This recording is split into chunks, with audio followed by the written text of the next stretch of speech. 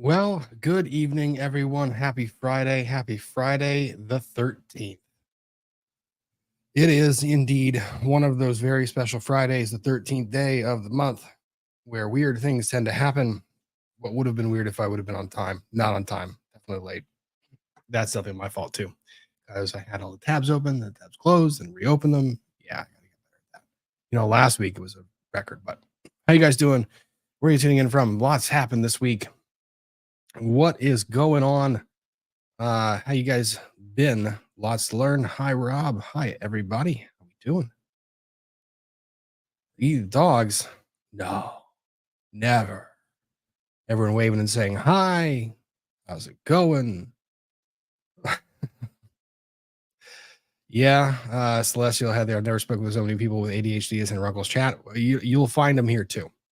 We all have that lovely neurospicy superpower. How was y'all's week? Where are you tuning in from? Want to see? Do you guys have something to drink? I've got lovely Bordeaux because it's a wine kind of night. Definitely a wine. Yep.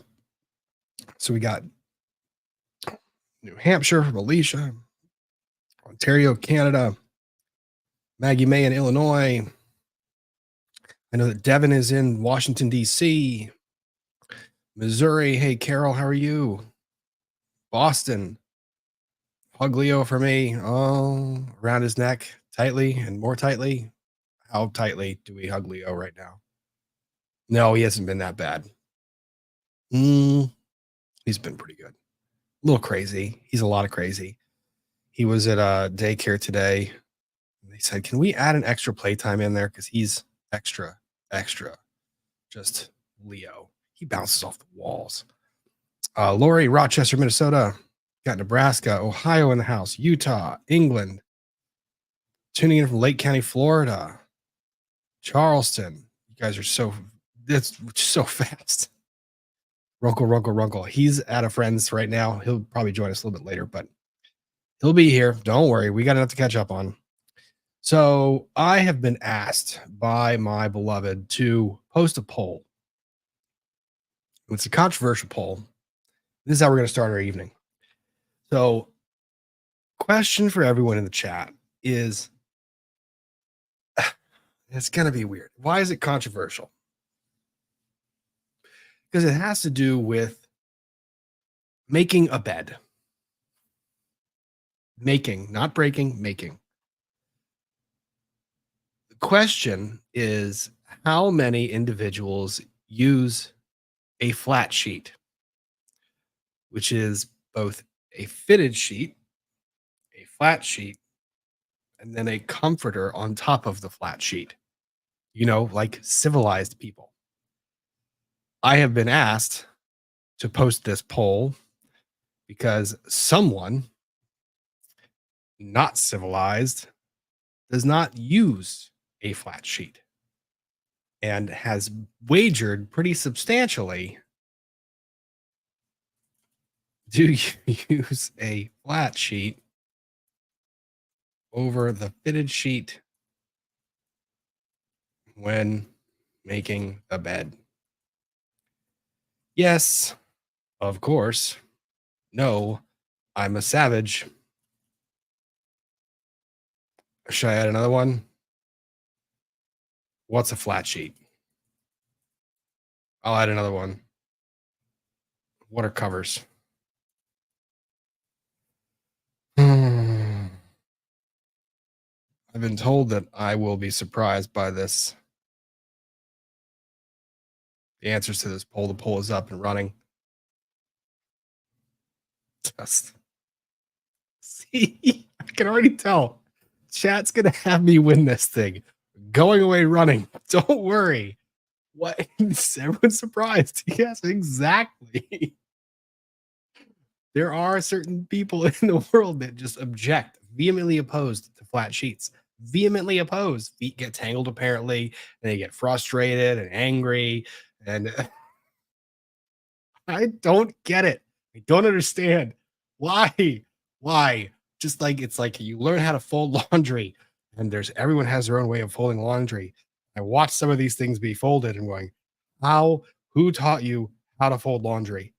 what animal taught you that that was the appropriate way to fold clothes? We're both folding. It's just, oh my God.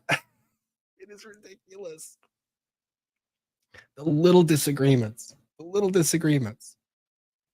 Oh, well, I'm going to give you guys some time to answer that because, oh, yeah, no, I am of the opinion, maybe I'll be surprised.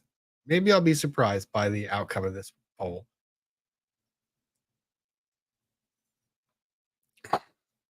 Oh, Cabot Porter, this is the problem. Like, what's this folding laundry thing? I can sympathize with that too. I had no problem living out of my dryer, just zero problem. Need clothes, walk down, get them out of the dryer. I've never understood. I never understood um, all the memes that were out there about the endless doing of the laundry.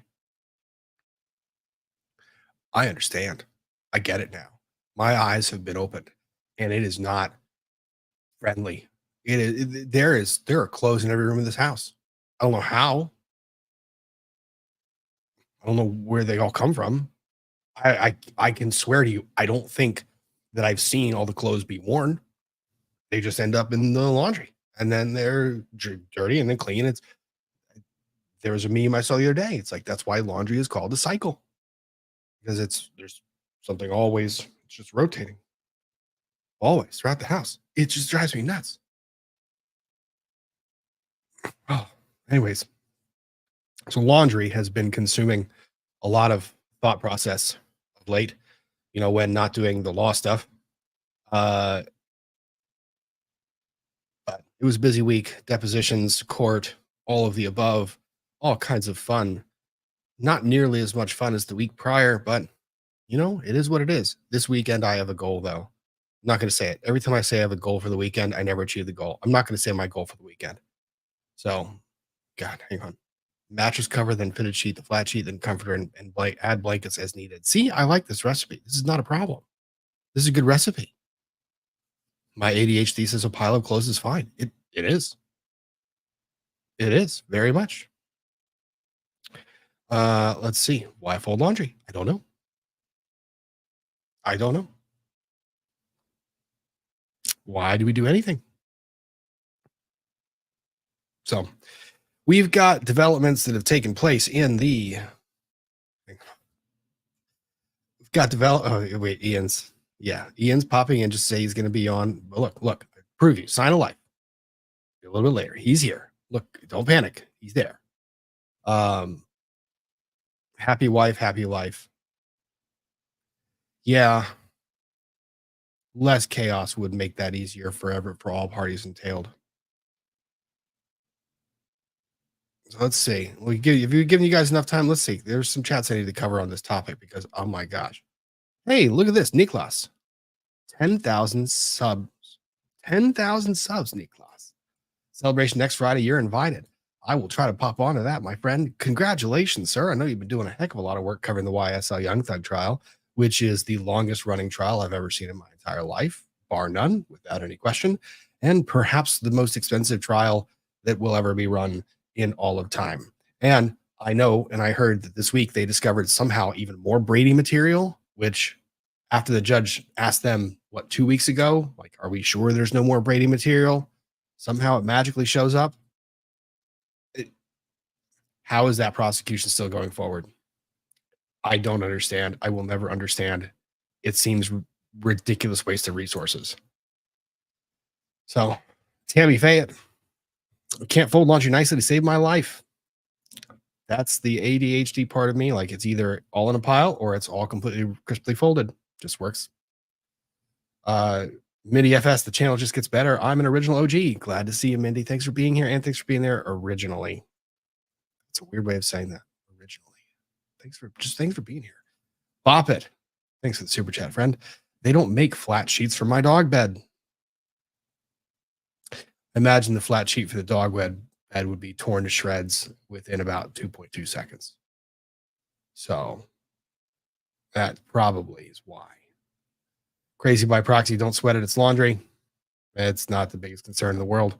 except when I can't find shoes under piles of laundry clothes and need them. So I have to change entire outfits before going out to court when you're running late already. It's fun. 20th Century Fox, instead of sheets, they come in with a flat sheet. Exactly. This is my logic.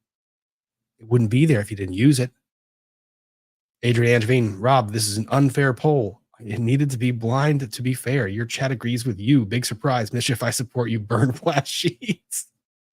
No, you answer honestly, people. Honestly. I'm not like really opposed to it. I mean, the comforter has a duvet cover, so that thing can get washed. It's just a pain in the ass to put that duvet cover on and off. Those things are miserable. So I had just liked the flat sheet. I don't know. Maybe I'm crazy. I'll accept that. I will always accept the fact that I'm probably crazy. Caitlin Moore, all size flat sheet collection here. Flat sheet equals bleh.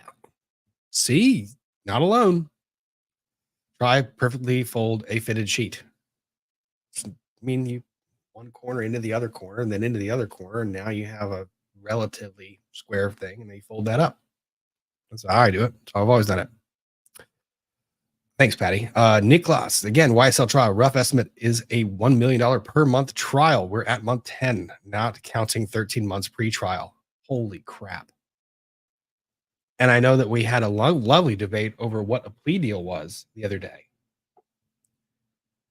What was a plea deal? Did they enter a plea deal? It just seems like one of the shadiest prosecutions I've ever seen. And you've seen a bunch of these things go shady on the prosecution side. So it happens. KL Burke.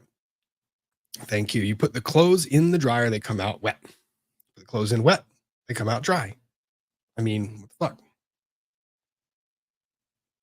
Oh, you put clothes in dry, they come out wet. Yeah. You put clothes in wet, they come out dry. Yeah. That's the process of washing your clothing.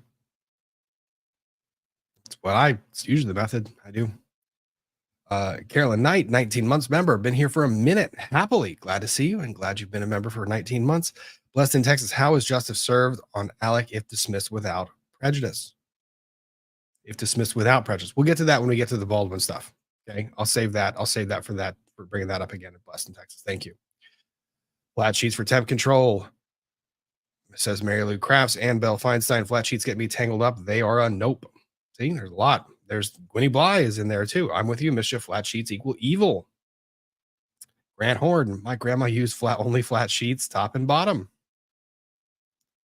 That's a process. I mean, the things would come out every 2 minutes, but I guess before they had elasticized sheets, yeah, you would. Mary Coppola, hire a maid, problem solved. LOL. I'm one of those people that pre-cleans whenever someone is intended to come over and clean. So no, I just use the if I've ever had someone come by to clean, I usually pre-clean so much that, well, maybe that's the process. You get the deadline of the cleaning and you get to clean before they show up to clean. That's how you do it. Gwynnie Bly, flat sheet equals noose for my feet. Well, that's also true. That's true. Bemidji Rose, thanks for becoming a member. Much appreciated. And Ali QOD. I'm with Rob on laundry and flat sheets. Okay. So now that we know that there are normal people out there, so she's fitted sheet person and comforter. We all had comforters there. That's all. But now that we have a little bit of that out of the way, let's go ahead and more people. Kristen Factor says I can't use flat sheet. Husband steals it. Elizabeth Love, flat sheets get kicked off every time. They just end up in different corners. J. Michael RN, hope all is well. Enjoying FNF at home. Glad to see that you're home, not working, my friend. Going to be lurking tonight. Have fun. Enjoy what you're doing on the evening. Jen, thanks for being a member for 2 months. Cheryl Reed, best community ever. Love being here. And I love FNF. I do too, which is why I'm here hanging out with you guys talking about sheets. Yeah. Okay. Let's see what the result of the poll was. Flat sheet formula. Me greater than bed, kids greater than forts. Fair. You know what? I need a fort. I want a fort. Let's see. Let's end the poll. Someone in this household believed that the poll would be reversed in terms of what it is. So with 1,099 of you guys voting, we have 71% saying yes, of course I use a flat sheet, 23% saying no, I'm a savage, 4% saying what's a flat sheet, and 1% saying what are covers.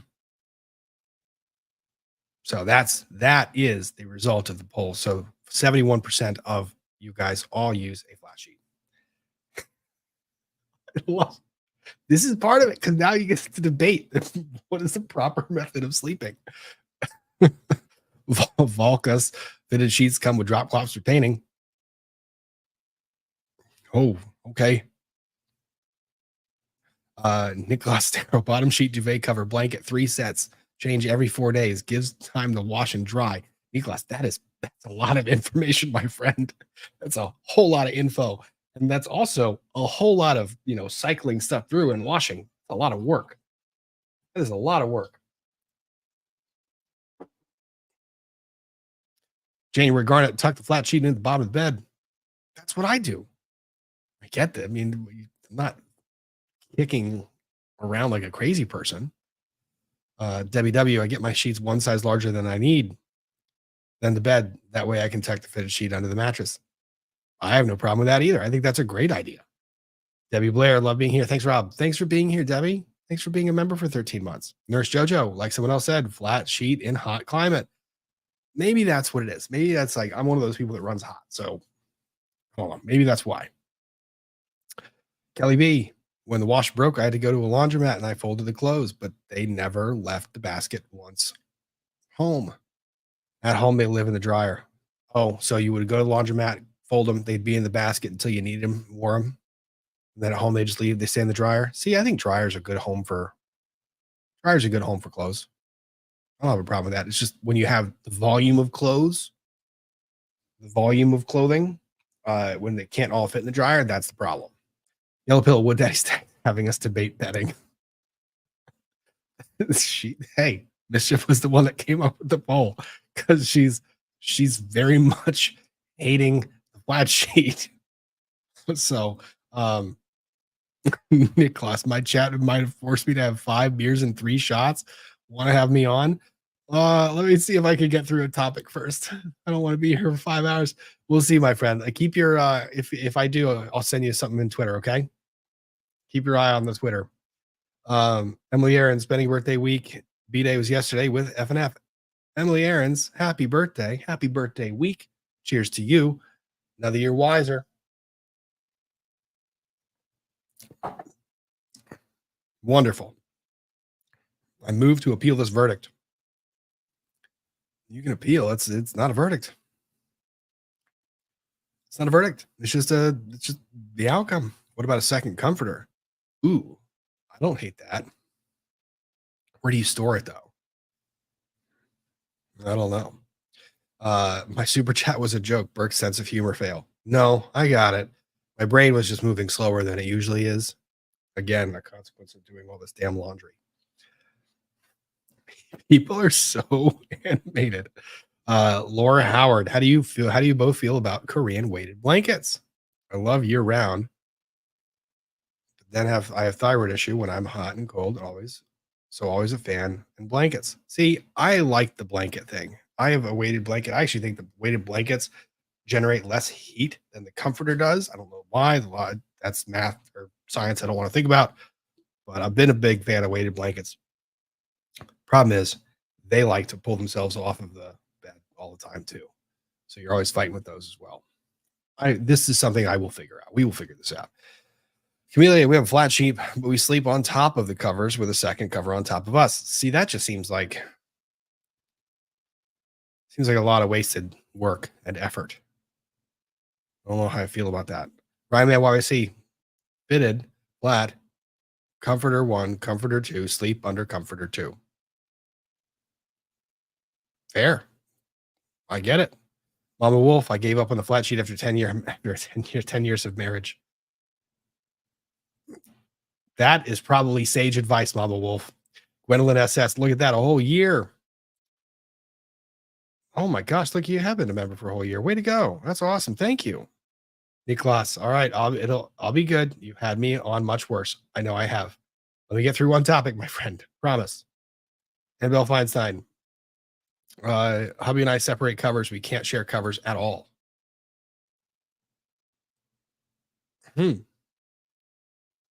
Okay. So if all else fails, separate covers. I like this logic. Okay. BKY689, glad to catch a live while getting over the long cough. Hopefully you get over that quickly. One of our partners got it had it this week and was out of the office all week and was just exhausted all week. So hopefully doesn't go around like wildfire. Amanda Wagstaff, flat sheets equals sensory hell. I'd rather step on a bee. Noted. Mackenzie Chabali. I have a dual-sided bed jet. Look it up. My side has air, his side has heat. I could do that. Yeah, that might be logical. We'll see. Because that's also a contraption and more stuff. Just like it to be simple. Simple answers would be lovely. But the bed jet, that's the ones that go into the covers, right? Those are really cool. Yeah, I might try that. Book Dragon KSC. I haven't seen chat this divided since Google Maps. See? Okay. Oh, Susan. Member for 20 months. If my feet get wrapped, I get crazy anxious. Have to be able to move my legs. I get that having to be able to move your legs, but I don't understand how people wrap their legs up in a sheet. What are you doing? You're sleeping. You're engaged in the act of sleeping. You're not, I don't get that part. Sharon Leberthon, thanks for being a member. Welcome aboard. Book Dragon Jen. Hubs and I also have separate blankets. Separate blankets thing, I definitely understand. Bonnie Newman, I'm 4'11". All I know is that sheets are a pain in the butt as a fold. Oh, yeah. I have the benefit, 6 feet tall. You can actually stand up and fold the sheet.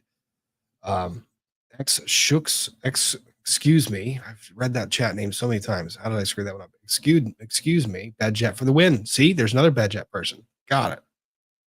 Okay. Think we are not caught up, relatively caught up. Canonical Heat gifting memberships. Thank you, Canonical Heat. And with that, I will also remember to go ahead and tell people to hit the like button on the stream.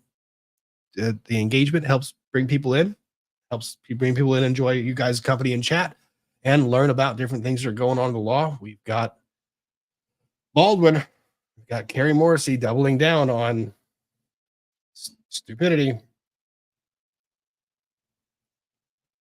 and Tyreek Hill doing stupid stuff too. I have mixed opinions on the Tyreek Hill stuff. We'll go over that as well. Chelsea, thanks for the gifted memberships. Much appreciated. Melissa Webb, happy for another F&F. Love it here. Glad to have you here, Melissa. Grant Nassett, thanks for becoming a member. Megan Runzer, hi, Rob, Northern Alberta, Canada, drinking a beer in Clamato. Well, you and Ian fit in right together. Happy drinking your Clamato. Baby Steps 22, I've been here since the beginning. Dep V Heard. It's been a fun trip. Happy for Mischief Manager and you and the mini mischiefs. I am too. Thanks, Baby Steps. That's a very kind sentiment. CS Tears, I want to get First We Feast to get Ian, Runkle of the Bailey, on the hot ones before Extra Life this year and next year at least. The problem that you have is First We Feast has people like, I don't know, Ryan Reynolds, Hugh Jackman, Jennifer Lawrence, Shaq. I mean, they basically have all the celebrities on there. Runkle is a very famous person to us and to me. I don't know that First We Feast would really understand the importance of Runkleisms. It's worth a shot, though. I think it'd be fun. Or we could just relive that lovely Hot Ones challenge that we did online Not in person because I'm not a psychopath to hurt myself again. Although I'd probably do it again. Not lying. Blessed in Texas, I saved your chat for the Baldwin discussion. Angela Eric Newman. I don't toss and turn during sleep. I just turn. Fair. Silky Mom, I need to keep 1 foot out of from my flat sheet and blanket, but definitely need a flat sheet. I understand that too. Katie Hewling. I wrap my legs up because tucked in sheets are also sensory hell, and I've never met a sleep I can't toss in. There are the people that toss and turn. I get it. Mama Wolf, all my kids have AU or ADHD, and all of them are horribly restless in their sleep. My husband's PTSD nightmares are why his do. Ooh. Yeah, I didn't give that part of thought process or that part much thought either. That definitely probably affects how the sleep transpires. Queenie Bly, my cats don't stay in bed all night. Lots of kicking and turning, hence tied feet and top sheet. Nice to finally catch a live properly. Glad to see you, Gwynnie Bly. Thanks for participating and enjoying the chat. Excuse me, became a member. Thank you. Excuse me. Glad to have you on board. Lynn, why couples always one cold, other one hot? That is something. There's that one. One's always running hot, the other one's running cold. There's the one's always on time, one's always late. I'll give you an idea as to who's on time and who's late. There's the one person waits till the last minute to pack, one person packs well in advance. And every one of those things happens to just always be true. Facts of life? Don't know. What about Leo's cover? Leo likes blankets. Leo sleeps not wrapped in, but he sleeps surrounded by blankets. And he chews on blankets. Like when he gets tired, he pulls the blanket out, shakes it around, and then just sits there and puts his mouth on it and chews it like light grinding of the teeth as he's falling asleep. So,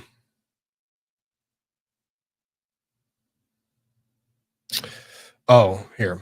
Judge is shitting on justice with decision. Alec is responsible. We've talked about this one before, Blessed in Texas.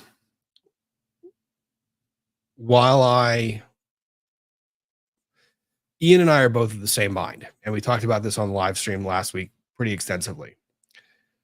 And you know what? Let's get into the Alec Baldwin stuff. We'll just do that. Okay? We'll do that, and then we'll get to our discussion on whether it was the right outcome, what the right outcome is, etc. So let's swoop to that. All right. So Alec Baldwin, state of New Mexico versus Alec Baldwin, came to a very disappointing conclusion for a lot of people. Not disappointing for Alec Baldwin, but disappointing for a lot of people that were kind of looking for accountability in terms of what was taking place on that set. And it came to a conclusion. Don't mind me while I pull up the documents. Same in particular is the order in the Baldwin case. There we go.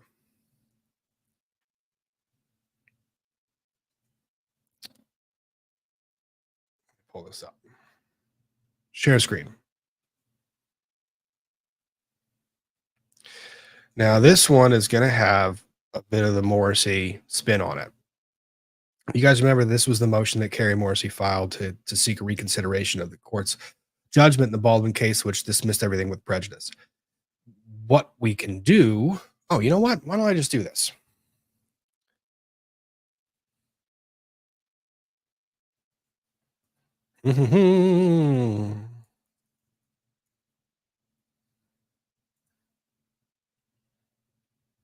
Let's see.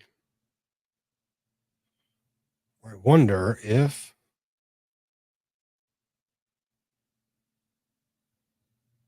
there we go. We can watch the decision. 6 minutes. I've got it queued up. So let's go ahead and do that. It'll help people kind of get caught up to speed without listening to me blab on. Let me boost the audio on this and share this screen. Nope, don't do that. You don't do YouTube for 3-4 weeks in a row and you completely forget how to do any of this stuff. Stop that. Present this. Share this tab.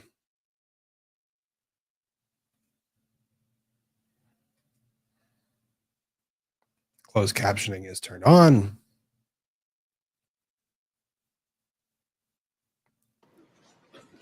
Dismissal with prejudice is a very extreme sanction. And case law is very clear that because it's very extreme, I have to go through every single element, and I have to make a very good record as to why I'm seeing what I'm seeing.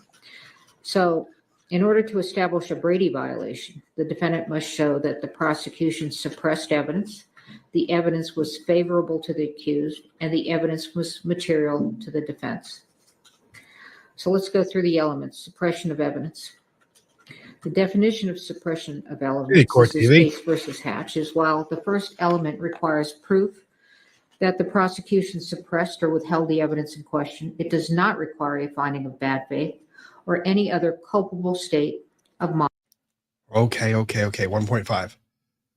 Leave XP 1.5. She does talk slow. She's articulating a ruling. Judges usually talk slow when they're doing that. On the part of the prosecutor. This prong is satisfied. The Santa Fe County Sheriff's Office and the prosecution failed to disclose the supplemental report to defense and provide defense an opportunity to inspect the rounds collected into evidence that Mr. Teskey gave. Is the evidence favorable to the accused? The second Brady element is whether the suppressed evidence was favorable to the accused, either as impeachment or exculpatory evidence. This prong is satisfied. The suppressed evidence is favorable to the accused. It is impeachment evidence, has even been offered in this trial as impeachment evidence, and is potentially exculpatory to the defense. Critically, the exculpatory value cannot be analyzed at such a late juncture because of the non-disclosure.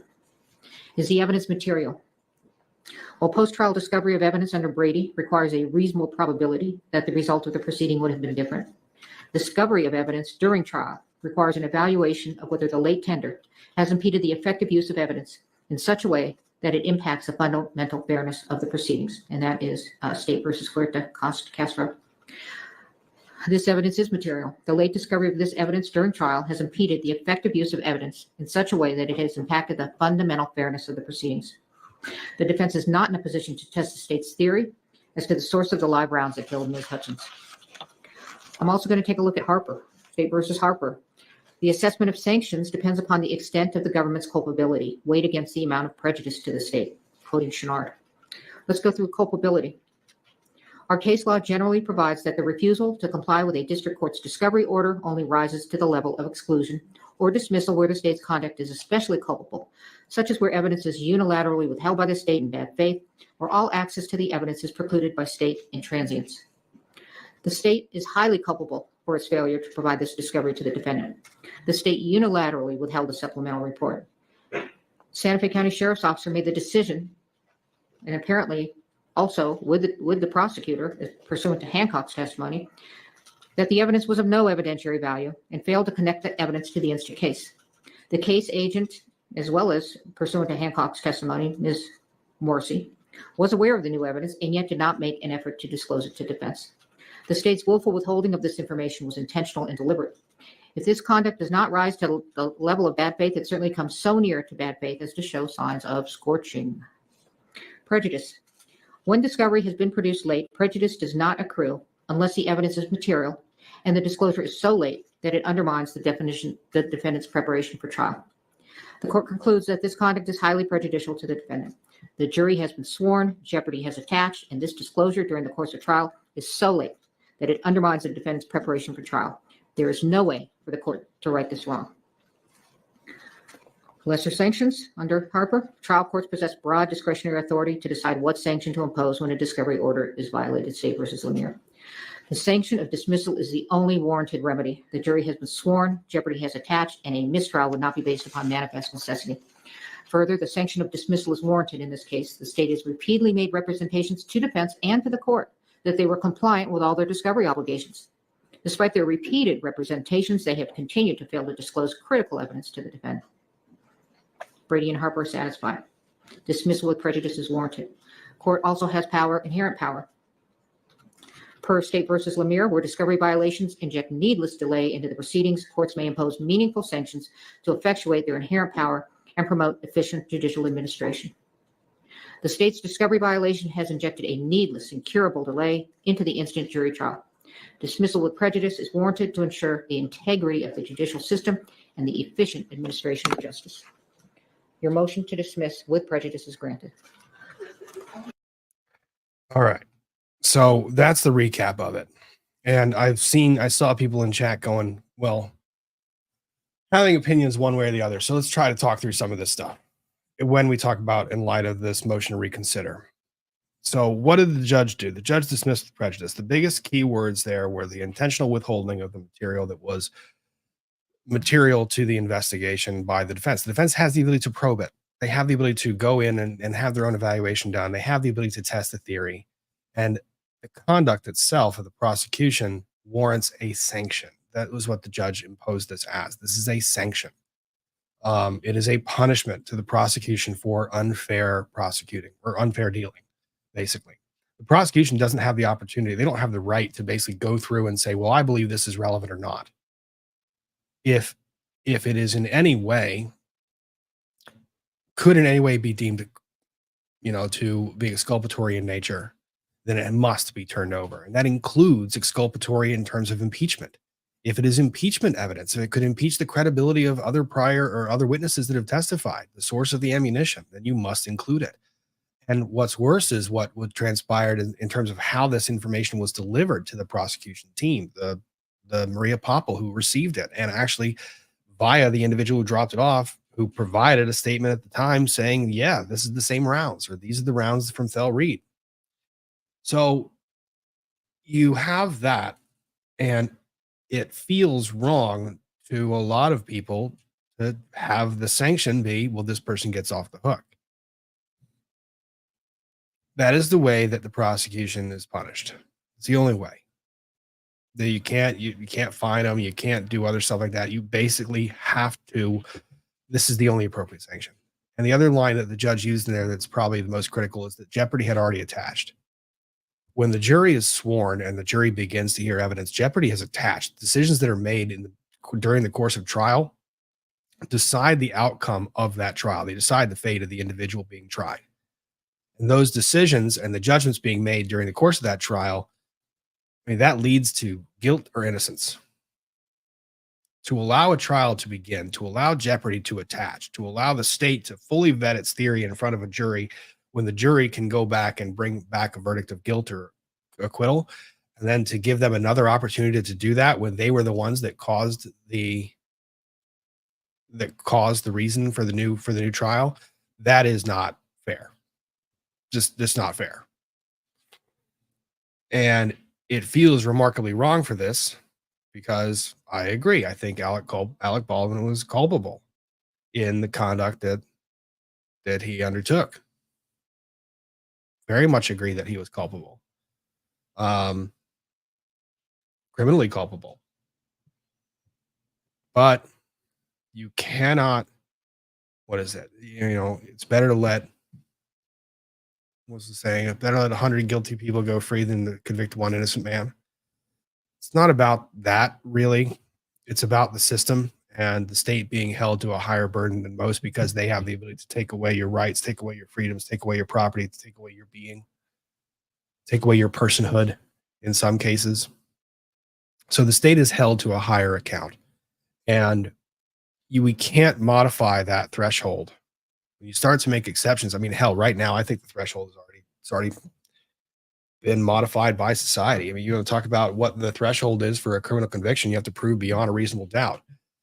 When I have discussions with people, you guys might remember we were talking about the case of the bot case, the missing person, the concealing of a body case that is taking place in Prince William County. When I have discussions with people about that case, and you talk about why the charge is concealing a body versus murder, and how the state can't reach that beyond a reasonable doubt standard. But when everyone knows the evidence or sees the information, they say, well, they're already there.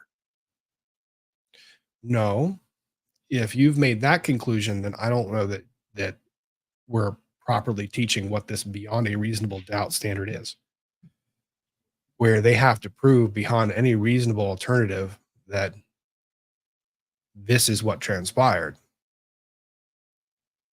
I think individuals have become rather laissez-faire about evidentiary burdens, and it scares the hell out of me, because those burdens are written into both constitutions and statutes nationwide, and they have to be interpreted pretty strictly. So when it comes to the Baldwin case, I agree with Judge Summer, and she did not make that decision lightly. She took a full evidence on the issue, and the conduct by the prosecution isn't something that I take lightly either. Carrie Morrisey had this in her. Carrie Morrisey, the attorney. This wasn't just an agent of the state that received the material.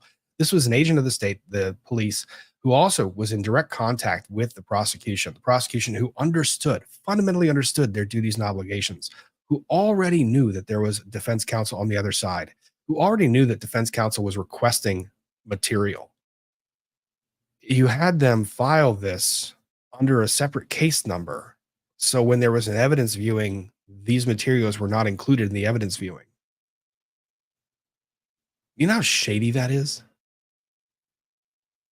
How absolutely shady that is. And then what I think is the question that sealed the deal was when Judge Summer had stepped down from the bench, was viewing the rounds. Maria Poppell was explaining things to her, and she looked at the rounds. She goes, which ones were delivered to the police station? Points them all out and says, did any of these match or look similar in have similarities to the rounds that you found on the set of Rust? And Maria Poppell said, yeah, this one does. That's ball game. You know it is. You can't do that as a prosecutor. Canonically Heat with remarkable generosity. Thank you again. Subscribe, like, get all the notifications, and you will win betting fights.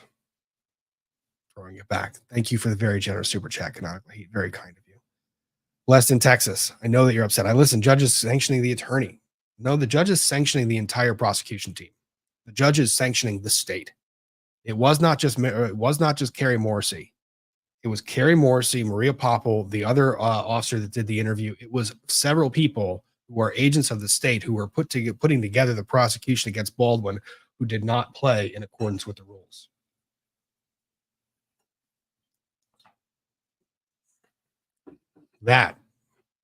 This does nothing for justice against Alec for his role. Lack of judgment. I strenuously disagree. Not right. You can find that that's not right. You can believe in your heart that that's not right. From a legal perspective, this is the correct outcome. And I think most lawyers have weighed in that it is the proper outcome. Blessed in Texas, you retry with a new jury, damn it. Not after jeopardy attaches. Imagine what you could do. Just imagine what you could do. Let's say that a prosecution is going forward. They have, let's say that they've got 70% through their case, and the defense cross-examines one of their witnesses and annihilates in cross-examination one of the prosecution witnesses. The witness has zero credibility, and the prosecutor is looking at their case, and it's just because the witness answered the question wrong. It's not because the case isn't strong. It's because the witness didn't handle that question properly. They dropped the ball. So does the prosecutor under that setting get to look at the material they've collected in the case and intentionally withhold something and then get to do it over again? Do they get to benefit from their errors and try the case over again to put the defendant through all that cost again, all that risk again? That's what the outcome of allowing this case to be retried would do. And I mean, candidly, I don't think an appellate court in this country is going to look at Judge Summers' decision to set this aside or to dismiss this case with prejudice. They're not going to overturn that. There's no way. There is no way. She walked through the standard. She articulated it. She did an entire factual finding on the why. And her judgment is definitely going to be given deference in that determination. Blessed in Texas, I understand punishing the attorney with sanctions, yet her decision means he'll never answer for his culpability. There has to be a way to punish state and still have justice. Not unfortunately, this is the just outcome.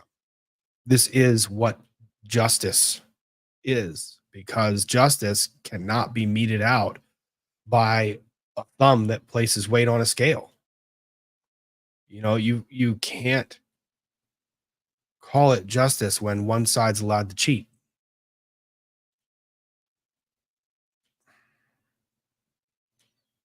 So the side that's cheating gets to do it over again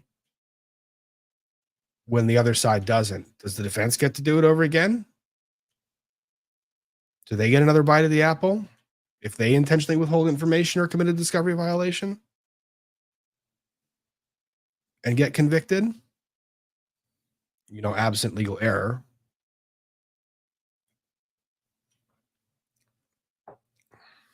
A lot of people, I understand. I very much understand this anger.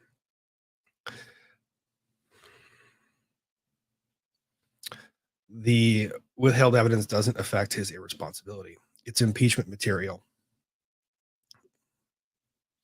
The Supreme Court case law has dictated that impeachment material, if you have information that could impeach one of the prime witnesses in the case or impeach the evidence put on by the prosecution in the case, then you have to turn that over. And your failure to turn that over results in dismissal.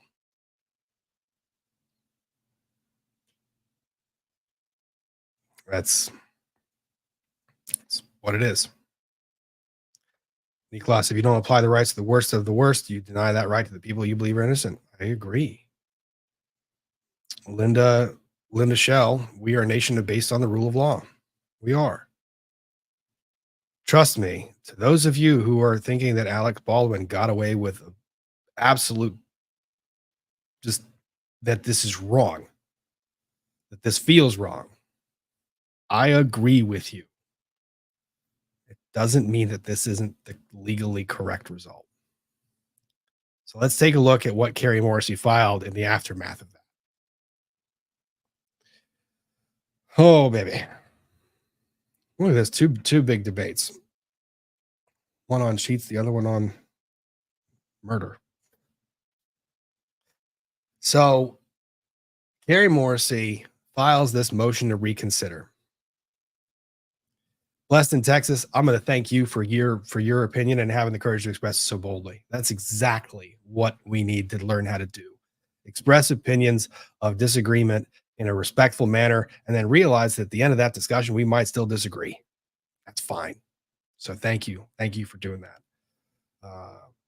Okay, so Morrisey files this motion to reconsider, this 52-page motion to reconsider with 337 pages that were attachments, and walks through why she believes and she argues that this matter should not have been dismissed with prejudice and why it should have been retried. Okay, Judge says, no, there was 52 pages. I'm not reading that. This is a motion to reconsider. You're not re-arguing the entire damn case. So Judge says, I am not reading all 52 pages of your motion. You have 10 motions to make your argument. You don't get to retry the case with 52 pages and 387 pages of exhibits. So kicks this motion for the extension of page limits and says, nope, not going to do it. So Morrisey, I personally just expected to see a 10-page motion. I did not get a 10-page motion. We got this. Well, we got a 10-page motion that was filed. And then we got this. So Morrisey files a motion to reconsider the denial of the motion to exceed page limits. You really got to hand it to her. I mean, that is some stubbornness. We'll just say that is some stubbornness. So it comes down to the state of New Mexico by its special prosecutor, Kerry T. Morrisey, who respectfully submits this motion to reconsider the denial of the motion to exceed page limits. And as the grounds there states as follows. You'll see that this is 3 pages. So she followed page limits for this motion. On August 30th, the state filed a motion to reconsider dismissal with prejudice that was 52 pages in length. The court has routinely granted motions for page extension throughout the pendency of the cases against Mr. Baldwin and Ms. Gutierrez. In the lead up to trial, motions to reconsider are generally not. On March 20th of 2024, the court granted Baldwin's motion to exceed page limits filed on March 14th and the defendant filed a 52-page motion to dismiss prior to trial. Or no, that's prior to trial. Yeah, when you're briefing the legal issues prior to trial, that's different. On April 4th, 2024, the court granted the state's motion for a page extension filed the same day to allow their 32-page response to Baldwin's 52-page motion. Likewise, April 22nd, 2024, the court granted Baldwin's motion to exceed page limits, allowing him to file a 25-page reply to the state's response, giving Baldwin a total of 77 pages to argue his motion to dismiss. Okay. But you're asking to reconsider. You don't get to remake the argument. On May 8th, the court granted Baldwin's motion for page extension filed on May 6th, allowing him to file 28-page and 16-page motions, and also granted the state page extension to file its response. The court also granted Baldwin's June 5th motion for page extension for his reply briefs, giving him a total of 47 and 35 pages to develop his record and address all issues germane to his motions. See this? Develop his record. She's trying to develop a record for the appeals court. Problem is, your opportunity to do that is during trial, not in motions to reconsider. If you have an objection to the court's ruling, you make your objection. That's what you do. On June 20th, 2024, the court finally denied Baldwin's last attempt to file a voluminous motion. Baldwin found an end run around. Oh, this is cute, Carrie. You want to talk about Baldwin finding an end run around a decision or around something? How about indexing ammunition or rounds under a different case number? One might call that an end run around discovery obligations. Ugh.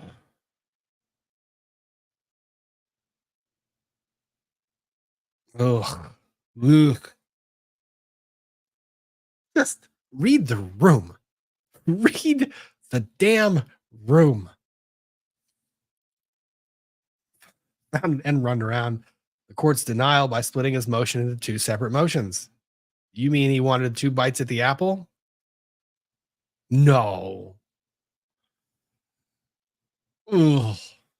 Similarly, in the Gutierrez case, court granted. You can tell she's angry when she writes this too. Look at the typos. So develop is his record. And then here's where she's pissed too.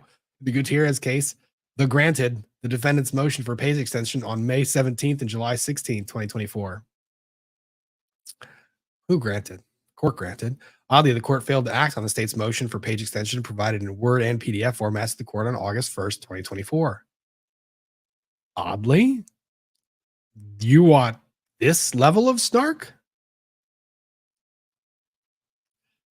You know that game we like to talk about, the F around game? Holy crap. This was a decision. The state is entitled to make a full record regarding the court's decision to dismiss the case against Mr. Baldwin with prejudice. Yes, you are. You're entitled to make that record. You're allowed to make that record in a contemporaneous objection to the ruling. That's what you're allowed to do. You're allowed to object. And you're allowed to go on and on and on in how you're objecting. But in arguing your case, you do that to the appellate court.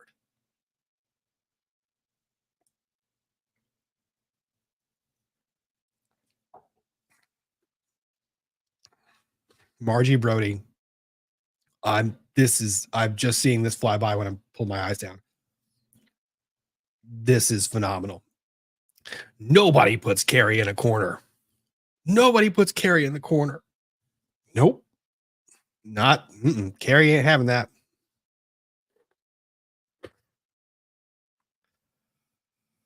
Oh, baby. The court's final order of dismissal is 22 pages in length. And why do you need 52 to argue against it? And the state would request it to be permitted to file. Oh, you only want 22 page now. To file a 22-page motion to reconsider so that all the pertinent factual and legal issues can be developed. The thing is, if that had been your first sentence, Ms. Morrisey, if that was your first sentence, I might have granted it. You have to think if that was the first crack at it, that one might have been granted. Instead, you put that very reasonable, your order's 22 pages. Can you give me 22 to respond to it? Instead of putting that right up front, you put that after a whole lot of snark about and run around the court's orders. Oddly, the court didn't act on our motion before.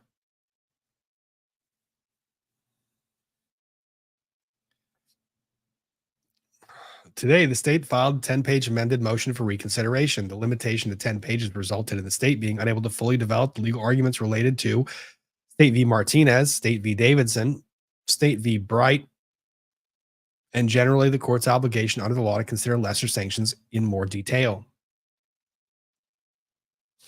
Moreover, the state was prevented from fully developing the facts relevant to the source of the live rounds on the set of Rust and the conduct of Mr. Baldwin as it relates to state's exhibits 6, 7, 8, and 12.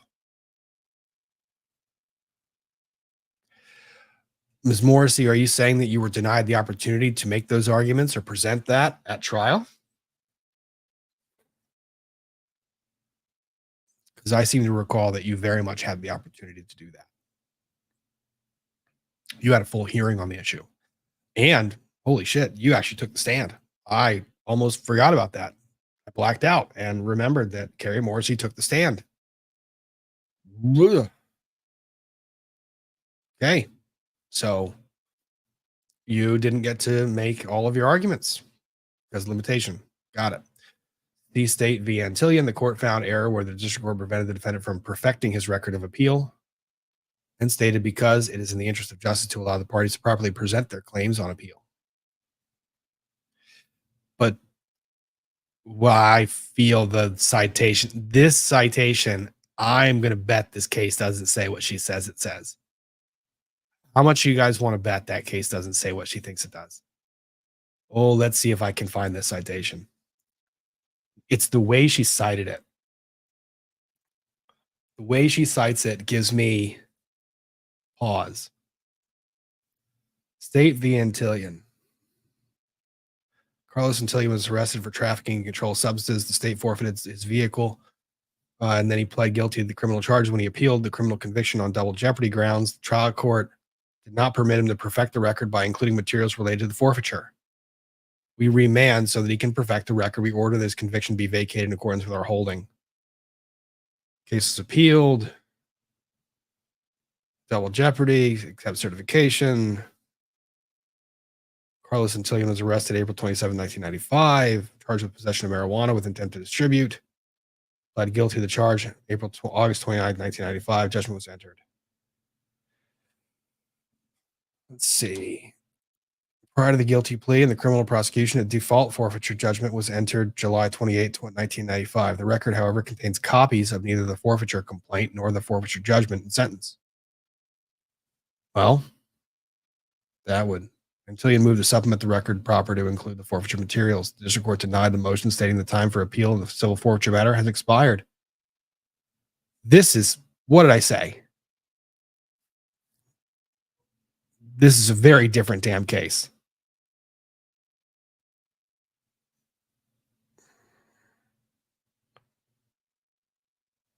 We remand the opportunity to perfect the record, the attempts to perfect the record.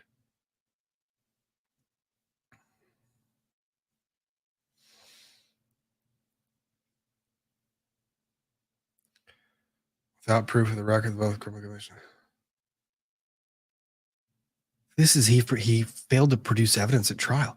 The state contends that Antillion's appeal should be dismissed because the record does not contain copies of either the forfeiture complaint or the judgment and sentencing forfeited the 1988 Chevy S10 pickup. Without proof in the record of both his criminal conviction and the civil forfeiture, there's no basis for his argument that he was twice placed in jeopardy. That's different. That's putting in actual pleadings. That's not a motion to reconsider. He didn't say, Judge, please reconsider my opportunity to present this evidence. No, that's not what this is at all. Man, I knew that. Here's the thing. You lose credibility with a court when you put up a case like this and say, State v. Antillian, Judge, I promise you, State v. Antillian says this. And the judge reads the case and says, no, that's not what the case said.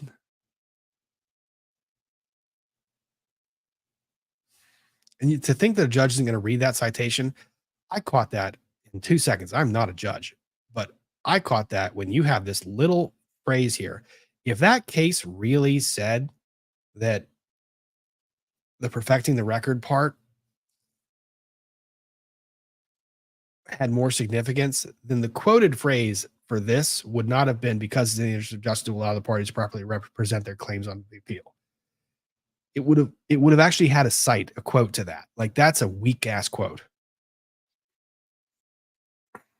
All right. So state requests that court permit the state to file a 22-page motion so that it has the same number of pages as the court's denial order that is the subject of the motion. What a dumb motion. What a dumb thing to do. Why?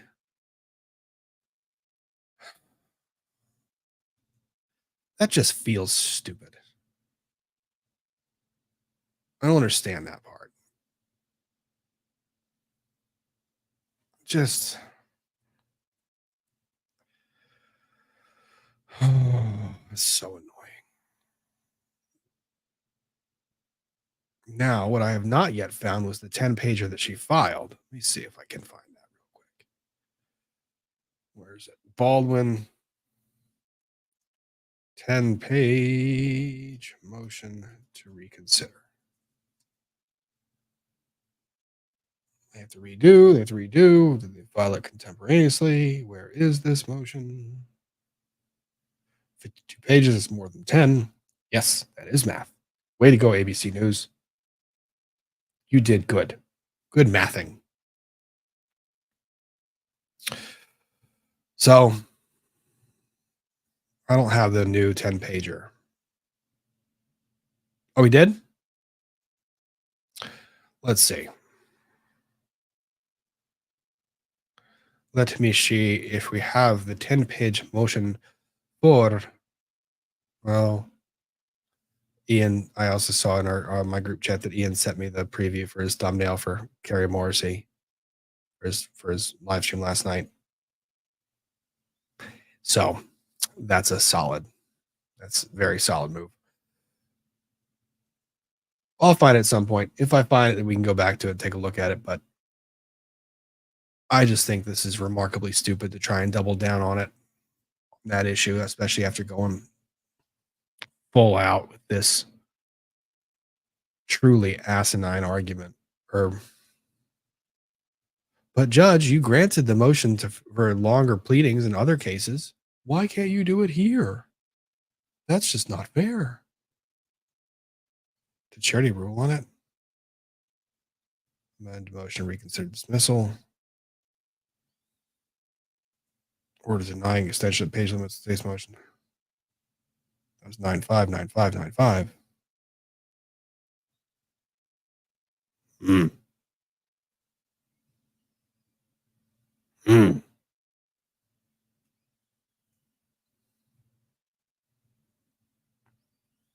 Motion to reconsider, motion to exceed page limits.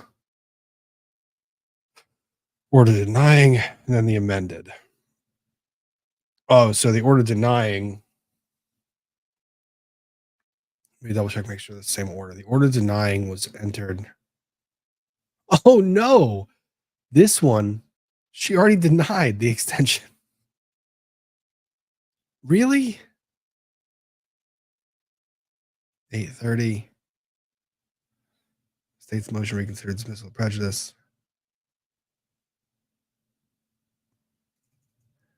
That's not right. New Mexico, what's up with your docket?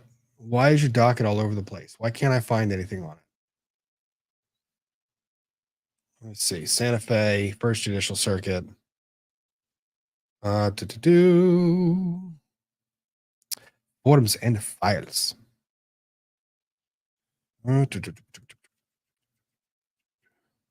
Santa Fe representation.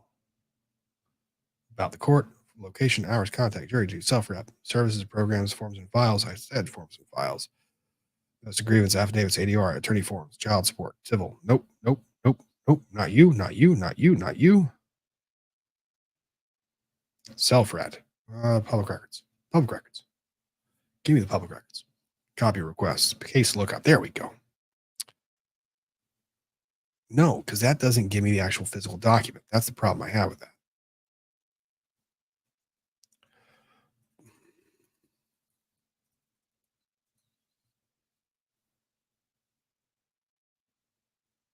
If anyone sends that to me, I'll pull it up.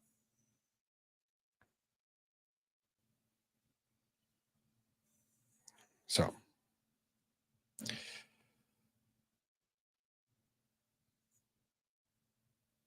Wait.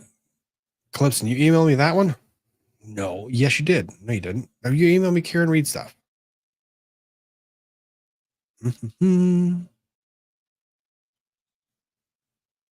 Karen Reed stuff, Karen Reed stuff, Karen Reed stuff. Record appendix.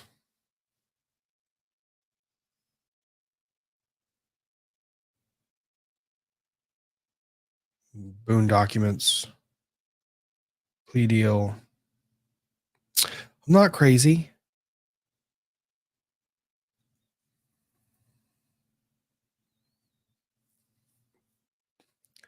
Every time I say Alec Baldwin, I think about, unfortunately, Team America. If you have not watched that movie and you have thick skin, feel free. Just be wary. It insults everybody. And I mean everybody. And this, people don't know the part of the movie I'm talking about. There's a part of the movie I'm talking about that just stuck in my head.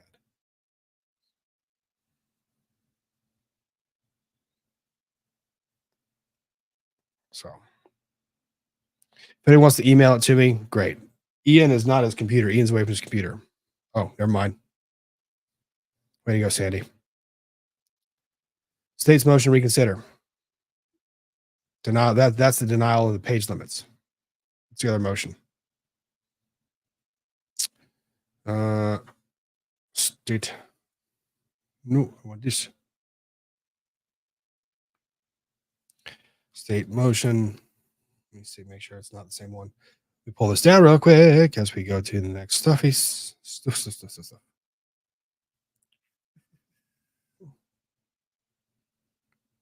All right. Ezra's ace. Only one person at the state on the state side had integrity, and that was the assistant who left when they found out what Carrie had done. The judge was right. It wasn't the assistant, it was the actual other attorney who basically said, no, I'm not putting up with this. I'm not doing it. We're not playing this game right now. And that was what it was. It was the other lawyer, the co-counsel, who was brought on late to help with the prosecution. But I did not like how Maria Poppell was rather dismissive of her obligations in this regard. Let's see. Let me go back through this. Elizabeth Chetwood, as much as it sucks in Baldwin, think of all the shady crap going on in Reed. The state should never be able to get away with it. I'm largely in agreement with that. Now, the difference in the Reed case is you actually have a hung jury come back. So the case gets all the way there with the judge ruling that it can go to the jury comes back hung, and now the court gets retried because you don't have the court finding that it's dismissed because of the misconduct. M169 apply the same standard to the Reed in your mind. Oh, I already have when I see this stuff. So AG checking in from Washington strike from the Washington strike of the Boeing workers having to take on extra work to get through might be the last super chat in a while. Don't you guys never feel like you have to send me super chats. I've been watching chat. I appreciate all that you guys do to contribute to the channel. Please don't feel like you ever have to or need to.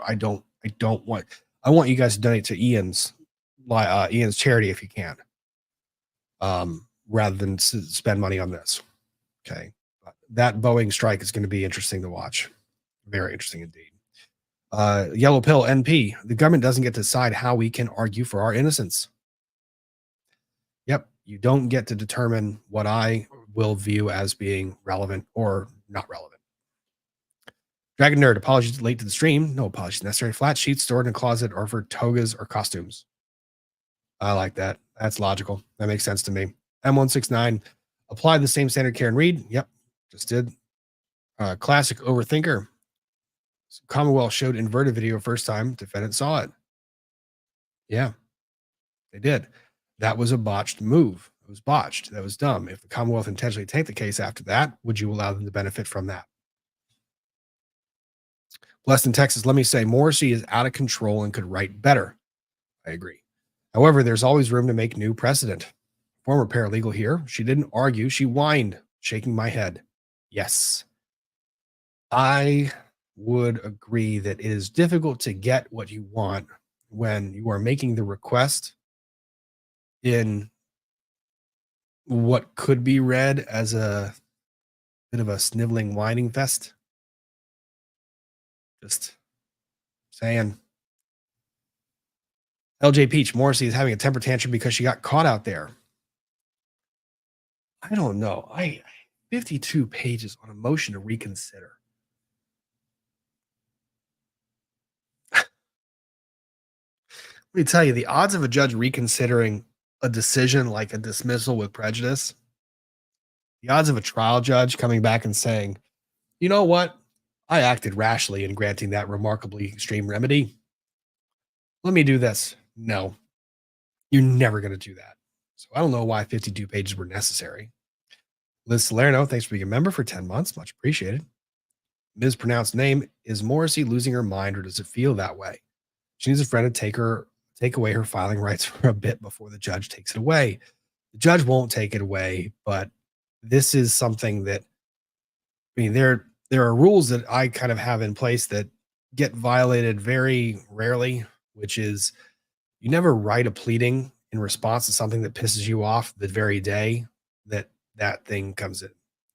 It's the same thing as sending an email to a friend to take a look at before you send it out when it's something that's that significant. You're like, I'm really pissed off right now. Maybe I shouldn't send this 15 paragraph email that calls the other person a bastard. Maybe I should wait for a second. Good call.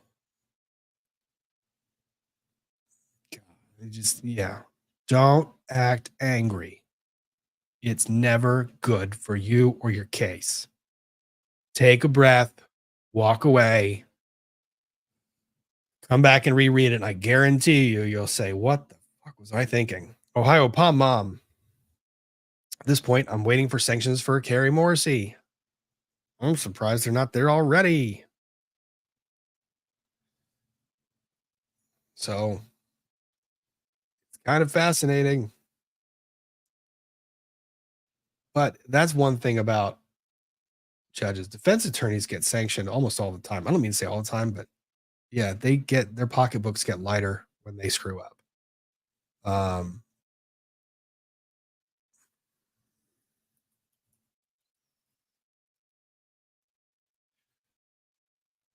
Prosecutors, very, very rarely does the court impose monetary sanctions. Babs Austin, it took 5 times of me changing my address for my Walmart food delivery before they got it right. 5 times. How can we trust something as important as justice? It's fair. Food delivery, court administration, justice. I can totally see those two side by side. It's also one of the reasons why I'm very opposed to just, the court's not doing something. Oh, never mind. I'm not going to go down that rabbit hole. Kimberly, I'm joining late, but need to weigh in on the sheet debate. Flat sheets protect the comforter and other blankets that are harder to wash. Necessary. Yes. For the win.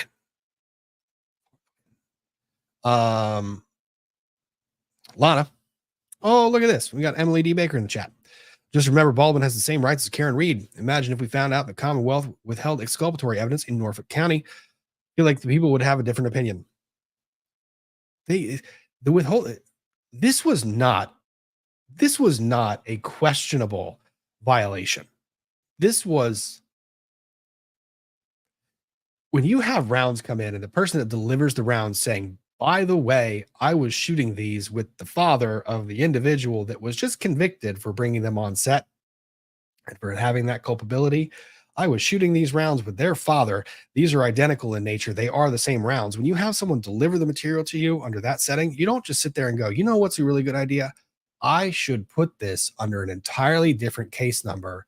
And then when asked about it, I should just totally not say a word. Just not produce it. When asked to see all the evidence in the case, just we're not going to include it in the viewing. I mean, this was intentional conduct. And I just remember Carrie Morrisey's.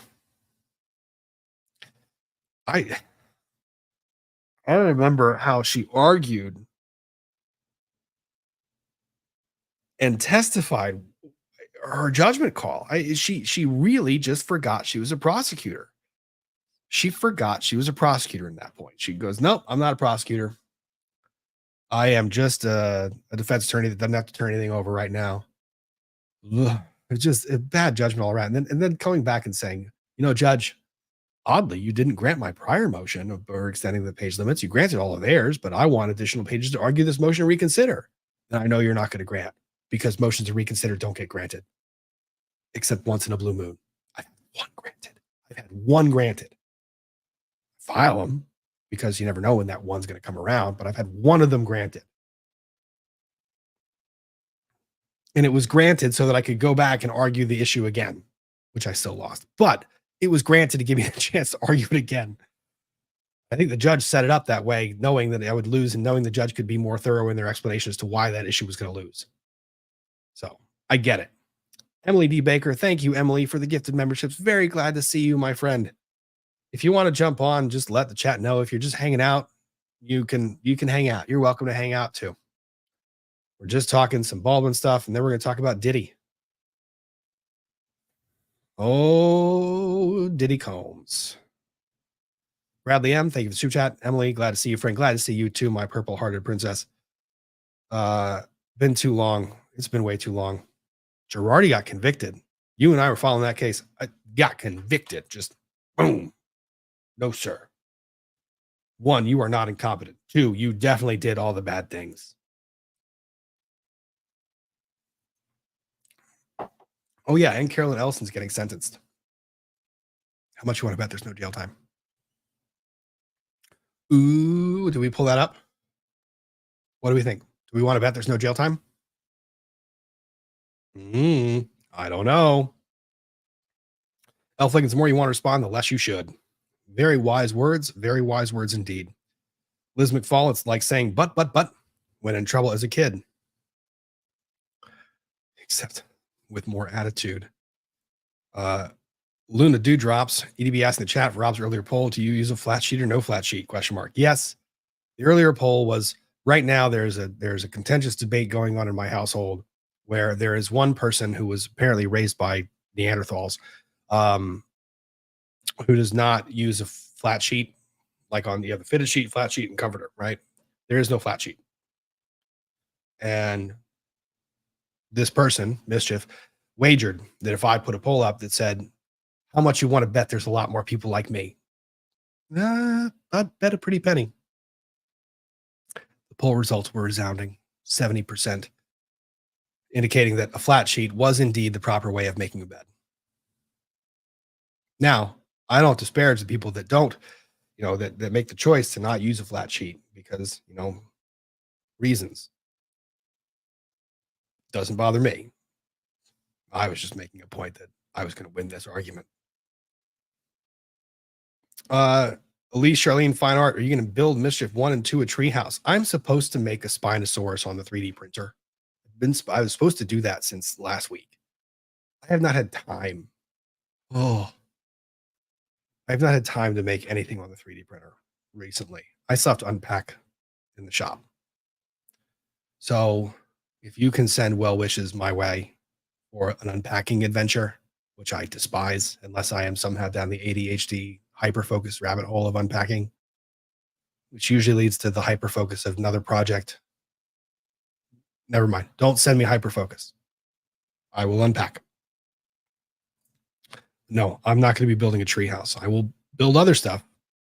Actually, the PTA near where we are, there's this whole outdoor garden that they have allowed to fall into a remarkable state of disrepair. So the garden beds all need to be repaired and replaced.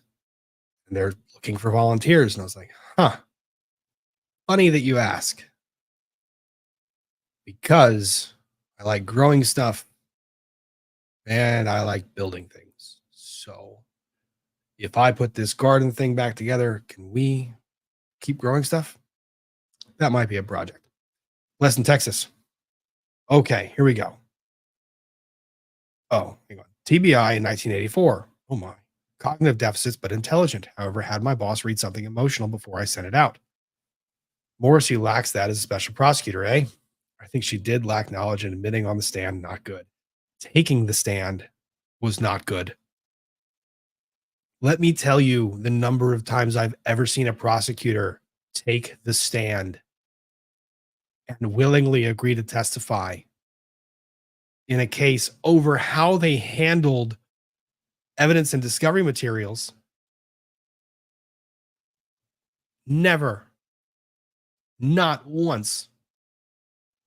I have never seen anything like that. I was losing my mind when I saw her take the stand. I don't know what cloud she was. There's no clue. Like, she was seeing red. Like, it was just gone. Like, the logical part of her was just gone. So that's what happened. Let's say thank you, Blessed in Texas. Steve A, what I don't understand is why they felt they shouldn't turn it over. The source of the rounds doesn't change the fact that Baldwin was reckless. That's my point. But they intentionally withheld it. Turn it over. I don't see it being too much of a problem. Carol Greer, Team Mischief 100%. I agree. The Winslow Wonder. Shut up, Rob. Have you followed the Lori Shaver trial at all? Florida woman found guilty of murdering her husband and hiding the body in a fire pit. I have not followed that case. I saw it. I caught it too late to catch up on it and see what was going on in the case. So I really did miss it. And one of you sent me the motion to reconsider, the corrected motion to reconsider. So we'll pull that up in a second.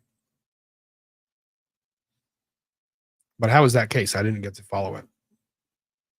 Sharon Lebathon. To be fair, Rob, weighing in before posting the poll probably skewed it in your favor. No sheets given.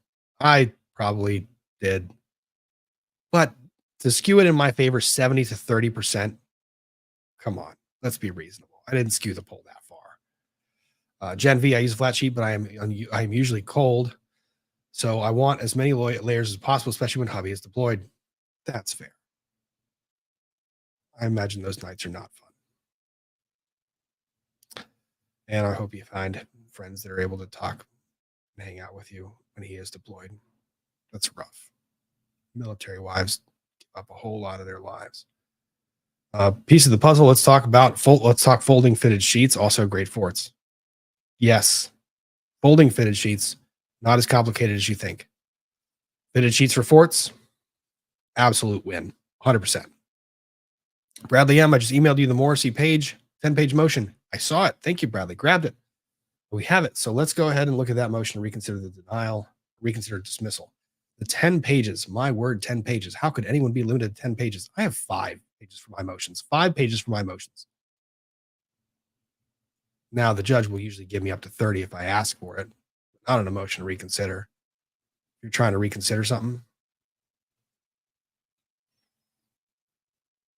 it's not coming that way. State's amended motion to reconsider dismissal with prejudice. Comes now the state of New Mexico by its special prosecutor on July 12th. Court dismissed the above captioned case with prejudice during trial for the state's failure to disclose ammunition collected by the Santa Fe County Sheriff's Department on March 6th, 2024 from Troy Teskey. There, the state asserts that while the state may have suppressed the ammunition from defendant Baldwin, no. Surprise. The defendant was aware of the ammunition and its characteristics prior to trial. That does not do away with your obligation to turn it over. The ammunition is not favorable to the defendant, and it is not material. Ooh, I almost fell. It is not material to his defense. Moreover, the state requests the court order the defense counsel to provide a description of all documents related to when and how they learned of the Teskey ammunition. You know what's not going to happen? That. No, that's not going to happen. You could have made that argument at the time. Hell, I think you did. But no. Finally, the state requests the court reconsider the language in the court's order granting defendant Alec Baldwin an expedited motion for dismissal and sanctions under Brady, Giglio, and Rule 5501, New Mexico rules, NMRA, rules of administration. I don't know, concerning the veracity of witness Maria Poppell. No, not doing that. No way. You willfully asked her questions that you knew damn well. When she gave the wrong answer, you didn't correct the answer. It's that second part where you elicit testimony and you have knowledge that that testimony is not true, and we know that she had knowledge because she was in those discussions. You have an obligation to correct that record. The film industry unions promulgate and publish written safety protocols for cast and crew for the use of real firearms and certain types of ammunition, including live ammunition. Actors on movie sets are responsible for following these safety rules. Mr. Baldwin failed to follow these protocols when he killed Elena Hutchins. Four people relevant to the issue before the court are Sarah Zachary, Seth Kenny, Thel Reed, and Troy Teskey. Sarah Zachary was the prop master on the set. Seth Kenny supplied all the guns, blank ammunition, and one box of 45 caliber dummy rounds that were visibly dissimilar to all other dummy rounds on set due to heavily antiquated brass casings. Thel Reed is the stepfather of Miss Gutierrez and has been a longtime Hollywood armor and gun coach. Troy Teskey is a close friend of Thel Reed and stores guns and ammunition for Mr. Reed. During the investigation, Miss Gutierrez admitted loading the gun right before it was handed to Mr. Halls and subsequently passed on to Mr. Baldwin and identified the box of supposed dummy rounds she was using to load Mr. Baldwin's gun. The box had a unique label and was found to have one live round inside of it and two live rounds sitting next to it on top of a utility cart used by Ms. Gutierrez to store guns and ammunition during the filming. This box was identical to a photo of a box of dummy rounds that she obtained from her father and discussed with law enforcement during subsequent interviews. All the 6 live rounds found on the set of Rust had Starline brass casings, silver primers, and identically shaped projectiles with a 6mm me plate. I don't even know what the hell that is. Tip? Don't make the joke. Do not make the joke.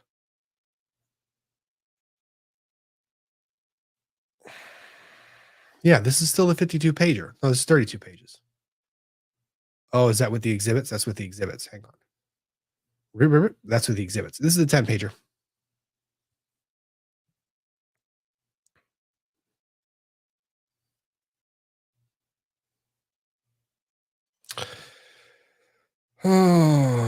Box of identical, a photo of box dummy rounds, all 6. Yada. Many other live rounds can be purchased at gun stores around the world and have the same characteristics. The state's ballistics expert, Michael Haig, was easily able to locate and purchase a box of 45 caliber ammunition with these characteristics from a local gun store in Rio Rancho, New Mexico. Yep, go figure. In November of 2021, Ms. Gutierrez took 2 photos of ammunition referred to in the later text messages being live ammunition, and the ammunition depicted in the photos appears to be a match for the live rounds found on the set of Rust. Okay. August of 2021, Kenny obtained 45 caliber live ammunition from Reed that included many different varieties of 45 caliber live ammunition. It was later seized by law enforcement. All the rounds were visibly dissimilar to the live rounds located on the set of Rust and were determined by the FBI to contain gunpowder inconsistent with the live rounds from Rust. This part, no, because we're not Teskey yet. There's no evidence that all the different types of ammunition belonging to Reed were provided to Kenny. In the beginning of November 2021, Teskey provided Kenny a photo of the types of 45 caliber ammunition that belonged to Reed that were not provided to Kenny and Teskey. You know what? I don't want to go over all this argument. Get me to the legal argument. Tell me why you get this. Tell me why you get the reconsideration. You don't need 52 pages. Why are you rehashing all of this? You are 4 pages into your motion. You are going through everything. You know what should have been? This should have been testified to at trial in that separate hearing. Why are you're 4 pages in? Are you going to get to the legal argument yet?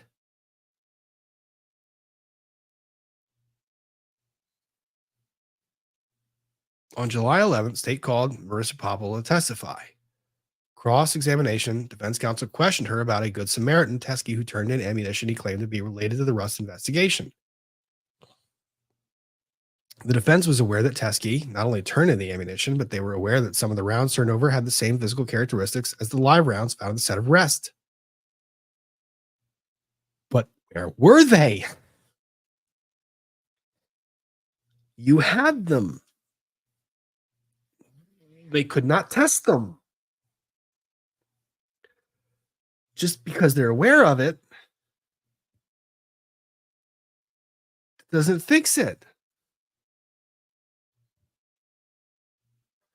On redirect, undersigned counsel, so Carrie Morrisey, elicited testimony from Ms. Poppell that the rounds turned in by Teskey were visibly dissimilar to the live rounds that set of Rust. And that's the problem. Because when Judge Summer asked you to clarify, or asked Marissa Poppell to clarify, she pointed to one that was like, yeah, that one looks just like it. And don't give me this bullshit, because she believed it to be accurate, relying on the two photos previously provided by Teskey and his statement to Kenny. Don't give me that bullshit. You know damn well you looked at the rounds. You know damn well you looked at the rounds. There was a damn discussion over the rounds. Ms. Poppell agreed on redirect. The live rounds dropped / collected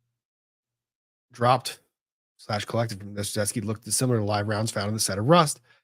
And this testimony was incorrect as demonstrated by the examination of 3 rounds in the courtroom.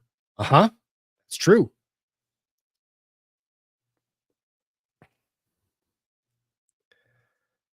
Ms. Poppell made a mistake and did not intentionally mislead the court. I don't know, guys.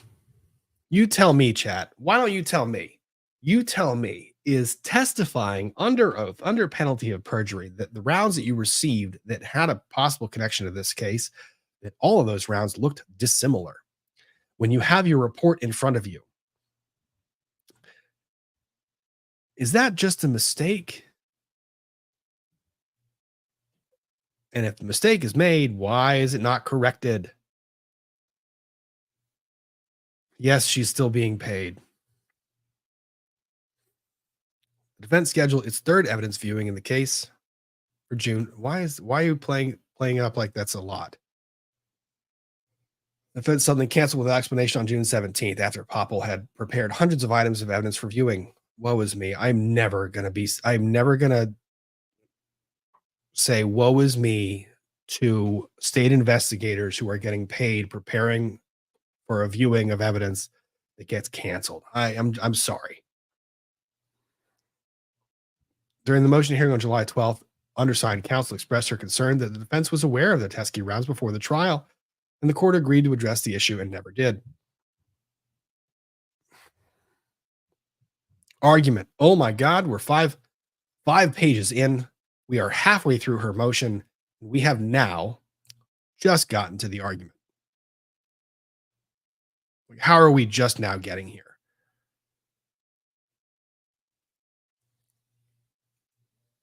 No, I haven't read the affidavit. Oh shit, is it connected to it? Is it? Oh no. Am I going to get mad? Should we just... I'm going to get really mad, aren't I? Okay. Dummy from Seth Kenny. Live round, other dummy. All right. I get it. Gun holster.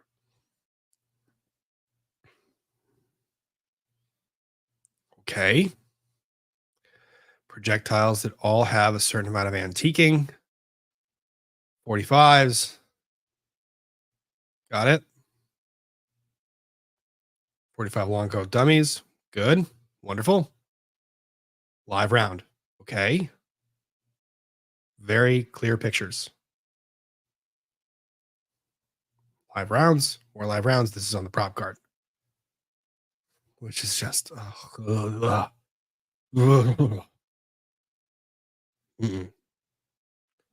Dummies.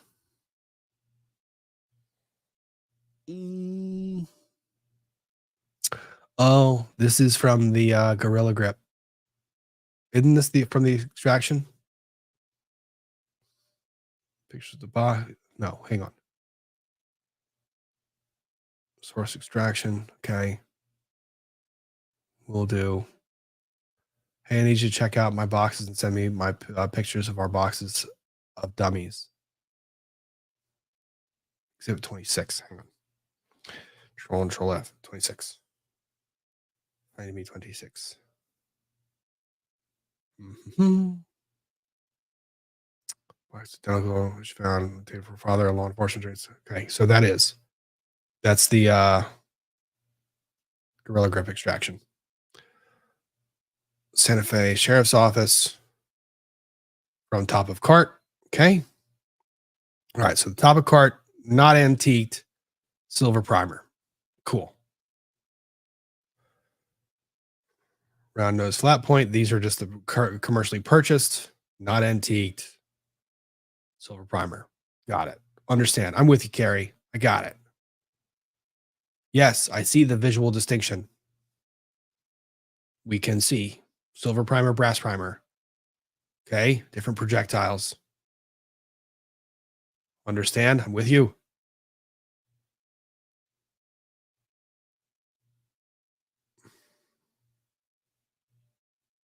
Okay, Troy Teskey. I checked a bunch of the rounds. These are the 4 different types I could find. Do it 31.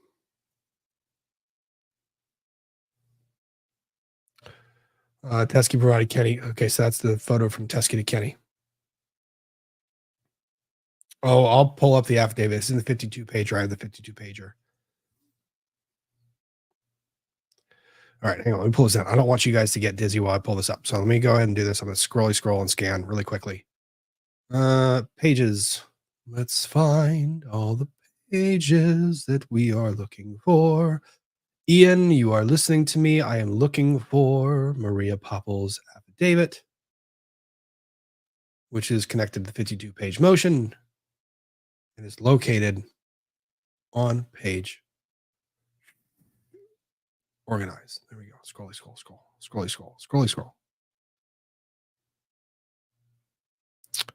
Oh, it's attached to exhibit. Son of a bitch. I don't have the 387 pages of exhibits. I do, but they're in my email. Page 100 to 101. Give me 1 second, folks. We're going to do this.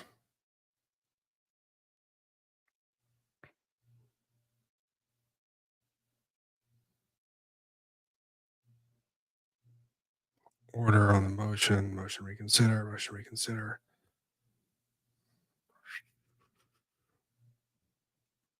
That's that one. That's this one. That's just that one.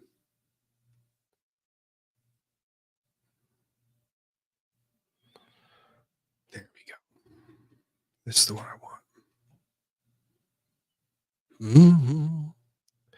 Come with me and we'll be in a world of discovery violations. Take a look and you'll see. With lowered expectations. Mm-hmm.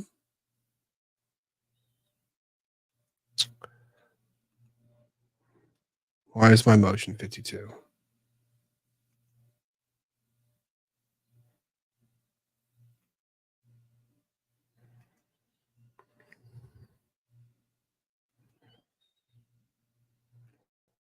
Where's the 30th?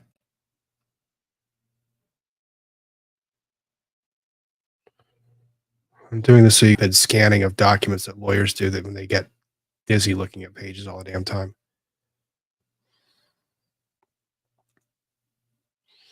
No, I don't have the affidavit because I don't have the exhibits. I don't download the exhibits, the 387 pages. Let me see.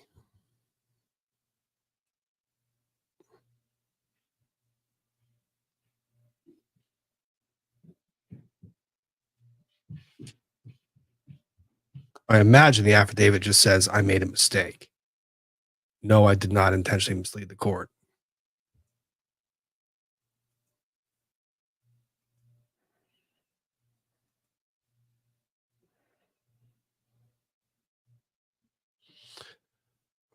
I'll find the affidavit at some point because she embeds the exhibits. She embeds some of her exhibits in the 52 pager, but not all of them. So that was Ellison. That's the 52 pager, the motion to reconsider, the 10 pager motion to reconsider. We pull this back up so we can go back through that one. If someone has 387 page exhibits, I can I sing the affidavit? If I had the affidavit, I would sing you the affidavit. So if I had the affidavit, I would gladly sing you the affidavit.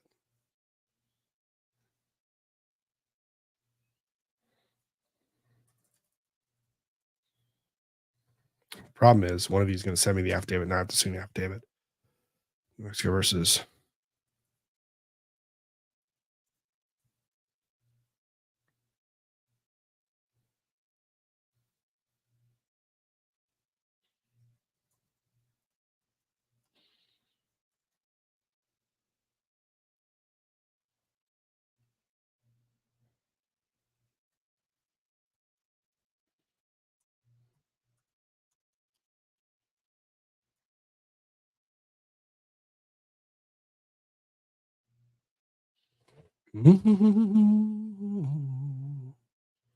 Now that song's stuck in my head.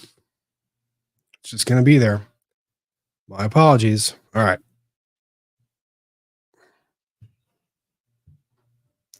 Oh, they have a high profile stupid thing. That's annoying.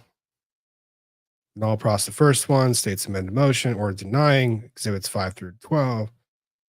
So I want exhibits 1 through 4. Let's go ahead and pull those.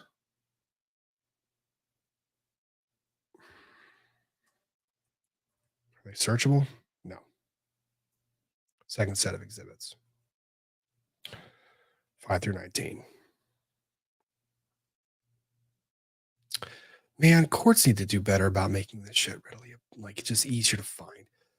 I don't mean, yeah, I should be able to find it. I'm just used to dealing with my stuff. I remember Fairfax was just so freaking easy. I've got it now.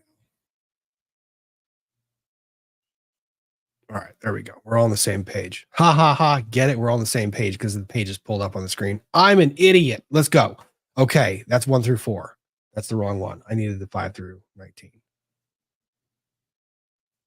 We're just going to be quirky tonight.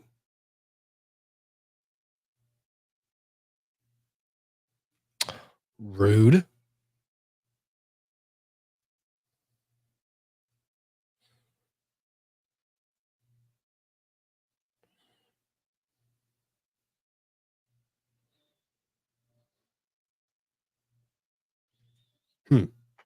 All right. So let's see.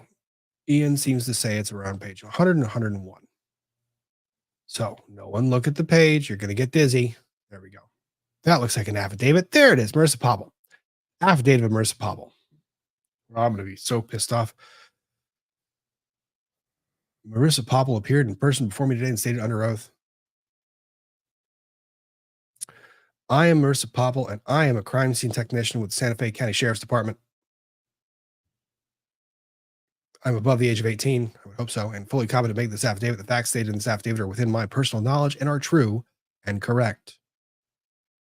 On July 11th of 2024, I provided mistaken and inaccurate testimony when being questioned under oath concerning certain specific characteristics of 23 rounds of .45 caliber ammunition provided to the Santa Fe County Sheriff's Department by Troy Teskey on March 6th, 2024.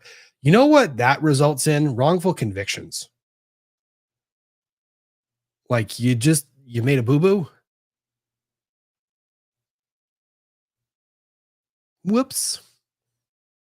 Specifically, I mistakenly had testified that all of the rounds of ammunition received from Mr. Teskey were visibly dissimilar to the other .45 caliber rounds located on the set of the movie Rust on or about October 21, 2021. Are you telling me? Are you going to sit there and tell me straight face, Marissa Poppell, that you didn't anticipate that fucking question? That you didn't think I'm totally going to get asked this question?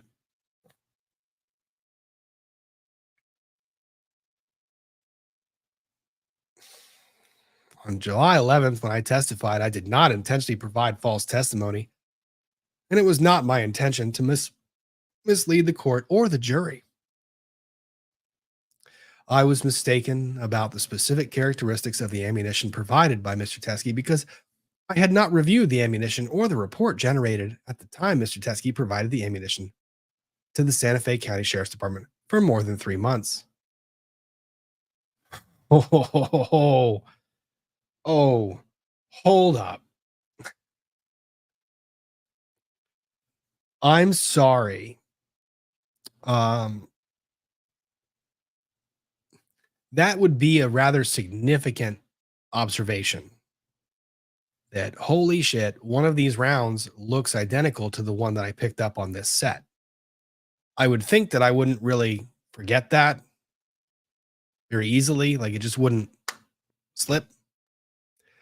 And I would also think that if Ms. Morrisey was smart enough, here's the fucking terrible thing.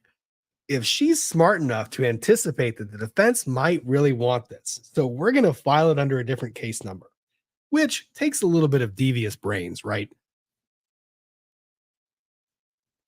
If she's smart enough to do that, or dumb enough, or devious enough, then pick your word, then you're telling me that she didn't see this coming and you didn't prep this question 9 million times? The defense the argument that Ms. Morrisey is making is, but they already knew. They totally already knew it was there. They already knew this thing. Well, if they already knew, then you already knew. And this affidavit is a bunch of bullshit. There is no way. And you know what? I get really fucking pissed at this. I'm sorry. I'm mad. This makes me really fucking mad. You know what happens to random witness individuals that get up on the stand when they testify and they basically say, oh, judge, no, when I said that I didn't hit that person, I was mistaken. I forgot there was that one time like 7 months ago when I popped him in the eye, and that's what the bruise is. So, when I testified, honestly, I never hit him. And then when the other attorney showed me a picture of the bruise, right? When they showed me, it was my bad. I made a mistake. It was just that one time. You know where the credibility is? Gone. It ain't shit. Somehow, though, I have historically seen in appellate writings, Emily can chime in as well, when the appeals court chimes in or when a trial judge chimes in, sometimes when officers make or relay their testimony, law enforcement relays their testimony, and they get called out by a defense attorney, and the law enforcement kind of says, oh, you know what? I just forgot that part. Bullshit. But when you read the ultimate opinion, it always goes back to, but they totally indicated that they just made a mistake in that testimony. No, they fucking didn't. No, they didn't. That's bullshit. You know damn well you are coming into this trial testifying as an expert. Hell, you are the damn crime scene technician. You are one of the most critical experts in this entire trial, and we're talking about the damn rounds. Your job was to collect, analyze, observe, index, catalog the rounds and the weapons. And you would think, the projectile that actually killed the human, that might be a little bit more important than some of the other information that you're processing. So when you are asked if this box that showed up several months later, that we went through all of this added effort to put under a different case number, and we totally didn't turn it over to defense, and we totally said it was completely distinct. When you are testifying under oath in response to a question that's asked by Carrie Morrisey, and by the way, Carrie Morrisey wasn't very subtle about this. She led the hell out of every one of her witnesses. You know what? I want to find this fucking question. I'm so mad. I'm sorry. I am so mad. I guarantee you, when Carrie Morrisey asked this question, the answer was suggestive. You know what? I was right. Hang on. I was right about. Let's do this. I'm going to do this right now. Yeah. I was pretty damn accurate on Carrie Morrisey citing a case that didn't say what she thought it said. Hang on. I forget. I think I have a button for that. Do I have the button for that? You keep using that word. I do not think it means what you think it means. I hope that wasn't exceedingly loud.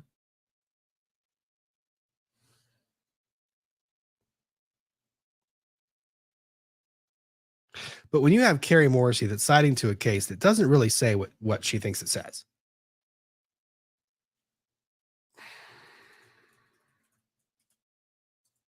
What day was this? I'm going to find this fucking question. I'm going to be so mad when I do, too. This is such bullshit.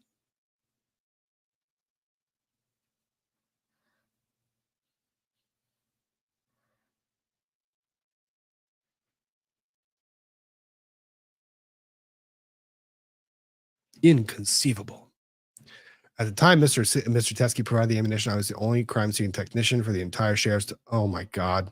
No, you're not doing this right now. I had previously collected 87. Oh, 87? Oh no. Live 45 caliber rounds of ammunition, hundreds of rounds of dummy ammunition, and thousands of rounds of blank ammunition related to the investigation of the death of Helena Hutchins on the set of the movie Rust. The rounds previously collected were comprised of varying types of brass casing, primers, and projectiles. That's your job. Are you whining about your job right now? July 11th.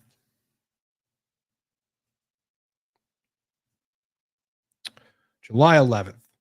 Oh, I'm going to find this and I'm going to be so damn furious. MV Baldwin.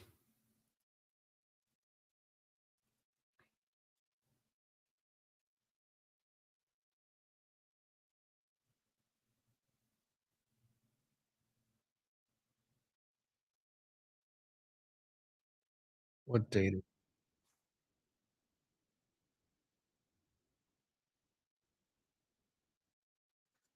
It was the second day of trial that she testified to this.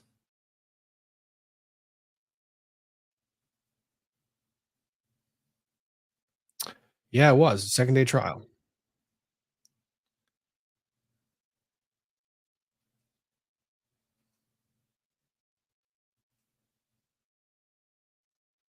I feel like it was towards the end. I'm going to find this question. I was so mad.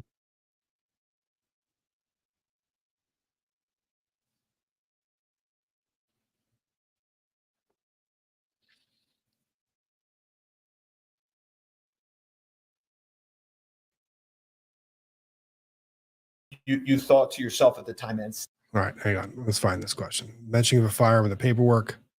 that it actually describes. You know what? Let's find the transcript. New Mexico.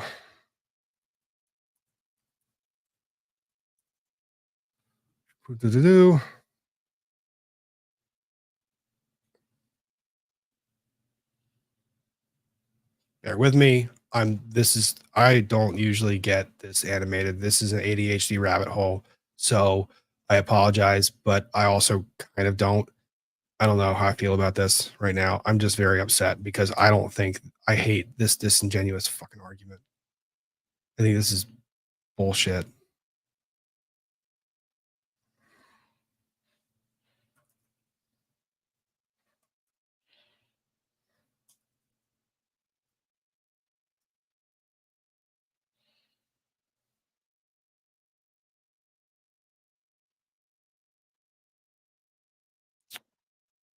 She did lead him. She did lead her. Hang on. It was towards the end.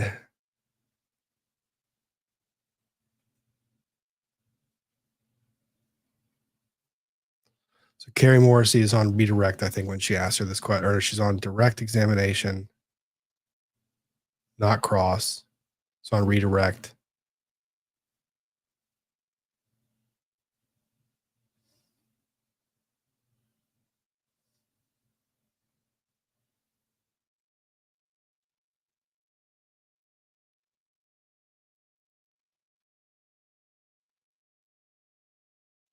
That's Cross.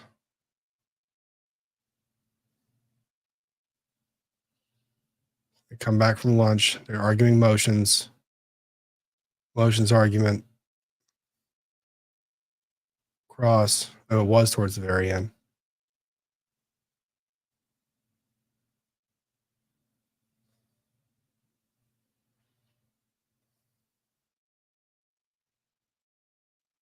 And at the search of the prop truck, do you recall that? Yes. Do you remember why he was present? I don't recall the details of why he was present. Do you recall how the sheriff's department got access to the safe? Yes, Seth Kenny provided us with the combination. And the firearms that you recovered, real and fake, who did they belong to? It was my understanding they belonged to Seth Kenny. Would you say that those firearms were many thousands of dollars in value? Yes. And do you know who provided the vast majority of the blank ammunition? That I do not know. Okay. Does it surprise you that the person who owns the guns had access to the Where is safe? this? No. No, it was towards the very end of the day. Here, I'll just do this. I'm going to pull the transcript up. It's going to be easier to do it this way. So the YouTube transcript.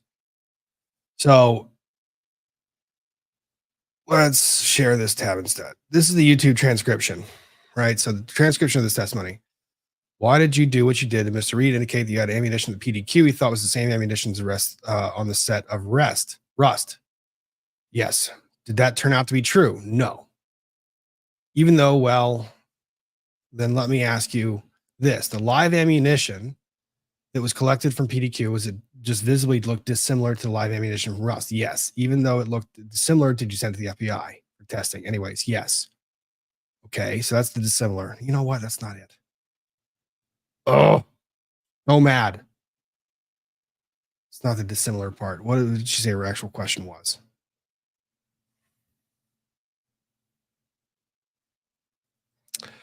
Thank you, Emily. Here, let's listen to this one for a bit. Give me a second.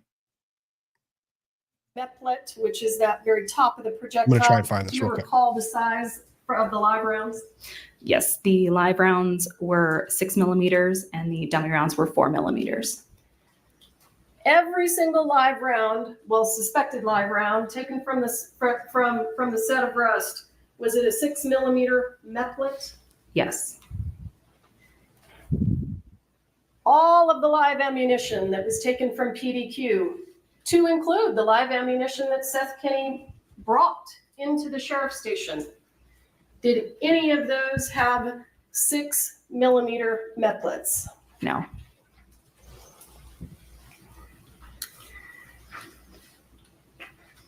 Do you have any evidence I'm still looking for the. that Seth Kenny is the source of the live rounds on Rust? No. If you know, is there evidence that Hannah Gutierrez brought the live rounds onto the set of Rust? All right, Yes. I found that. What Sorry, is give me a that second. evidence? Let's talk about it. Oh, Carrie, we're just going to go to the transcript because you have the transcript here. Let's see if the question you asked is leading or not. What's the guess, folks?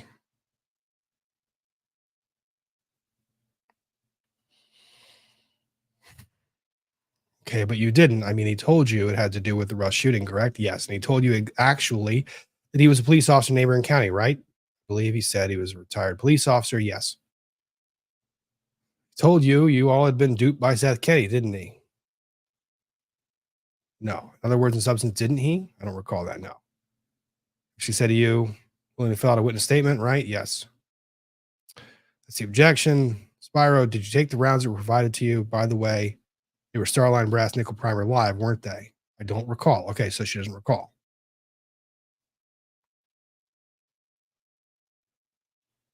The Good Samaritan, Mr. Teskey, close friend of Hannah Gutierrez, reads, Dad, when that ammunition he brought to you after conviction, you still have it. Yes, you can bring it here and you can show it to the jury, right?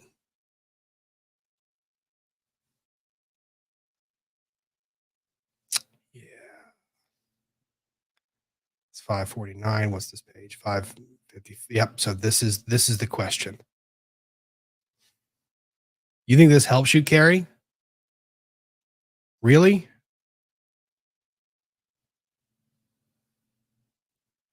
You brought it here. You can show it to the jury, right? Yes. Huh, Carrie. And they can see for themselves that it does not match the live ammunition from the set of rust, correct? Yes. And that is obvious just when you look at it, is it not? Yes. I'm sorry. That is not, I made a boo-boo.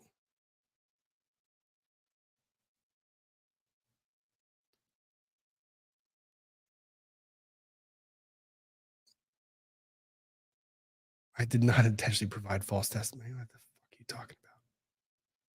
That is ridiculous.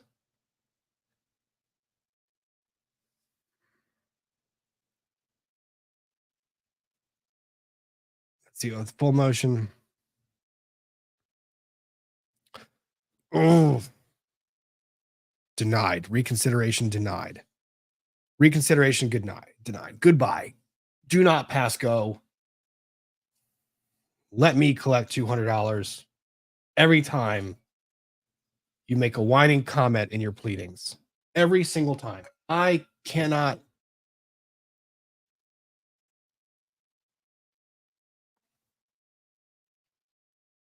That's ridiculous.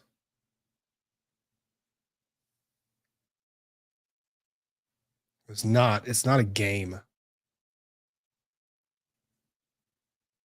You don't just get to say, my bad. Not when you're providing testimony that is intended to convict the defendant. So, I'm sorry, folks. That was a sidetrack that I didn't expect to be on. It's very frustrating. So, let's see. Oh, so this is talking about the Lauren Shiver case.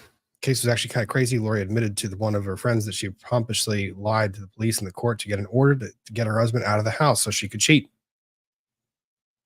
That's Winslow Wonder. That is an interesting tactic.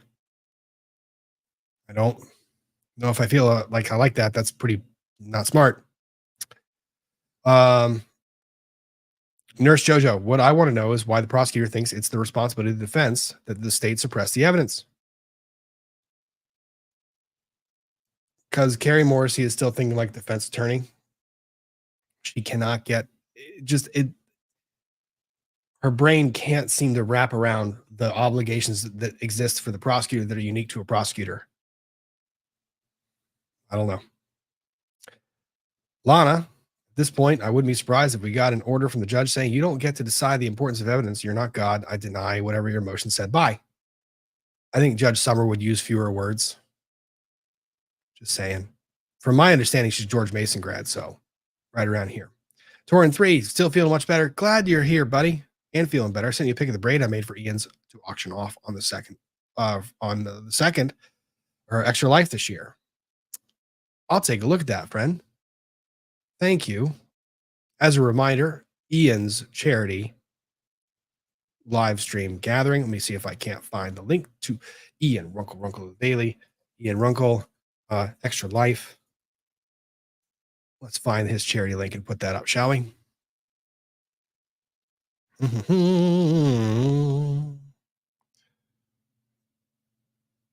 Extra Life. Runkle of the Bailey. Because we're going to make sure he gets all the credit and that we beat other companies for the charity gatherings. Why am I having difficulty finding this? What is wrong with me today? a lot. I mean, just generally speaking.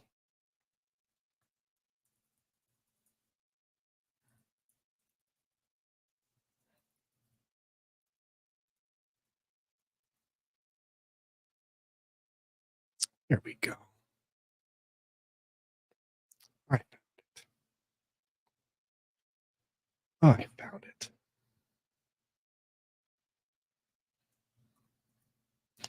Now I got to grab it in the chat and pin it. So how fast is the chat moving? Good. Got it. All right. So I posted the link to donate to Ian's Extra Life charity event. For those of you who don't know, Ian every year participates in a 24-hour live stream to benefit Stollery Children's Hospital. Last year, we raised over $100,000. And this year, he has set a goal for himself of $100,000. Last year, I think his goal started at $5,000. We had to keep upping it. This year, he's setting a goal of $100,000. And I think that we can probably get there. Pretty sure we can. So a lot of that is currently scheduled for. Now you can donate now. So the link allows you to donate to it now if you want to. But the Extra Life charity event, Extra Life charity live stream. When?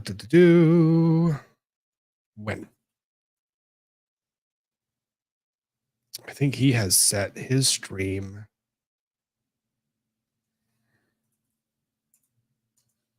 I don't know if he set it up yet. November 12th, 11th. He'll be here in a second. He'll tell me exactly what it is. So please go and do that. Baby Gator, thank you for the gifted memberships. Much appreciated. Rachel Dueck, glad to see you practicing your stepdad jokes. Oh, I've always had them. They're always there. Blessed in Texas. I totally respect rabbit holes and side paths. Side paths loves backing out of them too. Story of my brain. Oddly, I'm told I don't have ADHD. It doesn't have to be, sometimes you get misdiagnosed. Sometimes it's not ADHD. Sometimes it's just the way we think. Fat Yoga, great to see you. Great to see you, Rob. Thank you, Fat Yoga. Fifi is my name-o. Seth Kenny is like Wormtongue in Lord of the Rings. Seth Kenny is Seth Kenny. He is just Seth Kenny. There's a unique place that is carved out for Seth Kenny. And we don't have to go into all the details about that. So, do we want to hear about Diddy? I want to hear about Diddy. Is Mischief making fun of me in the chat right now?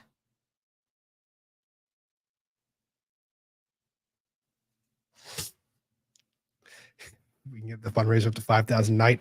I'll give Rob back his flat sheet. You took it away? Rude. That's not nice.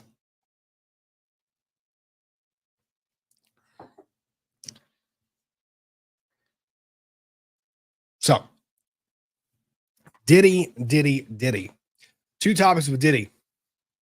Which one you want to cover first? Funny or depressing? Me?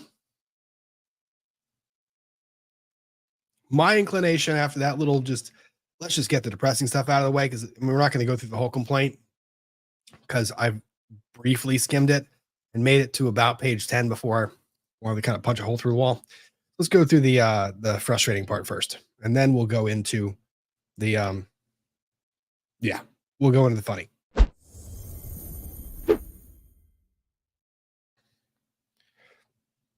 Chad is agreeing. Start depressing and funny.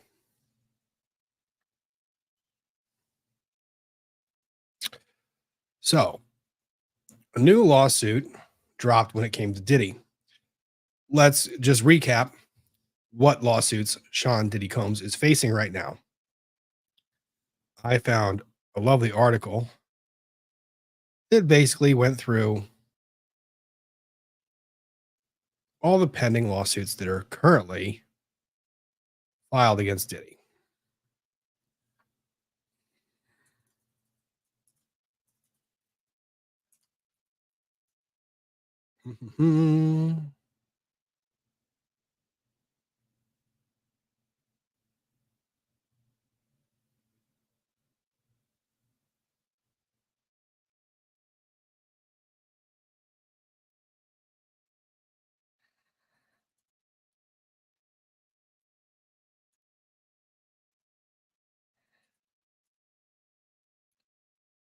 Against Diddy.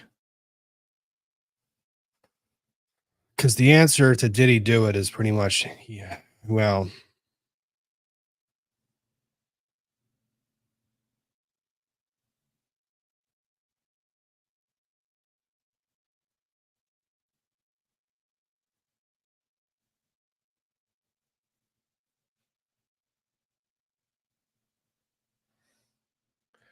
we've got lawsuits.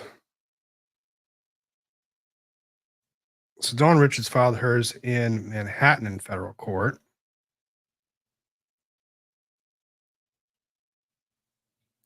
Cassie, I believe, was the first of the lawsuits.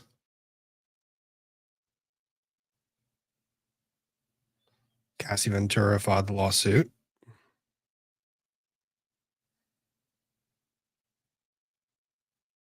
You know, it's frustrating when you have something saved and you have it pulled up and then you don't have it anymore. You lose it because you closed the tab because you were searching for something else when you're going down a rabbit hole and trying to find information.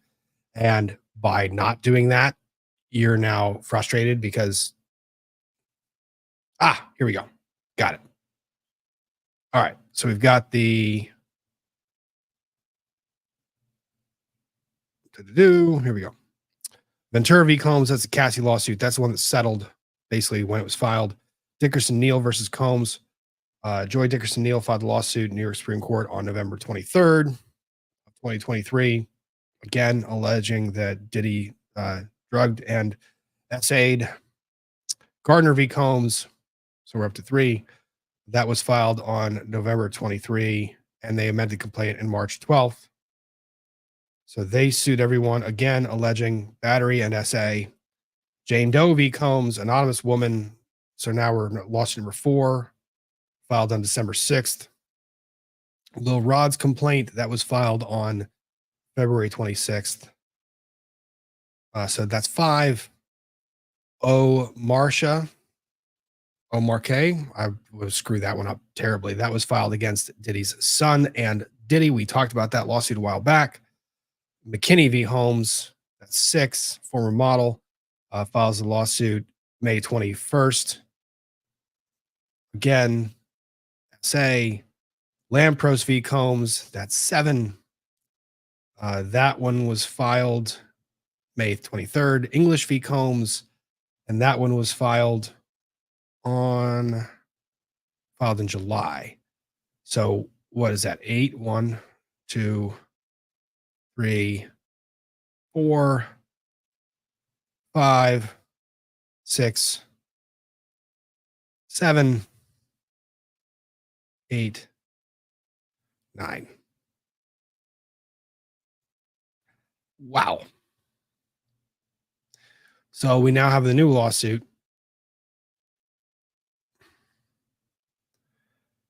Ugh. Dawn Richard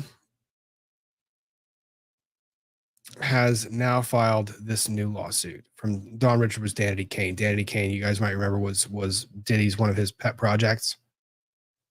So Dawn Richard, known professionally as Dawn Richard, is an American musician, singer, songwriter, performer. She gained widespread recognition as a member of the girl group Danity Kane, formed by defendant Sean Combs, and later transitioned to a key member of Mr. Combs' band Diddy, Dirty Money. Defendant, a once celebrated hip-hop mogul popularly known by his stage names Puff Daddy, Puffy, P. Diddy, Diddy, or Love. I'm just going to add a new one, Asshole. Skyrocketed to fame in the late 1990s, became a powerful, enduring figure in the music and entertainment industry. In 1998, Mr. Combs explained the origins of his stage name in the USA Today interview. His nickname was Puff because he had a temper. He was known to huff and puff when he was angry. I love the use of bold and italics and emphasis, emphatic in complaints. Over the decades following his rise to fame, Mr. Combs' star-studded, larger-than-life persona overshadowed his vicious temper and pervasive acts of violence directed towards those in his inner circle, specifically women. Mr. Combs' namesake temper frequently manifested in physical violence. Mr. Combs regularly hurled objects in fits of rage, often throwing items such as mobile phones, laptops, food, and studio equipment across the room or at people. Across the room, I get. People, no. On numerous occasions, Ms. Richard witnessed Mr. Combs brutally beat his girlfriend, Cassie. That's not fun. That's terrible. His persistent abuse included choking and strangling Ms. Ventura, striking her with his hands and with objects. This complaint also substantiates the claims made by Cassie, as we all kind of believe they were valid because, well, he settled the day it was filed, the day after it was filed, basically 2 seconds. His persistent abuse included choking and strangling Ms. Ventura, striking her with his hands and with objects, slapping her, punching her, and throwing items at her, including a scalding hot pan. On many occasions, Ms. Richard tried to intervene, offering Ms. Ventura support and encouragement to leave Mr. Combs. Each time, Mr. Combs learned of her efforts to help Ms. Ventura and became enraged, threatening Ms. Richard's life with statements such as, "You want to die today? You make a N go missing, and I end people." As a lawyer, I generally advise clients against making such statements or anything similar to those because, well, that's just good practice. Compounding Mr. Combs' violent acts and death threats, he flagrantly exploited Miss Richards' musical talent as a singer and writer while withholding her rightful earnings, stealing her copyrighted works, and subjecting her to years of inhumane working conditions, which included groping, assault, and false imprisonment, among other violations. For nearly a decade, Mr. Combs manipulated Ms. Richard with mantras that submission to his depraved demands was necessary for career advancement, instilling in her the belief that such abuse and exploitation were required for female artists to succeed in the music industry. It was not until Ms. Ventura's bravery in coming forward that Ms. Richard realized her own personal suffering was tied to many years of abuse by Mr. Combs that had become normalized for her. As more women courageously come forward, plaintiff has been empowered by their collective strength and now adds her voice, lawsuit number 10, to the growing chorus of victims bravely sharing their harrowing stories. Together, they seek justice and stand in solidarity as the latest victims of the, I don't like attributing anything to a Me Too movement. I will say that I very much appreciate certain things being brought to light. But as we have covered in the Johnny Depp stuff, we want to take each case for what it is. Each case for what it is. All right. So resident of California, Combs resides state of California. Okay.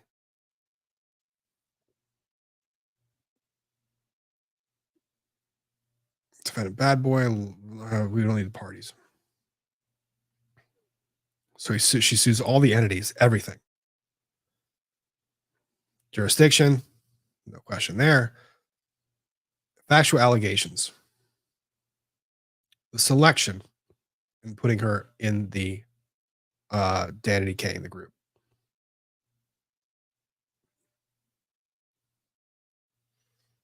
Okay, competition that led to the selection. Richard appeared in seasons 3 and 4 of Making the Band, which first aired in 2005, and in season 5 of Making His Band, which aired in 2009. Out of the thousands of contestants, Miss Richard, along with approximately 12 other women, were selected to participate in season 3. 5 women, including Miss Richard, were ultimately chosen to be in the group Danity Kane, which was named by Miss Richard. Okay. They released the album. They sold 4 million copies. Oh, wait. Did he steal that?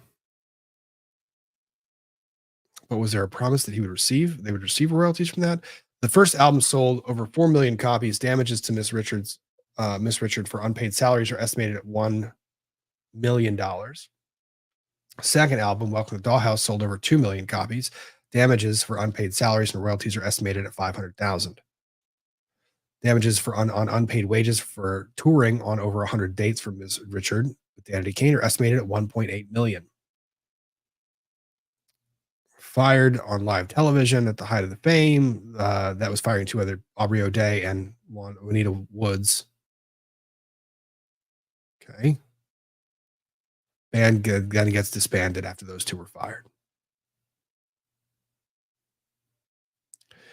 During the auditions, Ms. Combs regularly wore sunglasses, avoided looking at female contestants in the eyes, contributing to the atmosphere of uncertainty and intimidation.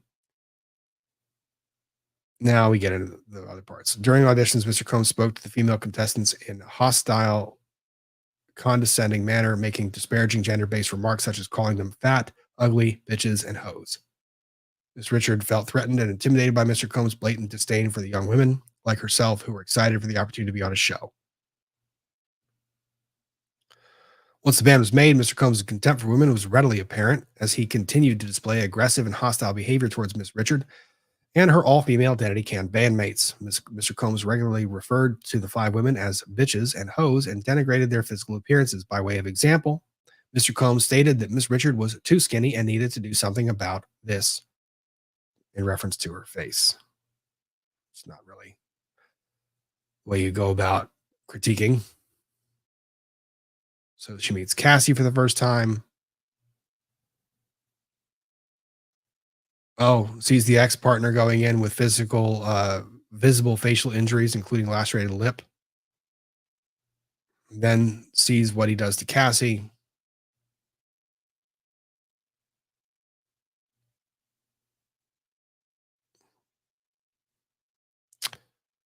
Creates a compound where he forces her to record, rehearse, dress, costumes, exercise, deprive them of basic needs such as food and sleep. I mean, these are allegations, but it's when you combine it with this type of commentary, like you bitches don't want this, or y'all are not hungry enough, and I'm paying you bitches to work. That's where you get into really big problems. Regularly be awake for prolonged periods of time because he was high on drugs. During these periods, Mr. Combs demanded continuous access to Miss Richard and her Danity Kane bandmates, often forcing him to record and rehearse for stretches of 36 to 48 hours without breaks. Holy shit. Forced to choose between eating and sleeping, Miss Richard lost a significant amount of weight, weighing approximately 100 pounds at a height of 5'4". Wow. Again, normalized these extreme conditions and perceived them as standard requirements for her participation in Danity Kane.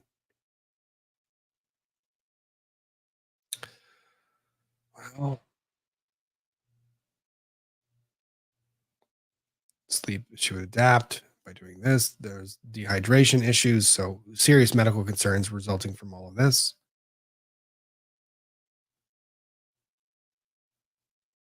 Rehearsal conditions intensified.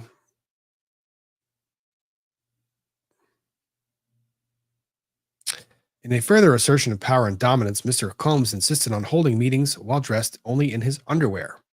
On one occasion in 2008, as Miami residence, Mr. Combs emailed Miss Richards directing her to meet him in the living room. When she arrived, he was wearing only his underwear. Miss Richard asked Mr. Combs to put clothes on, but he refused, saying, "This is my fucking house." That's a choice. Mr. Combs then conducted a meeting lasting approximately an hour while dressed in his underwear, causing Miss Richard to feel violated and embarrassed, and amplifying her feelings of powerlessness. Yeah, that'll do that. License and royalties. Diddy and dirty money. Miss Richard experiences Mr. Combs' gender-based physical violence, criminal acts, sexual assault, threats, and intimidation. So, where are we? While they're recording another album, he comes down the stairs high on drugs, enters the kitchen, approaches Cassie and screams, "I've been asking you for my shit. I can't stand you, bitch. You never do it right." Pushed her against the wall, choked her, then picked up the scalding hot pan of eggs and threw it at her, causing her to fall to the ground in a fetal position. Cursing and screaming, Mr. Combs dragged Miss Ventura up the stairs. What?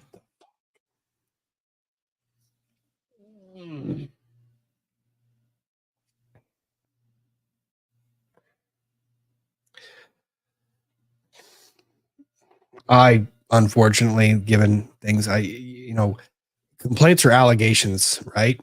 But this is an allegation not about injury to Miss Richard. This is an allegation about injury to Cassie, who's already settled. Doesn't have any more to gain by these things coming out. Frozen in shock and terror, Miss Richard heard glass shattering, crashing, and causing and banging noises as Mr. Combs dragged Miss Ventura up the stairs. Miss Richard wanted to intervene and help Miss Ventura, but Miss Harper adamantly refused to interfere in Mr. Combs' relationship and physically led Miss Richard out of the residence. Terrified and shaken, Miss Richard returned to her hotel where she was unable to sleep due to worrying about Ms. Ventura and her own safety. Next day, she gets called demanding that she goes back to the residence and keeps recording. During that, he brings her into the recording room, locks the doors, dims the lights, and gives them each flowers. Well, that tracks. Mr. Combs went on at length, stating, "This is normal. This was just a lover's argument where no one was hurt. This is what love is. I'm giving you an opportunity. If you want to make it, you'll shut your mouth. If you say anything, there will be consequences." Mr. Combs further warned that people end up missing. Being threatened while locked for over 20 minutes in a small enclosed space with Mr. Combs after observing Mr. Combs violently assault Ms. Ventura the day before, Ms. Richard was terrified and genuinely believed that Mr. Combs would follow through on his threats.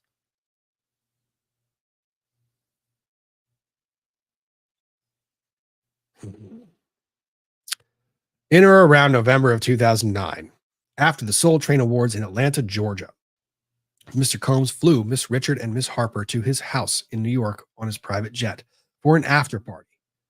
There were many well-known celebrities at the after party, and copious amounts of illegal drugs were being openly consumed. Upon information and belief, Mr. Combs had arranged for dozens of young women and girls, some of whom appeared to be underage, to be transported to the party. The women arrived wearing little to no clothing and were given drugs and alcohol. Many of them appeared lethargic or passed out while Mr. Combs and his guests performed sexual acts on them.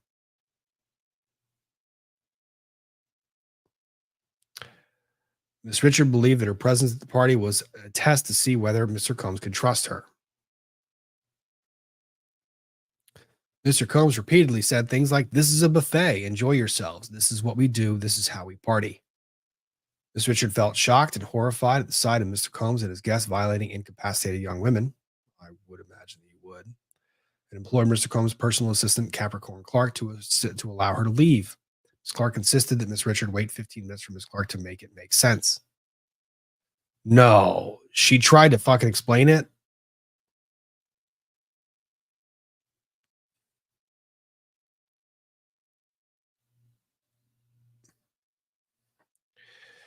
So Ms. Clark then goes to basically stall so that Diddy doesn't know that she's gone.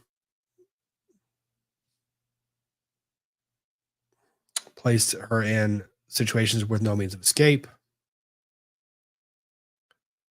At Mr. Combs' drug-fueled parties, his guests, including Miss Richard, were required to surrender their phones upon entry.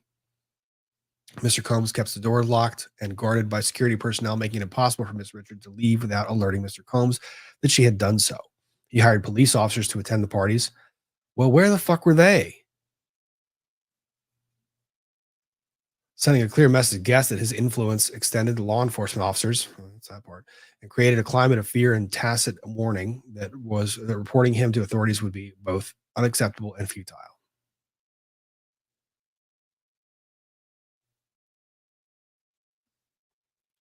Combs arranged for busloads of young exotic girls. Do we need to read the rest of this? It basically tracks with everything else. Choking her, yelling at her, "You're going to get fucked up today."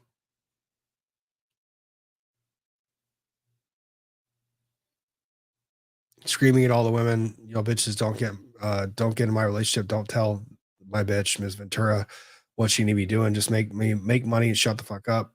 I end artists. I shelve careers. You could be missing, and you bitches want to die today.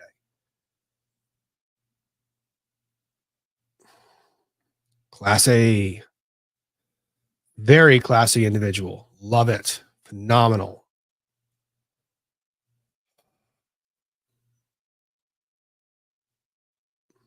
Trying to force it. Says she's too skinny. All right. We get it. We understand. This is now the 10th complaint that tracks in large part to all these different things, not to mention that what she is saying about a lot of these allegations could easily be corroborated by various other individuals. We're stopping. We're not going into that anymore. Here's the interesting thing about these different lawsuits, right? So one lawsuit, the Cassie lawsuit, that thing gets filed and Diddy settles. And there's a plus minus discussion in the back of Diddy's head when he decides to settle the Cassie lawsuit. One, you don't want these allegations being out there and lingering out there for longer than they need to be. So you want to settle the case. But two, you know that by offering that settlement, you are possibly telling the known world of individuals who might have similar claims that, hey, I'm willing to settle these cases. And bring your claim. You saw that I handled one without really fighting it. So bring the claim. Let's go ahead and settle these out of court. So you have that one, right? So that's that. And the other part is, now that you have 10 lawsuits, Diddy doesn't have the money to settle all these. You can't settle all of these. Not to mention that each one of these lawsuits, you know, one of the themes that you hear in the lawsuits is they basically all have each other's backs. They're all 100%. They it's like a little band of, well, I was going to say band of thieves, but it's a improper way of saying it. I don't think they're a band of thieves. I think they're a band of individuals who all offer support to one another. And to the extent that one person gets pressured to drop their lawsuit, they're like, no, don't do it. And I don't know. This does not feel like a world where all these cases could settle. One of these is going to go to trial. Which, I mean, holy shit. The allegations are bad. Imagine what people observing that testimony is going to do. Wow. I mean, Diddy's career is already done. Now it's just taking the money away from him. I think it's not the prettiest thing in the world. It's pretty ugly. And it's a creature of his own making. So that's the depressing lawsuit. Can we get to the funny one yet? I think we need to get to the funny one. Oh my God. Let's get to the funny one. We're going to do a double swoop. I don't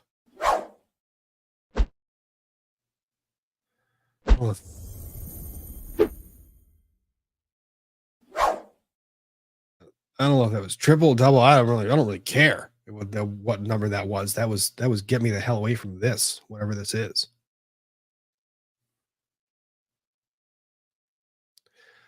I really hope the feds are coming. Please, would you mind, feds? Please show up. Would really appreciate it.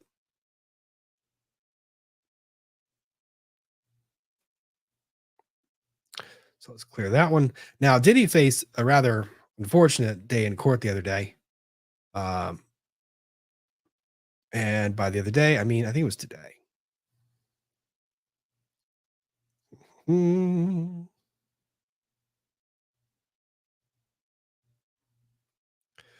Let's go ahead and share this one.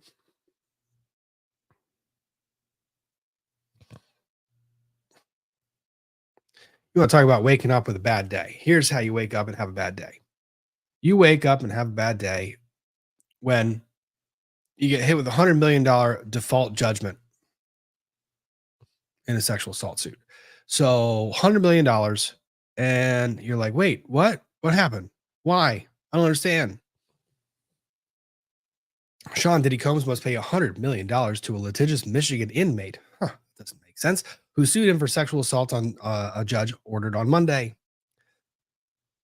I don't know how to pronounce this, but I'm going to say it this way. Lenawee County Circuit Court Judge Anne-Marie Anzalone decided that starting in October, Combs will have to pay $10 million a month for 10 months to the accuser Derrick Lee Cardello-Smith.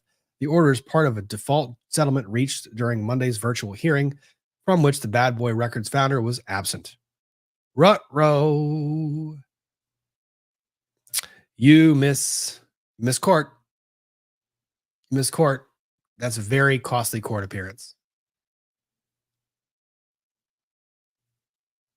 Was it a remote? Is a virtual hearing? You know, good luck. I mean, explain the computer problems. You better explain the computer problems.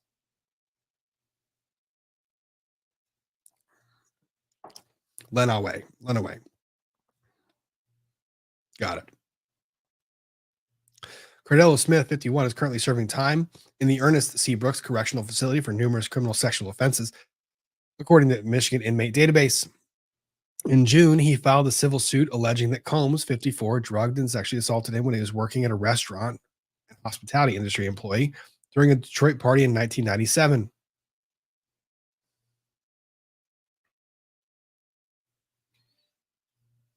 Okay. Cardello-Smith reportedly accused Combs of touching him on his left buttock and allegedly offered him a spiked drink, according to TMZ. After he accepted the drink, Cardello-Smith passed out. TMZ said he alleged that when he came to, he saw Combs having sex with a woman. The rapper reportedly said, per the lawsuit, "I did this to you too." Ooh, that's a bad way to wake up. That's terrible in every respect, if it's true. I don't know. Also, $100 million? The man is a convicted felon and sexual predator who's been sentenced. Oh, this is a quote. This is Combs' attorney. Combs' attorney's statement. Combs' attorney's statement is as follows. This man is a convicted felon and sexual predator who's been sentenced on 14 counts of sexual assault and kidnapping over the last 26 years. Does that feel odd to anybody else coming out of the mouth of the attorney for Sean Combs? I mean, does it feel...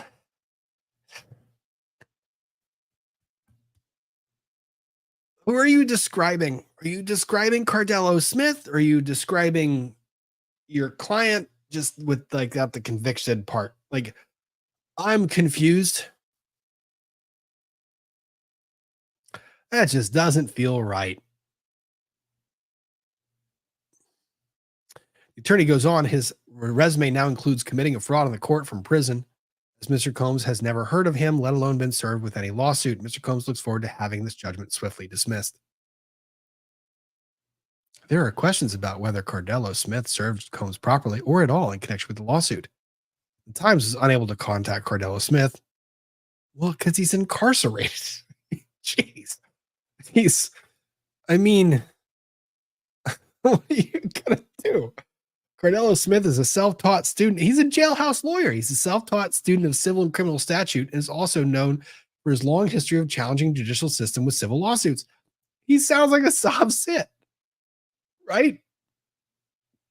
From 2020 to 2024, Cardello-Smith has been named plaintiff in more than 30 civil lawsuits, some concerning prisoners' rights, according to legal documents.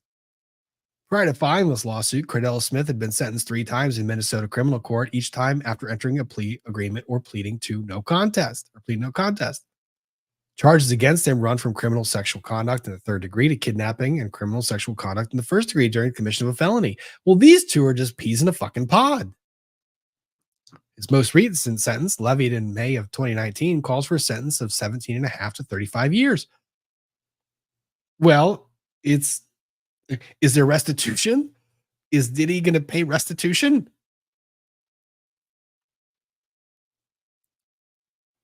Five of the offenses occurred in September and October of 97, the same year as the alleged incident with Combs. Well, I mean, the reasons to doubt this man's recount of the story are there. I'm not going to do that unless there's a reason why, but I mean, my God. The inmate database says Cardello-Smith will be released in July 2036 at the earliest. Well, in July of 2036, he might have $100 million to spend. Just saying. And at the latest, in May of 2086. Well, that would be a problem because he'd be 113 years old. And you can't spend money like that. So... Earlier this week, Combs' Los Angeles mansion, which was subject to a raid by Homeland Security in March, was listed for sale with a $61 million price tag. You know, it's expensive to defend 10 different lawsuits for sexual assault and battery and kidnapping and all of the other things that are being alleged. It is very expensive to defend that lawsuit. You know what else is more expensive? It's more expensive to defend the lawsuit when there's a whole lot of documents, witnesses, and evidence that support a lot of these contentions. So yeah, I would be selling anything I had too. I would hope to never be in that position. I would never be in that position. The estate hits the market a decade after Combs purchased it for $40 million. And after many legal woes, I would say that 10 different lawsuits are many legal woes. Combs has shied away from the public eye. No shit. I don't think I'd be out there in public very much either. Do you guys remember his apology? Where was that fucking thing?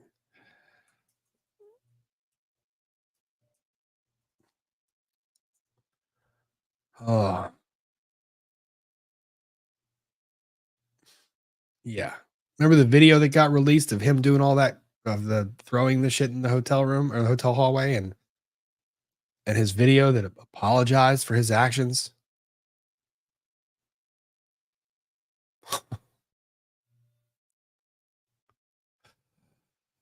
Oh my goodness. This one. It was this one on Instagram. No commercial. Just that. Here. We'll pull this back and then I'll play the commercials so you don't have to see them. And then we'll do that. So I'll play the commercial in the background so you don't have to see them. We'll get through that and then I'll pull the video up because it's really annoying. And it's about as bad. So for once you found video on. Yeah, I have video. I found video every now and then from time to time. I just have to let the ads play. So remember that apology he gave, when the video evidence came out?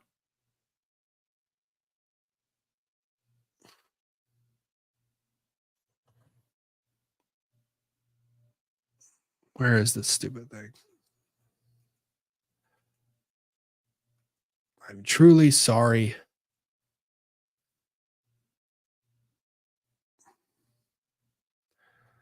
Ugh.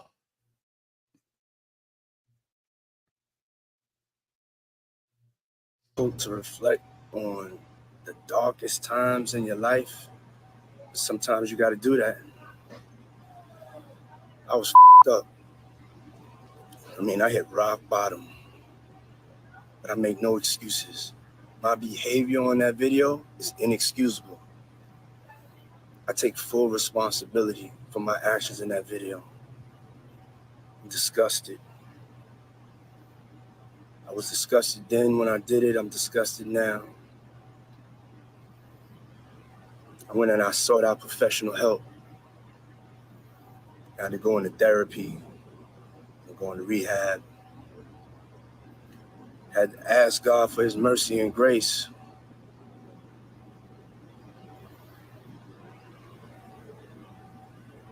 I'm so sorry.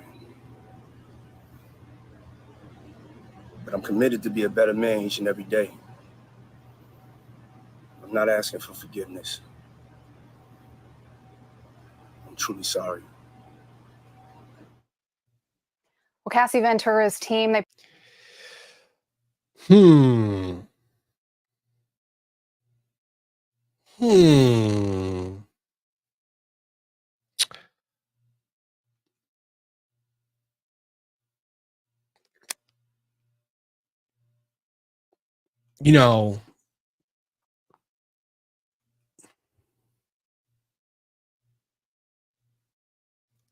These allegations from Ms. Richard,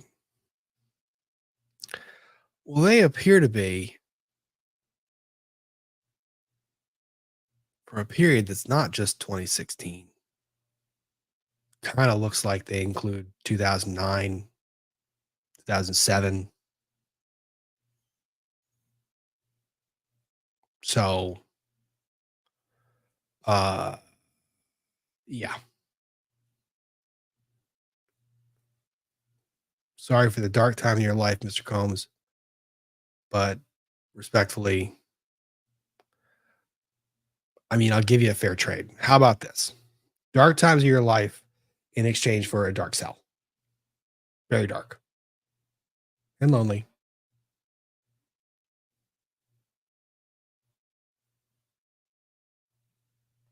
So yeah, there was that. So let's get back to the actual not really terrible part of this. All right. So $100 million judgment gets entered. And now Diddy is going, well, what the hell? What happened? So here's the case: Cardello-Smith versus Combs. And it looks like case was 52 events, 5 hearings. All right. So motion hearing. That one is on the motion to set aside. So he filed the motion to set aside this judgment. Basically says, no. I totally missed it for a good reason. I wasn't served. I didn't have notice. The problem is, if you play a game of betting, whether you have notice or not, and the bet that you're playing is like, if there was actual service on him, he's fucked. But if there was no service and this really was just a game being played by some jailhouse attorney, not a game, you know what I mean? If there was no service and he didn't get a chance to adequately defend himself or have proper legal notice of the case, sure, reopen it, set aside the judgment. So the hearing took place on the 12th. That was when it was entered. Let's see here. Let's see. So there's a proof of service in the file. Apparently, I don't know what the proof of service is, but there's an emergency motion to set aside the default and default judgment and the brief accompanying that particular emergency motion. Limited appearance on emergency motion. Dissolve the temporary restraining order and dismiss the plaintiff's claims. So a whole lot of filings. Motion hearing. Why? How do you get to $100 million? That's a hell of a judgment. Appear via Zoom. A Zoom $100 million judgment.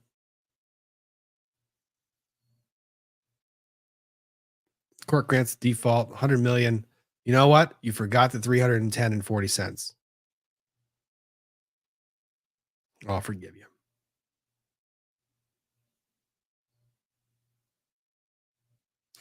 Now, I don't understand the submission of the 11-page agreement between the defendant and plaintiff. How? I very much want to see everything that's going to take place in this, but I find it a little bit funny that now he's got to fight this $100 million judgment. And you know what? Couldn't pick a better guy to have a really shitty day in court. We're just going to go with that. Really couldn't pick a better guy. We couldn't deserve that any better.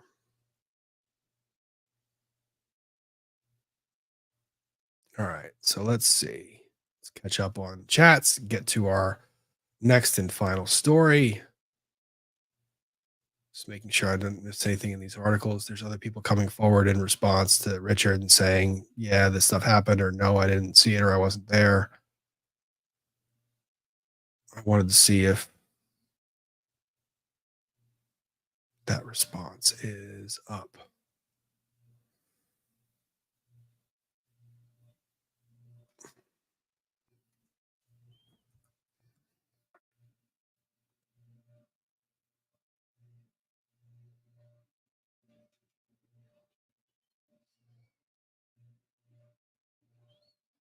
He's fighting back. The motion, just reading another article on it real quick, just to make sure I've got it. Say the motion, say it's frivolous.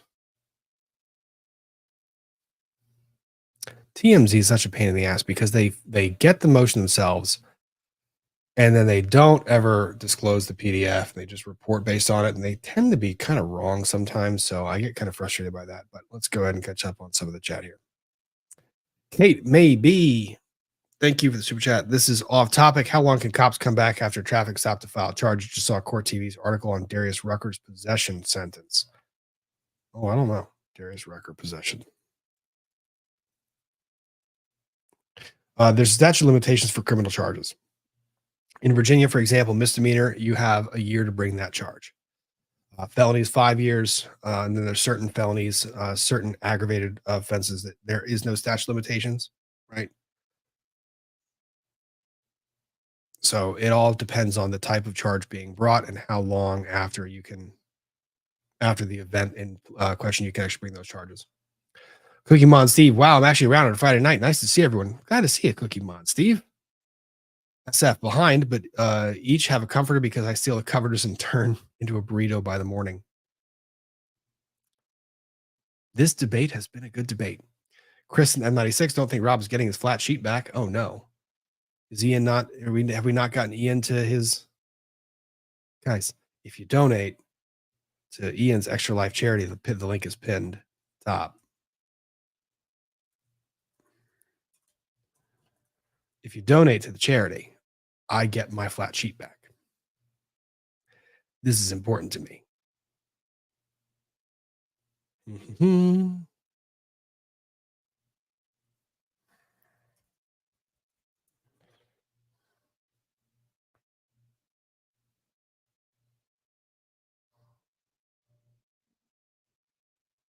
And just see where he's sitting. Oh, he's at 2,000. You guys have gotten him to 2,000. So good job. Thank you for all of you being so generous. William Sladden, thanks for becoming a member. Much appreciated. Glad to have you. Lady Draconis, Rob, can we help Rob relocate his lost flat sheet before tonight's end? Donate to Ian's Extra Life fundraiser. Thank you, Lady Drake. Light Queen, flat sheets are just summer blankets. I don't use the flat sheet because it always ends up at my feet by morning with the blanket still in place. I hear that argument quite a bit. Baby Gator, thank you very much. Coming in late to find out I'm a savage. Yeah, sorry. Kind of got a little emotional there. Coral, flat sheet here and 4 more layers. Husband sleeps on top. I sleep under and still get cold. Sometimes blame the thyroid. That's fair to blame the thyroid. Good Kimmy, turn duvet inside out, place flat on bed with down. That's what I do. You turn it inside out, you tie the 4 corners, you flip it back over. It doesn't make it easier. It's still a pain in the butt. It's a bunch of steps that I wish I didn't have to do. But thank you, Good Kimmy.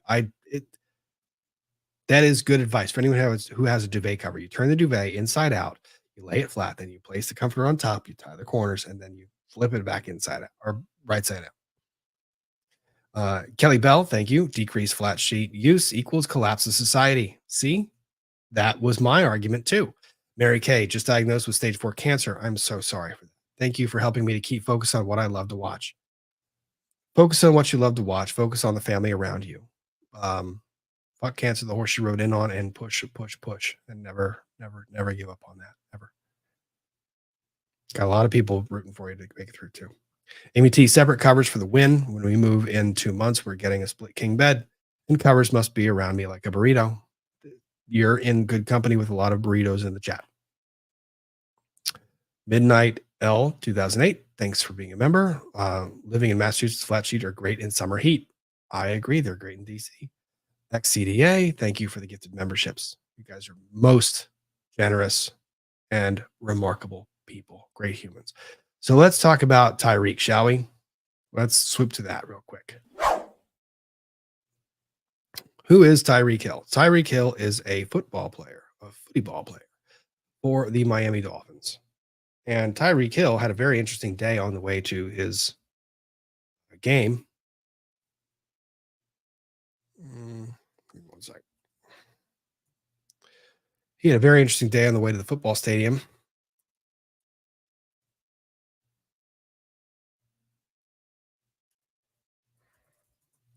Because he was pulled over.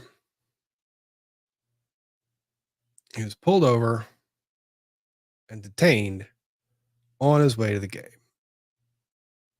And I want to make sure I've got the right video queued.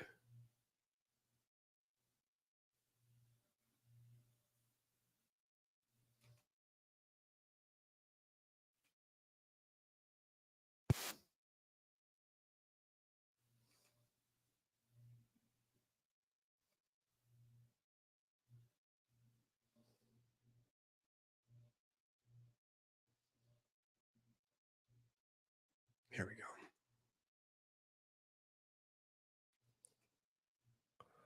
All right, so we'll turn the volume down. We'll put this up for, you know what? We'll just leave the volume full. Give me 1 second.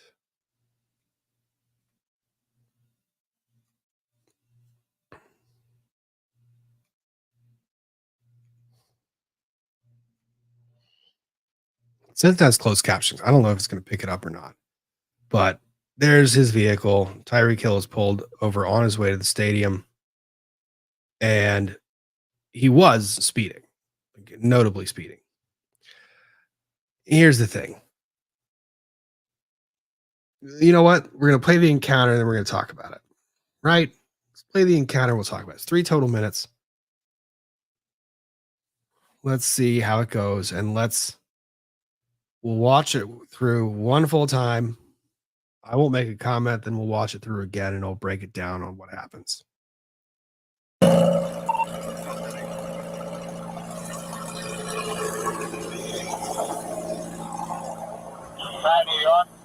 Why don't you have your seatbelt on?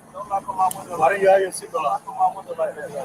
Like what? Why do you have it up?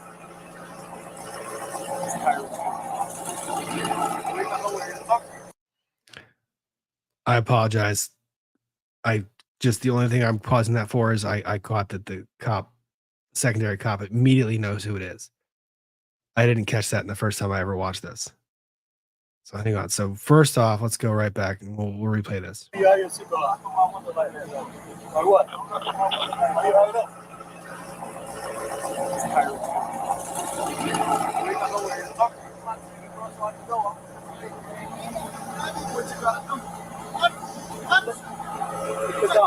Hey, keep your window down.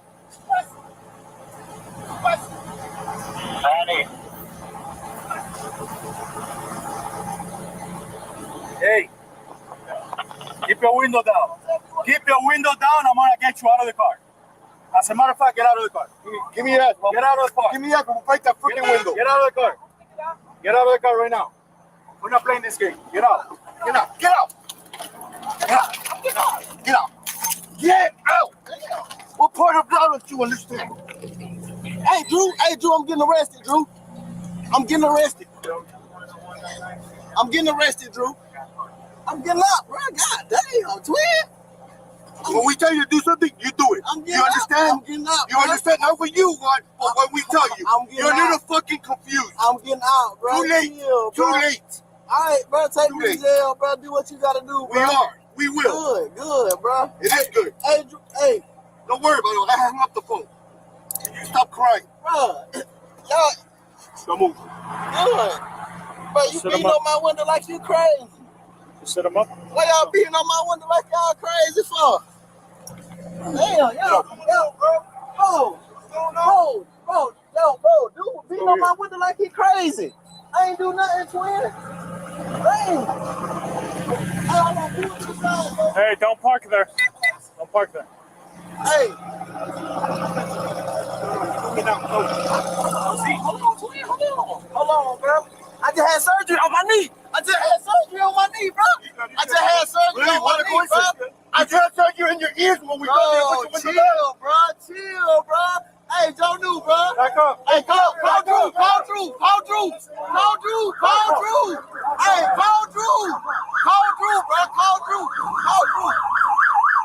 Hey, call Drew, bro. Hey, what? Hey, call Drew, bro. Just call Drew. Hey. I'm not doing anything. What am I doing that's wrong? Hey, listen. Hey, listen. Hey, man, they got Tyreek. The cops over here beating on him, man. They over here beating on Tyreek, Listen, big man. Don't park there, man. Just get in Hey, the car. Drew, you gotta come, man. Just get in the car. Straight up the side, on the side of the Hey, get in the car. You're parked in the middle of the street. I'm in the car. You gotta go before you get a ticket. Hey, I'm in the car. Who's the driver? This is my car. All right, move. You gotta move right now. Let me have your license. You're gonna ticket too. I'm coming. Let me have your license. You're gonna ticket. Let me have your license. I'm leaving. I'm not playing. Let me have your license. Your license right now. What's going on? Your license right now. You're not gonna give me your license? Hey, in the car and leave. You're not gonna give me your license? I'm leaving. Let me have your license. Your license right now. Hey, your license right now. Or I'm gonna lock you up. Your license right now. Your license right now. You're dealing with me now. Your license right now. All right. So initial impressions. There we go.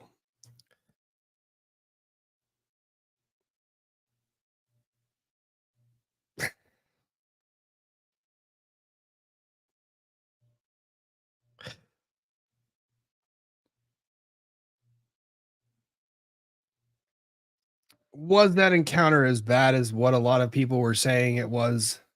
I don't know. Let's go back through it again. So for those of you who are very confused who this person is, why are we talking about him? Tyreek Hill is his nickname is the Cheetah, one of the fastest players in the NFL. He plays for the Miami Dolphins.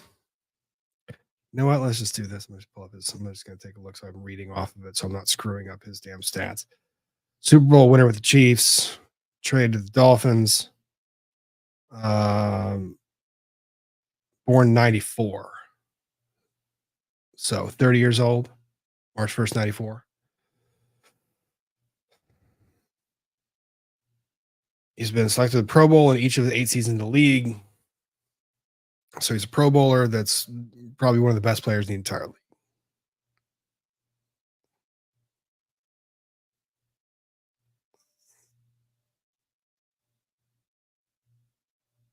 Graduated from West Alabama. Damn, he graduated from no-name school. He was fast as hell, though. Competed. He was he's almost Olympic level speed. Anyways, star football player. He was doing 60 and a 45. Cops are on bikes. You can see it's a construction zone. So I understand why the increased enforcement. Let's start talking about each one of these, where things happen that are good, bad, in between. So we can learn quite a bit from this one.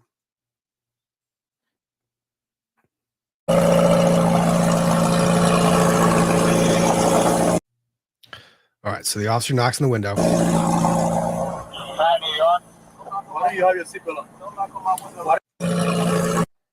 So, first, the complaint. Don't knock on my window like that. Don't knock on my window like that. Cop approaches and the window is up. Okay, so how this encounter starts. Don't do this.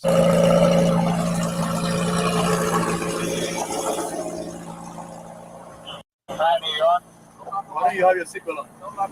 Why don't you have your seatbelt on? Okay, so don't knock on my window like that. Was the cop right in knocking on the window? Yes. Nothing wrong with that. Routine. The window was up. The cop window should have been down. He was pulled over for speeding. Okay, so he obviously knows he's being pulled over. He has his license in his hand. And the cop starts asking the question, why don't you have a seatbelt on? Well, Tyreek didn't want to answer the question. So the cop is doing their investigation. Nothing is improper just yet. But Tyreek is the one who's kind of escalating the situation, not complying immediately.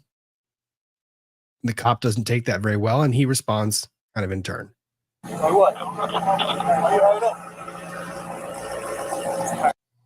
For people saying he had the window partially down, I want you to observe the window. The window is a heavily tinted window. Officers have an absolute fear, not fear, but they have an absolute concern in their own safety when they approach a vehicle as to the window, especially tinted windows, for concealed weapons purposes, stuff like that. So there is a reason why that window needs to be down.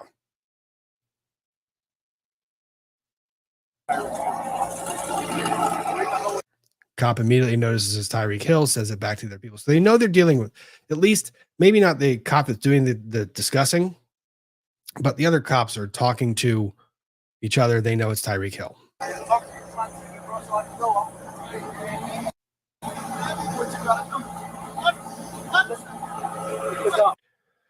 Do what you got to do, then starts rolling the window back up. The officer at this point in time, I believe, gave the instruction to roll the window down. So at this point in time, you're not complying with a lawful instruction from an officer. The officer is allowed during the course of the traffic stop to have you have the window rolled down. It is for their safety. His rolling the window back up after the instruction is not complying with the officer. So you have one act of non-compliance. Okay. So now you have this situation, and the officer knows that there's a certain thing they can do when a criminal, or when someone is suspected of having committed a crime, they don't comply to the lawful instruction. Now you have an escalating course of conduct you're allowed to engage in to try and force that compliance. Let's see how well the officer does at going through that One step, one step. Hey, keep your window down.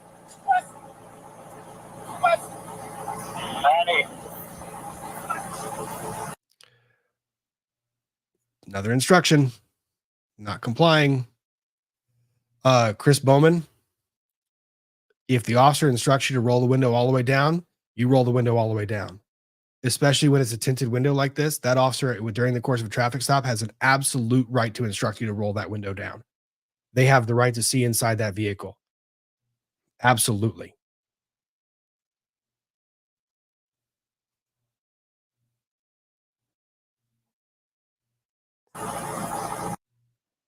No, his crime was speeding. Speeding in a construction zone. So pulled over, standard traffic stop, speeding. Hey, keep your window down.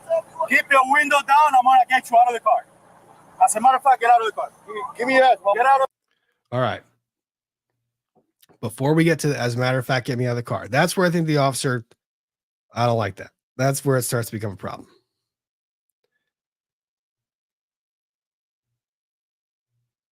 No, I'm not saying that rolling the window down is probable cause to arrest. No, that is not what I'm saying. I'm saying that it was a lawful instruction. And when a lawful instruction is disregarded, officers are allowed to engage in a certain course of conduct to obtain compliance with the lawful instruction. It doesn't necessarily mean that they can go to the nth degree. For example, you see officers when there's resisting arrest, they have escalating factors to force compliance with the arrest. I'm not saying that's the case here. I'm not. What I'm saying is the officer at this point, prior to this point, I don't have anything wrong with what the cop does. Okay, so let's go right here. Keep your window down. Keep the window down. Listen to what Tyreek says in response. Hey, keep your window down. Keep your window down. I'm gonna get you out of the car. Keep the window down. Don't tell me what to do. Keep the window down, or I'm going to get you out of the car. Okay. So, second one, fine. Keep the window down, or I'm going to get you out of the car. But at this point, the officer needs to give him a chance to comply. You've given him the instruction. He has said something in response. You were talking past each other. Now the officer's got to give him a chance to comply.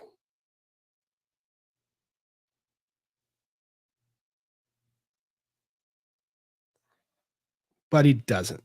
And it's where the officer expressed that he kind of changes his mind. As a matter of fact, get out of the car.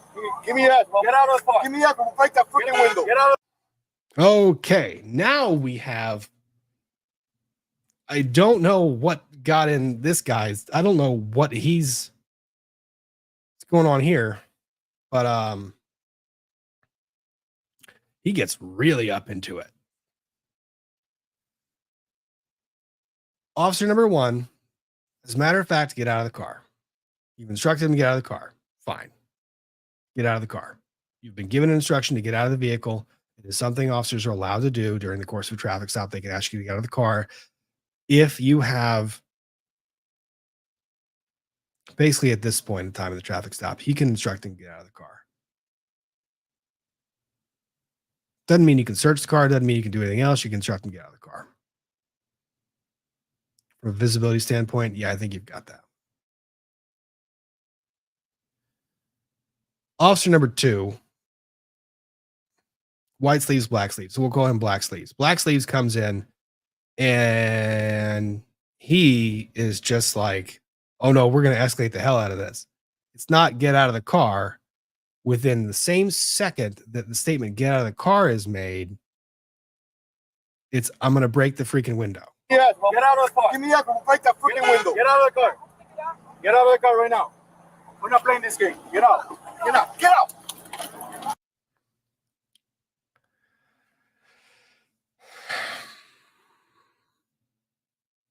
Is an officer allowed to pull you out of the car when you're not complying with their instruction to get out of the car? Yes.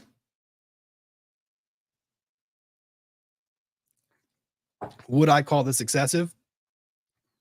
Borderline.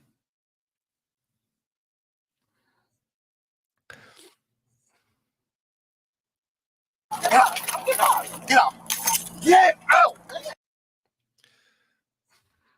Tyreek says that the surgery thing is the reason why he's getting out slowly. He played that day. He ran like 70 yards for a touchdown. Pulling him out of the car is a bit excessive. This isn't where I really get a big issue, though. Oh, no, I know. Wait, the very beginning of the video.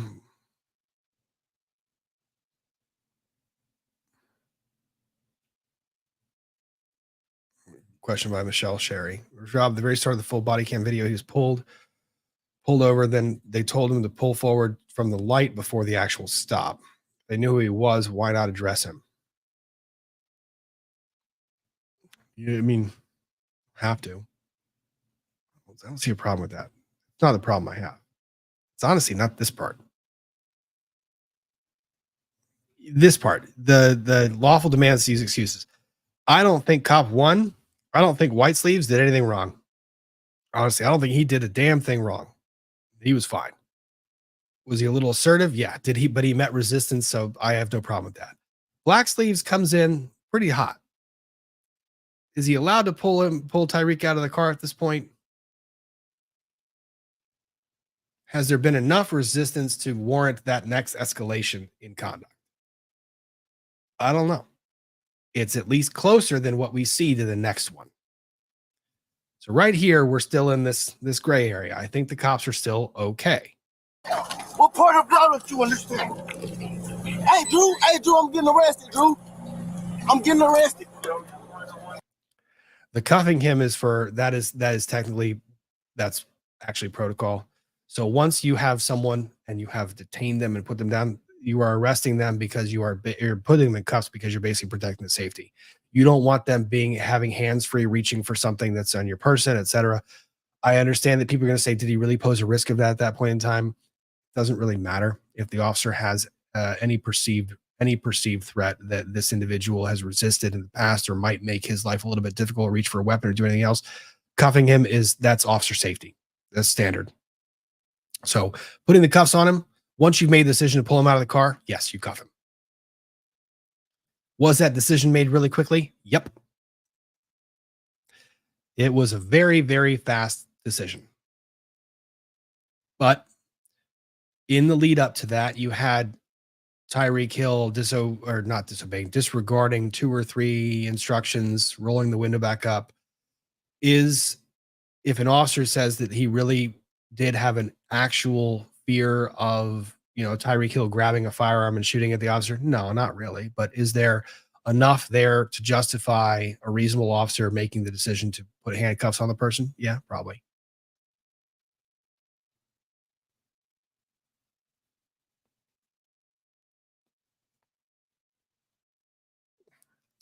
I don't get this part. The 60, not 100. 60 miles an hour in a construction area that is heavily trafficked. And when I saw the vehicle, it was going notably faster than the other vehicles. I don't know that that's not the big slam dunk that a lot of people seem to say it is.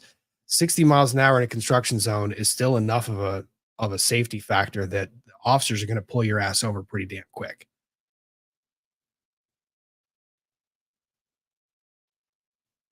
It wasn't 60 over. I thought it was 16 miles an hour. That was 15 miles an hour over. How fast?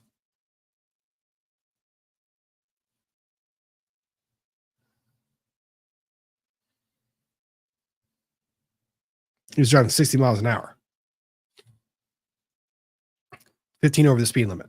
Yes, it's 15 over the speed limit. Look at the setting. You have active construction. There's a reason why they do escalated enhancement in that area. Why take him to the ground? Once you have him out of the car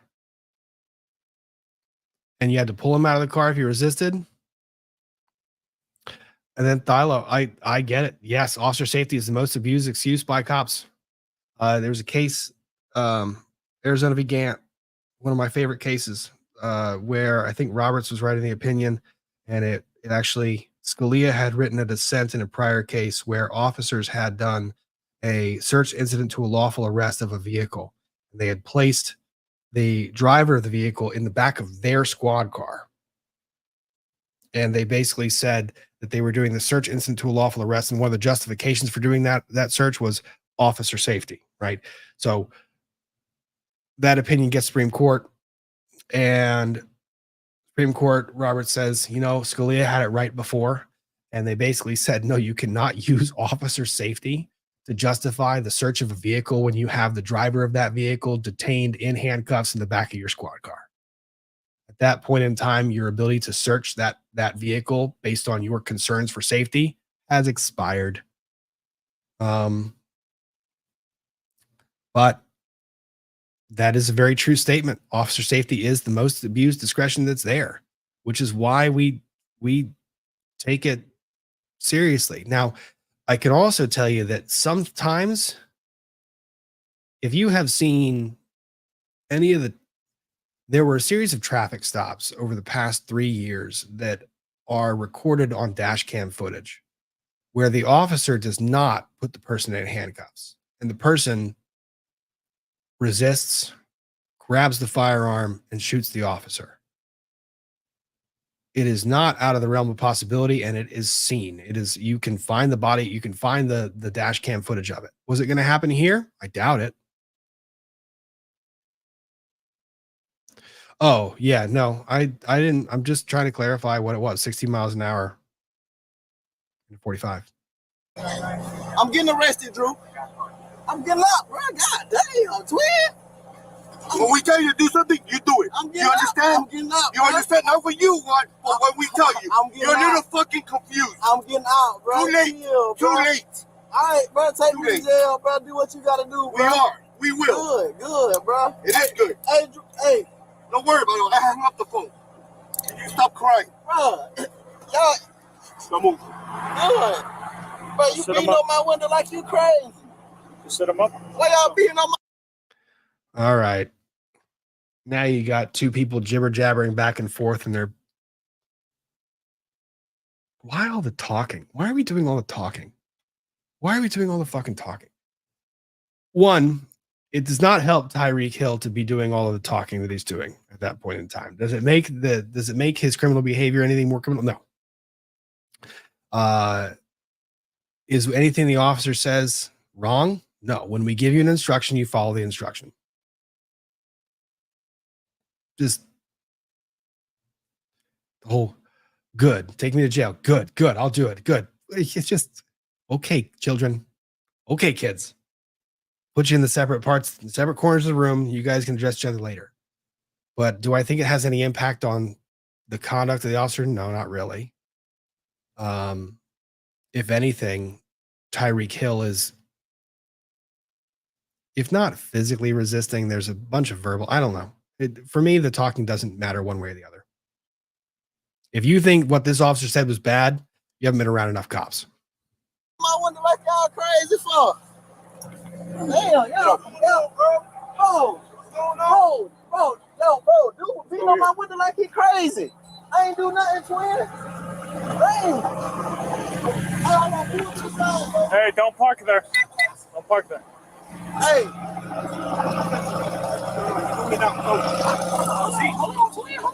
Hold on, bro.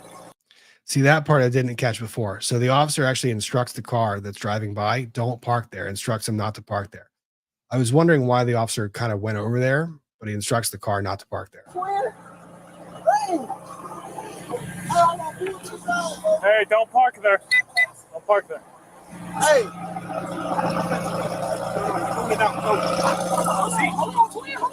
Hold on, bro. I just Here we go again. Black sleeves. Oh, baby. This is the problem that I have. It's this one. It wasn't a lot of the other stuff. It was this. The officer is just like, all right, sit down, sit down. Tyreek's trying to explain. Is he resisting the officer's instruction and physical instruction to sit his ass down on the curb? No, not at this point. The officer, they're talking past each other. Hold on, bro. I just had surgery on my knee. I just had surgery on my knee, bro. I just had surgery on my knee, bro. I just had surgery in your ears when we go there. Chill, bro. Chill, bro. Hey, don't do, bro. Back up. Hey, call Drew. Yeah. It's the takedown part. You know, honestly, I'm watching it again.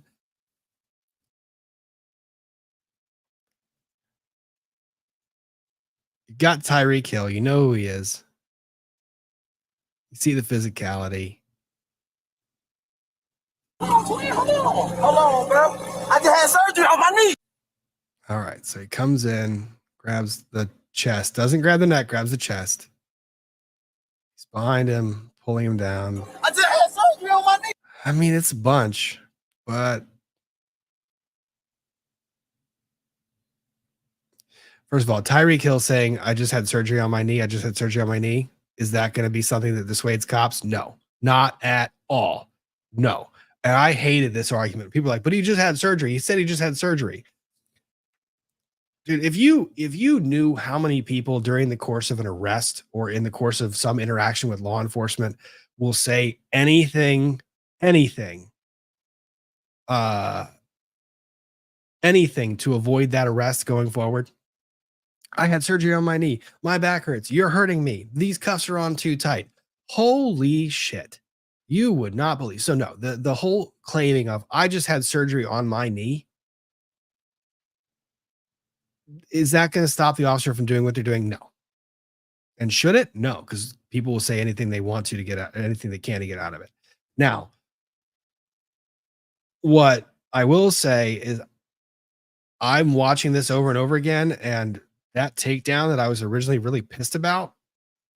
Hold on, bro. I just had surgery on my knee. I just had surgery on my knee, bro.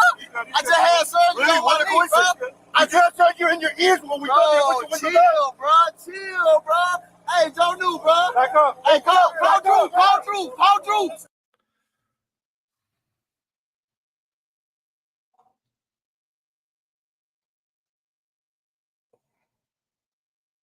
Analyzing this under the existing law, under the existing code of conduct of what officers are and are not allowed to do, I've seen officers do a hell of a lot worse that are fine.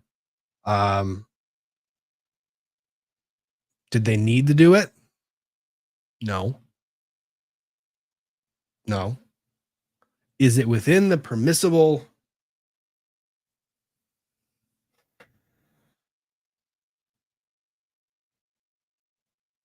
I would say you're not going to get an absolute out of me on this one. I'm not going to tell you that what happened in that level of takedown or that level of wrestling or arguing, that was completely, absolutely abhorrent, that officers should never be able to engage with any criminal defendant or any person that's being interrogated for a traffic stop in this fashion.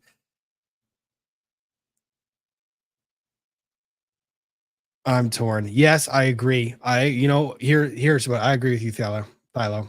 I agree. His ass needs de-escalation training, 100%. I think that out of this, when you get retraining, you get de-escalation training. But is this an offense that is a 1983 claim or something where it's a clearly a very clear-cut case of what am I trying to say? Abuse of power, not abuse of power. What am I trying to say? Unlawful use of force or something. And for everyone saying it's just the speeding, it's not the speeding. It is not the speeding. It is everything that happens after the speeding.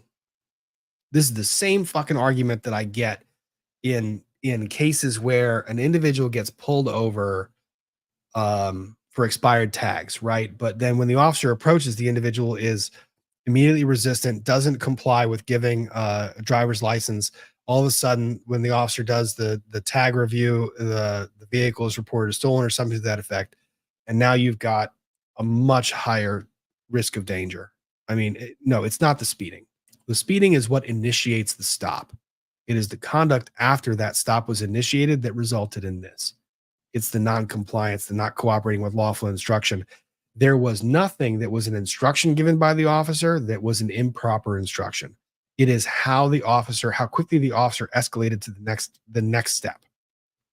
That was where we have an issue. The instructions are fine. If you guys think this is an American thing, I've seen UK cops do some pretty fucked up shit. So, without recourse.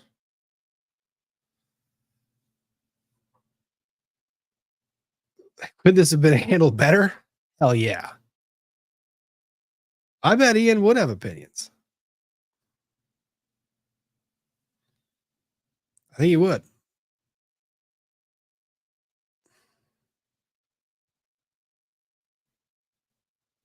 Is it abuse of authority? Yep.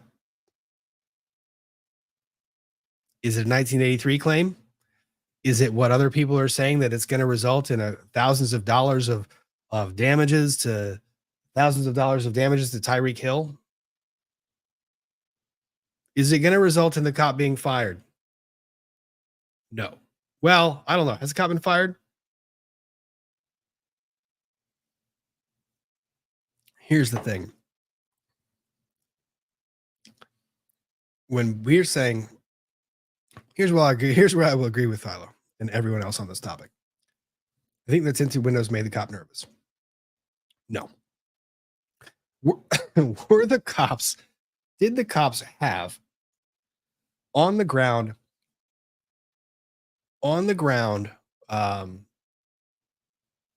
personally identifiable risks to their personal safety that they could articulate to say that they were at risk or they had a fear of this encounter escalating or becoming violent? No. Is there enough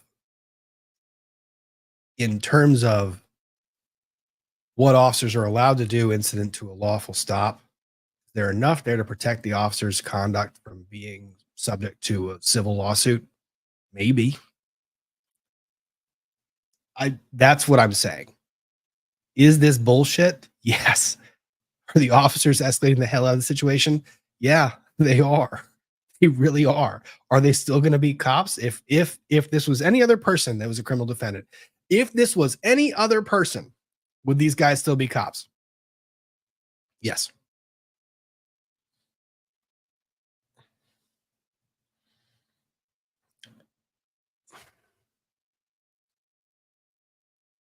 Call Drew! Call Drew! Hey, call Drew! Call Drew, bro! Call Drew! Call Drew! Hey, call Drew, bro! Hey, what? Hey, call Drew, bro! Just call Drew! Hey!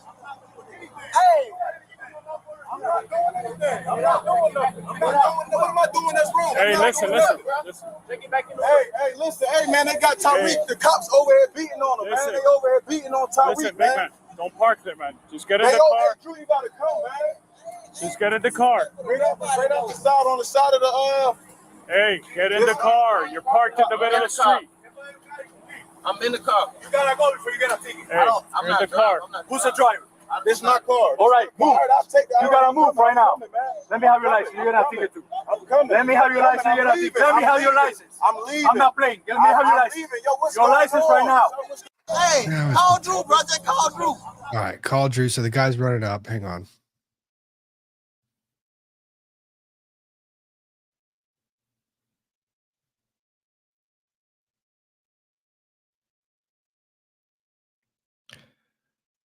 If this was any other person, it wouldn't get any attention. You're right.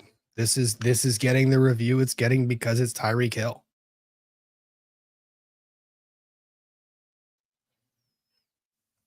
Hang on. Why is this stopping? Come on, man. Your ears when we Bro, chill, bro. Hey, don't do, bro. Back up. Hey, call Drew. Hey, call Drew, bro. Call Drew.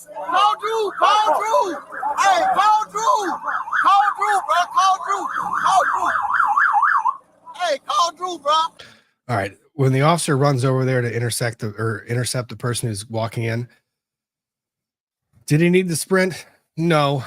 Do we understand why he ran over there? Yeah, because the guy's coming up he's approaching you when you have this scene as it is right there. He's allowed to go up and intercept. I mean, there's no problem with that. Did he need to sprint like it was like he was?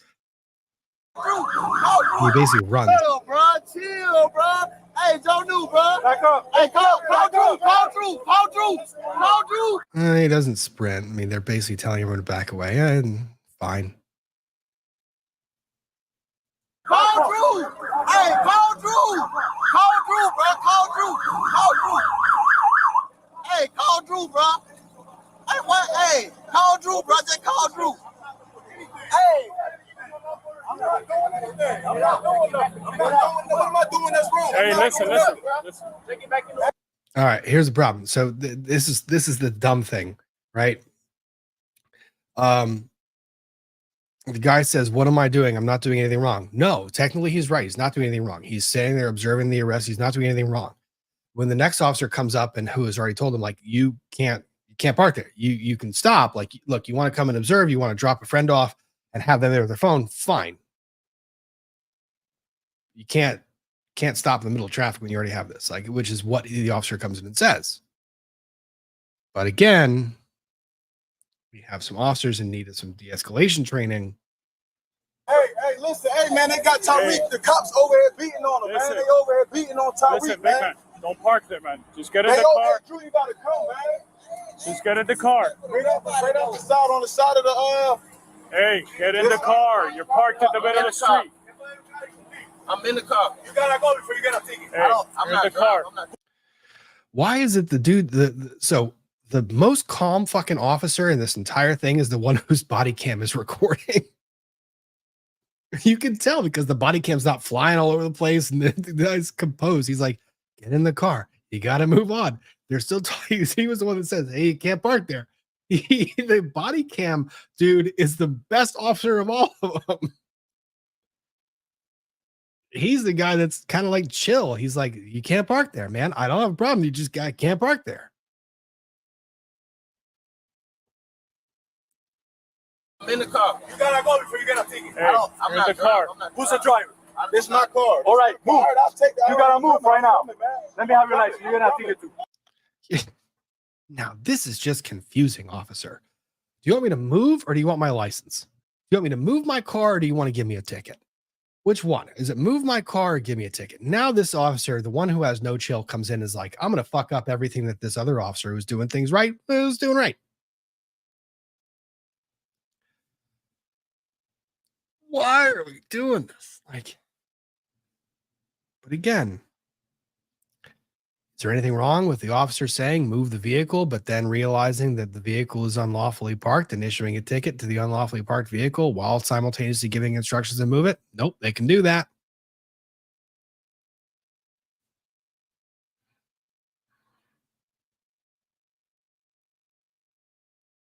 I'm coming. Let me have your license. Let me have your license. I'm leaving. I'm not playing. Let me have your license. Your license right now. Your license right now. You're not gonna give me your license? Get in the car. You're not gonna give me your license? I'm leaving. Let me have your license. Your license right He pulls out the flex cuffs. He's already got his cuffs on Tyreek Hill, and did he pull out the flex cuffs?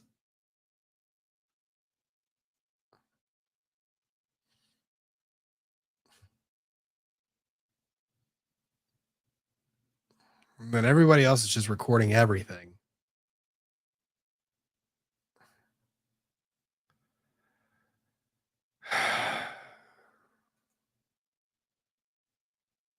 This is just infuriating. This is dumb. now. You're not gonna give me your license? Get in the car. You're not gonna give me your license? I'm leaving. Let me have your license. Yep. Fletch cuffs came out. Your license right now. Hey, your license right now. Or I'm gonna lock you up. Oh no, he's got his cuffs. Okay. So now that we've watched that stupidity twice all the way through, and I say watch that stupidity because we got all the stupidity. Let's talk about the contrast because people have raised it. Scotty Scheffler. Scotty Scheffler was arrested for felony assault on a law enforcement officer. That was dismissed. They prosecuted that fucking case though. They prosecuted the case against Scotty Scheffler until they finally realized, holy shit, we don't need to prosecute this. And that felony arrest was for for conduct that was nowhere near like this. People that are in the chat saying all of this was for speeding. All of this was for speeding, a speeding ticket. All of this for speeding ticket. Nope. It's not all for a speeding ticket. It is the conduct that you engage in after you have been pulled over and stopped. There are very different standards that exist for an individual who's a casual observer or a passerby who starts to record, right? Chili DeCastro, one of our favorite First Amendment auditors, or people that like to just do all of the recording. Okay, so yes, you're allowed to do a whole lot of shit when you're not involved in the actual traffic stop. When you are involved in the traffic stop and the officers have probable cause to, in this case, it was probable cause that the individual was speeding. That was what started the stop. And all of this was escalated, first and foremost, by disregard of lawful instructions. Did the officers respond inappropriately? Mm-hmm. They did. They escalated when they didn't have to. And they just... So Tyreek Hill gives an interview. Oh, no, I don't know if I've seen the ABC one. I saw the press conference one.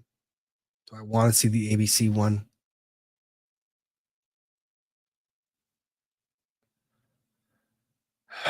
This is going to piss me off. All right, so yeah, there's a CNN interview. Let's see, press conference. This press conference interview was the one I saw, so let's watch that one.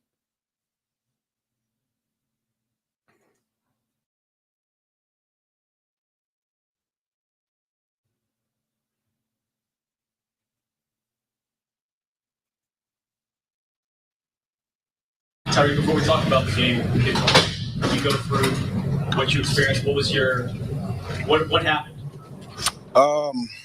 Right now, so I've been trying to figure that out too. Man. Right now, I'm still trying to put it all together. So I'm not gonna give you a version that I still don't know what happened.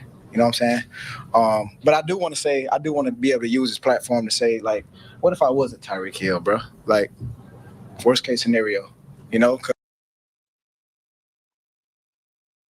All right. I was pissed off. You watch the interaction, you get upset about the cop's behavior. You get upset about everybody's behavior. In this, so Appaloosa. No, the first interaction caused by the officer escalated immediately. Do we need to go back and play that video again? First interaction was roll your window down. And the second the officer knocks on the window, Tyreek Hill's first comments out of that window, don't beat on my window like that. There was no yelling. Nothing happened at that point in time. Officer approaches, knock, knock, knock. Don't knock on my window. Immediately. I get his point here. What happens if I wasn't Tyreek Hill? I understand that part. How would it have gone? I get it.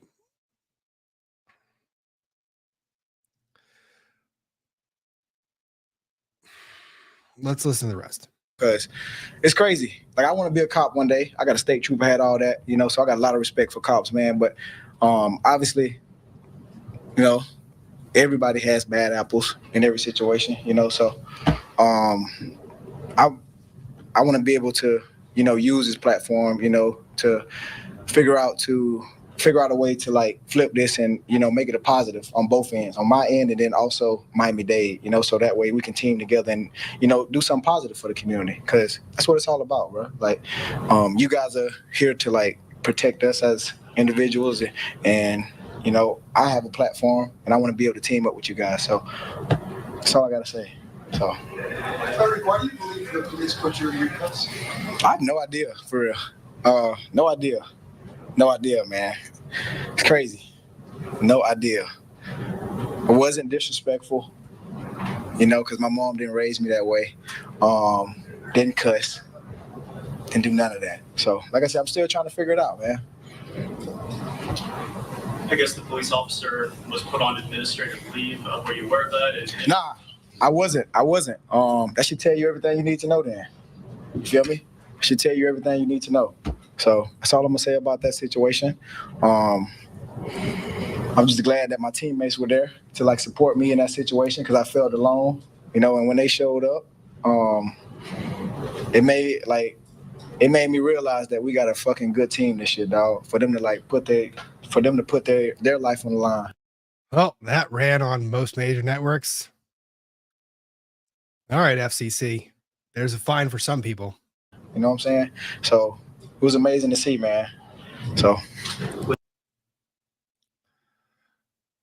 does this thing really talk about the cops for 9 fucking minutes?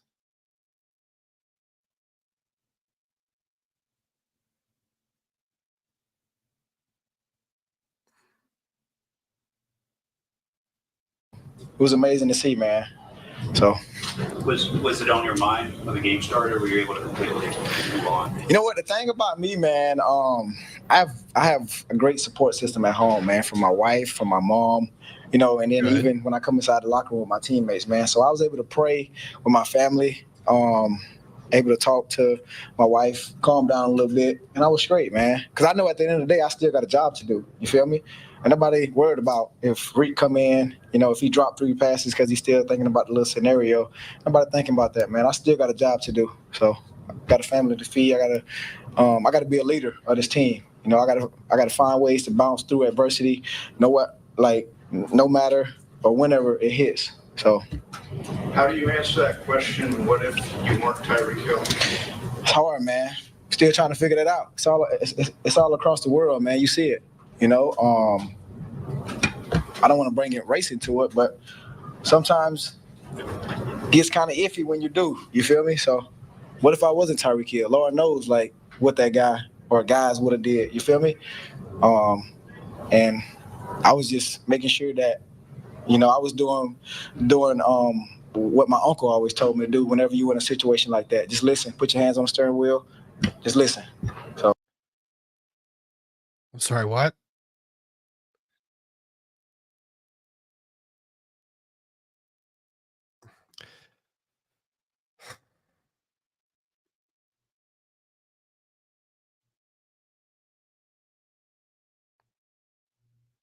I get what he's saying. I don't, but there's a lot of part like, no, you can make a good point, but why are you doing? Didn't want to bring race into it.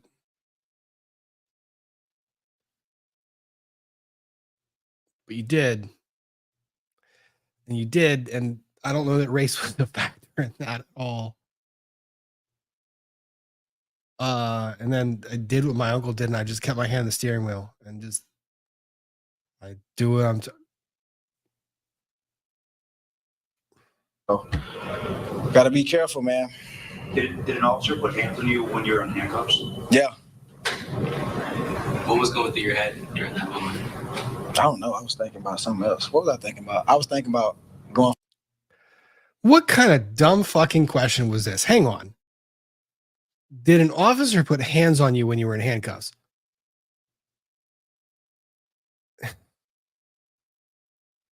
I'm going to give you 3 guesses what angle that he's writing his story from. Just listen. So, gotta be careful, man. Did an officer put hands on you when you were in handcuffs? Yeah. You're in handcuffs. I'm sorry, but officers put hands on you when you're in handcuffs. Largely to guide you where you need to fucking go or help you get up or down. Did the officer put hands on you? Did he hit you? Did he assault you? Did he do something else? I mean, what a dumb fucking question. And first of all, that question also gives you a very clear indication about how that author is going to write this story. This is what you do. You watch the actual development. You watch what transpires. You watch the press conference afterwards, and you make your own fucking conclusion.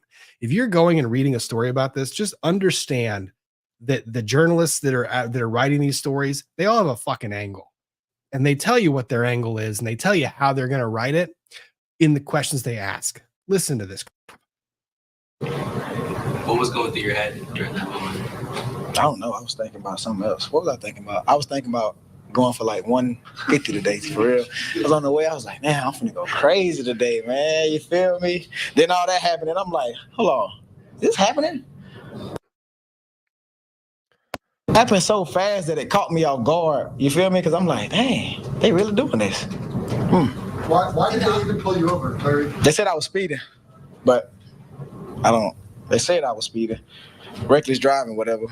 So How much Did planning the went officer into know that? who you were? And I have no idea. No idea. so were you able to say that I'm about to play a game? I wasn't raised like that. The name drop or flash, you feel me? Like, if you say I did something, write me a ticket, because I'm a normal person too. If you say I did something, write me a ticket, do whatever you got to do. You feel me? But I'm just saying, like, don't be disrespectful. You feel me? Because I don't know. How much planning went into that touchdown celebration? No, that was, hey, I knew immediately, man. Like, J-Dub was like, hey, Rick, you get in that end zone today, show your tail. And I do the rest. You feel me? So it was a planned celebration. Obviously, we had something else. Then all this happened this morning. So, hey. All right, let's see another interview.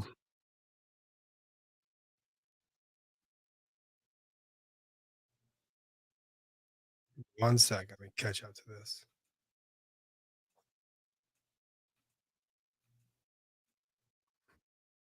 What was going through your mind in those moments? Hang on. CNN interview. Now we got Tyreek Hill on CNN. Let's see what he says in this interview. That's why you don't go out and talk. I guarantee you it's going to be inconsistent. It's not possible. I thank you both so much for being here. I mean, Tyreek, obviously watching that video, I just when you watched it back for the first time, tell me what was going through your mind in those moments. Man, for real, you know, I was shocked, man. Like, it's crazy because it all happened so fast, man. But like, for me, man, like, it just all happened so fast, and I really couldn't like gather everything that was happening. So it was crazy, you know. And me being a father, me being a husband, and all that, man, I was just put myself in that situation. Like, hey, I got to be smart. You know what I'm saying? That's where I wasn't on that kind of energy. Like, I was chilling. Like, I was following rules. You know what I'm saying? I wasn't moving fast because, you know, I got injuries. You feel me? I got things that I go through. I play a physical sport. I've been doing this for a moment now, man. So I'm dealing with some stuff. So I guess the officers, they felt like I wasn't doing it on their timing, but I was doing it. But, you know, man, I'm still kind of shell shocked from it, man. Like, Yeah. I'm embarrassed, you know, but.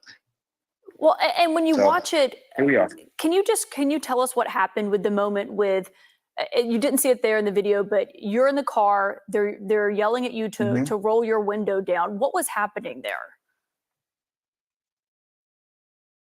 Journalisming.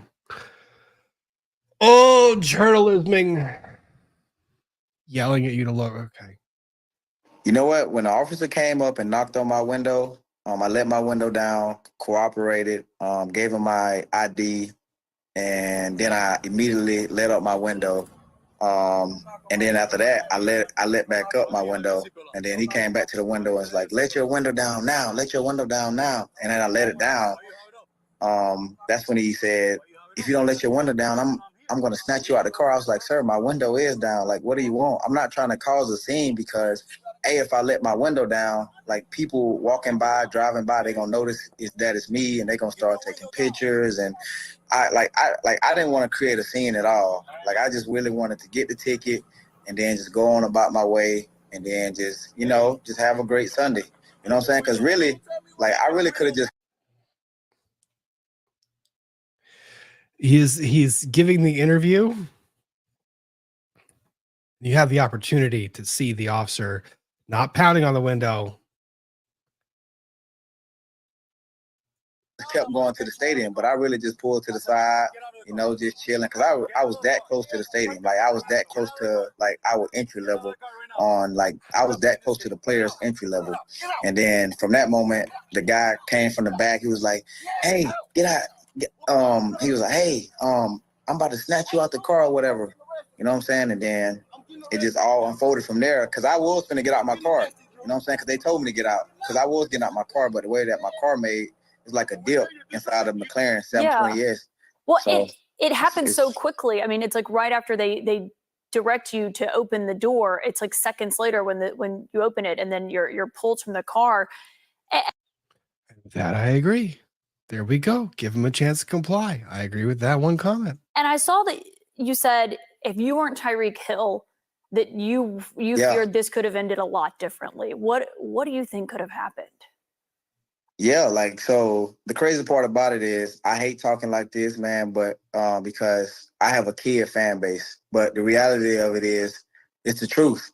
If I wasn't Tyreek Hill, worst case scenario, we would have had a different article, you know. Tyreek Hill, you know, got shot in front of Hard Rock Stadium, you know, or. All right. That pissed me off. Where the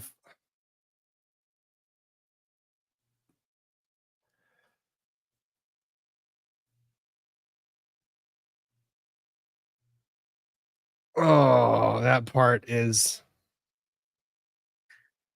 That's worst case scenario, or Tyreek Hill, you know, put in handcuffs and taken in and booked, you know. But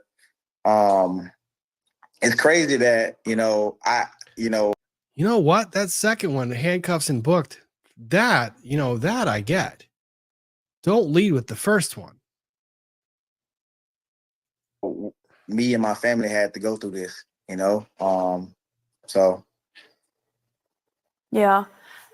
Julius, we heard from the president of the South Florida Police Benevolent Association, basically the union that represents them. And they said, and I'm quoting him, they claim that your client was not immediately cooperative with the officers on the scene who, pursuant to policy and for their immediate safety, placed him in handcuffs.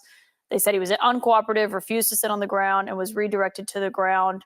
And that once it was sorted out within a few minutes, he was issued 2 traffic citations and was free to leave. I mean, when you look at the video, is that how you would describe what happened? Absolutely not. From what we know, they sent us a zip file with us about 5 or 6 body cam videos. We've seen the body camera footage.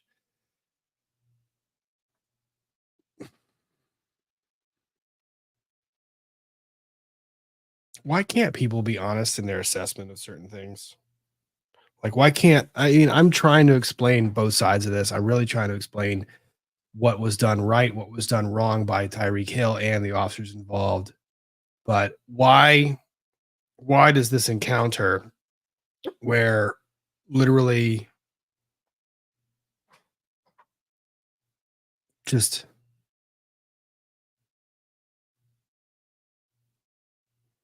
I don't know. I'm going to get criticized for making a comment about any of this stuff because, you know, it is what it is. We were watching the same video. Everyone was watching the same video. There wasn't compliance. So you have that part that's not true. There wasn't compliance. There was escalation. There wasn't time to comply. Understand. Officers did a bad. Officers did escalate to force compliance. Was the escalation too quick? Maybe. Debatable. Was Tyreek Hill complying and doing everything that he needed to? No.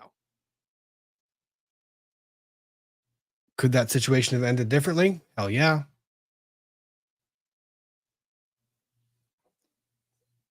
It could have ended differently in both directions. Is there a lesson to learn from this? Yes. Is it the lesson that we're seeing about, and this is what I was saying. Is there a lesson to learn from this? Yes. Is there instruction to officers in how to engage in a counter and de-escalation training and how to actually engage in that? Yes, absolutely. Is there a lesson to learn in this about how to handle yourself in a traffic stop? Also, yes. neither person was completely innocent in this regard. I'm sorry if you think that someone was completely innocent in this entire encounter. That's everyone or one of these sides behaved completely appropriately. Then you are objectively wrong. Oh my God, I'm gonna get yelled at. I don't know if I'm gonna get yelled at or not. I don't know, Ian. I'm not gonna yell at you. Did you see the Tyreek Hill arrest? No, I haven't. Shall I? The chat has wanted to see this. Hey, I mean, this is the time. If you get knocked off the internet for playing it, then No, we played it. Okay. People are very mad at me for my assessment. Then now I'm curious. Remember you did a video a while back about a sob sit that got pulled over, given a lawful instruction during a traffic stop, and the officer broke the window in with a brick. I mean, I've done a few videos like that. It's kind of a thing that happens a fair bit. We're gonna go through this because it's not people mad. Let's see, Tyreek Hill. And let me tell you my opinion beforehand. Chad, is he correct? No, the chat's torn. Okay. Chat's divided, but they're very strongly divided, and they have very strong opinions about it one way or the other. And I don't blame Are they them. like Google Map opinions? No, it's the footage. The footage is something that actually would. It's footage that will drive an opinion one way or the other. Oh, okay. This sounds rough. It's not. It just is. Share screen. Because I actually do want to have this discussion with a friend, because I've seen a lot of people giving takes on it. I actually want to have this discussion with somebody and I trust to talk me through and try to convince me something separately. All right. And I haven't seen it, so I'm not going to give you any input. I'm going to play it and you're going to tell me when to pause. Okay? Okay.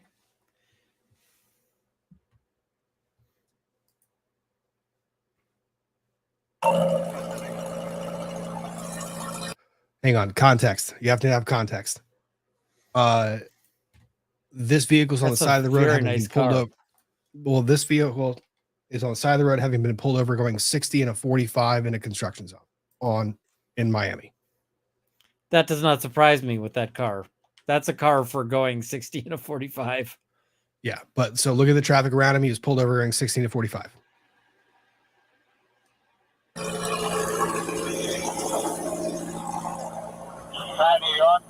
Why don't you have your seatbelt on? Why don't you have your seatbelt on? Or what? Do you have it up?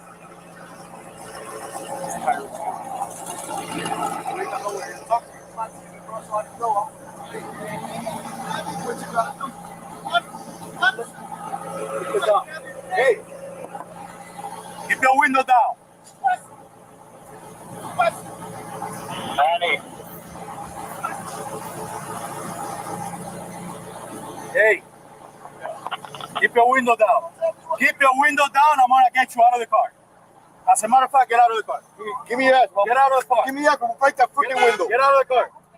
Get out of the car right now. We're not playing this game. Get out. Get out. Get out. Get out. Get out. Get out. Get out. What part of blood don't you understand? Hey, Drew. Hey, Drew. I'm getting arrested, Drew. I'm getting arrested. I'm getting arrested, Drew. I'm getting up, bro. God damn, twin. When we tell you to do something, you do it. You understand? I'm getting up. You understand? Not what you want, but what we tell you. You're a little fucking confused. I'm getting out, bro. Too late. Too late. All right, bro. Take me to jail, bro. Do what you gotta do, bro. We are. We will. Good, bro. It is good. Hey, Drew. Hey. Don't worry about it. I hung up the phone. You stop crying, bro. Y'all. Don't move. Good. Bro, you beating on my window like you crazy. Sit him up. Why y'all beating on my window like y'all crazy for? Damn, yo, bro. Bro, dude beating on my window like he crazy. I ain't do nothing, twin. Damn. Hey, don't park there. Don't park there. Hey. I didn't really see a reason for this. Nope. There's no reason for it, but can you see how well, hang on, let me backtrack. So I'm going to call that encounter 1. That was encounter 1. Anything wrong with the officers knocking on the window saying, keep the window down while I'm doing the stop? Yeah, I don't see how they have cause to order that. Why? Tell me why. Well, where do they have cause to order that his window be down? That the window He can do remain all the down while the business through the officers crack? while the officers are in immediate proximity to the vehicle and don't know whether there's a weapon or anything inside during an immediate traffic stop. Do they have any reason to believe there's a weapon? They're in the middle of a traffic stop. Their safety results in a lower standard for determining whether there is or is not a record or a weapon in presence. What's safety concern? I didn't see a safety concern there. Black tinted windows. 1, you're getting the license and registration. They've committed a traffic offense for which you have to identify the individual that's there. So you have to have them. Oh pull shit! down A the window. traffic offense. That's a safety concern. Yeah. So the window gets pulled down, and the window's down. Okay. You don't think that officer gave a lawful instruction right there? You don't think it was a lawful instruction to keep the window down? Wouldn't be here. Sean, I know that you're watching. Yeah, the contempt of cop thing. I saw this one. Yes. Less than 10 seconds in, they know it's Tyreek Hill, so the concerns for safety were just contempt of cop. What I was going to say is the cop is going to articulate that he had a safety concern at that point in time, and therefore, because of that safety concern, it's why he had the instruction to keep the window down. What safety concern? I'm not talking about in this specific instance. I'm saying is the officer protected for their conduct in giving the instruction? I mean, I don't see a safety concern. I just don't. Is the officer protected in their conduct? I mean, is there? I mean, it's the U.S. They could have shot him, and they would have been protected. That's what I'm talking about. Is the conduct protected? Sure, right? But that no, they could have shot him just right? because they saw the No. color of his skin, and they would have been protected. Oh, come on, that. Tell me I'm wrong about like The officer shooting for the color of the skin and being protected. Circumstances change from case to case. Now, there was a case. Oh, God, there was a case. It was so bad. Fourth Circuit Court of Appeals. It was actually one of the cases that was so bad that the qualified immunity, the Fourth Circuit, which is a very conservative circuit. Like when I say conservative, I mean conservative in their construction, which happens to extend qualified immunity pretty strong. Fourth Circuit, there's a case where a person with known mental health conditions was lying on the ground, and in the process of standing up, I think 4 officers unloaded 2 clips each into him, and they were like, the "This problem is with not qualified immunity is that it's just a stupid rule. It's a statute, yeah, or not statute. It's a legal construction of the immunity that officers have." Yeah, I the don't problem think is I'm it's viewing just- this. Here's how I'm viewing this. I'm viewing this from a 1983 claim for civil damages by Tyreek Hill against Miami-Dade, or for the police firing these officers. So in the and game they're not going to of, fire him. Yep, that was what I was talking about. In the game of cop Unless or he not a ends cop. up, unless the cop ends up in a cell, they're not firing him for this. And yeah, like sorry, cops don't get fired. No. Civil damages Now- against the city? I don't think so. Now, if he'd like whistle, if the cop had engaged in like whistleblowing and like pointed out the wrongdoing of some other officer, then he'd be fired. But he's not getting fired for like a bad stop. That's not how that works. Yeah, Sean's saying no one's getting fired or sued. I don't see anyone Yeah, getting I fired or mean- sued over this. I don't. Yeah, the question is this shitty? Because Yes. if the test is this cop getting fired or sued, then the answer is just no, because he's a cop.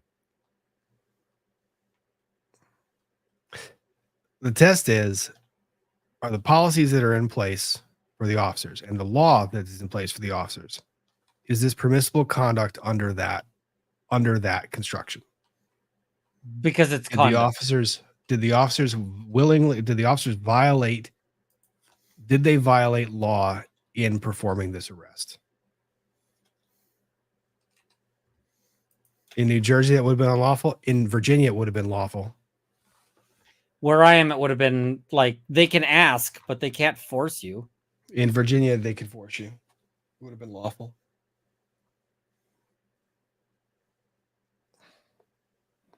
So maybe that part. Maybe that's why I'm looking at this through the lens I am, because in Virginia, that's a lawful instruction. I don't know. And this entire encounter, you know what? I'll give you this. This entire encounter changes for me based on that first instruction.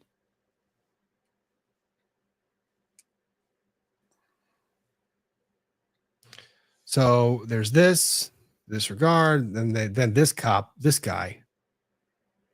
Well, I don't have a problem with white sleeves for a little while. I mean, I got a problem with his fashion sense. Yes, but then his partner comes in, and the partner is the person I have a problem with. Give me that. Get out of the car. Give me that. Break that freaking window. Get out of the car. Get out. Give me eyes. I'm going to break that freaking window. Get out of the car right now. We're not playing this game. Get out. Get out. Get out. Get out. Get out. Get out. Get out. What part of Dallas do you understand? Hey, Drew. Hey, Yeah, Drew, why arrested, was the Drew. need to lay hands on the guy when he's getting out? I'm getting arrested, Drew. I'm getting out, bro. God damn, twin. What are they arresting him for? They're detaining. For what? Cuffs. Once you get someone out of the vehicle, cuffs are permitted.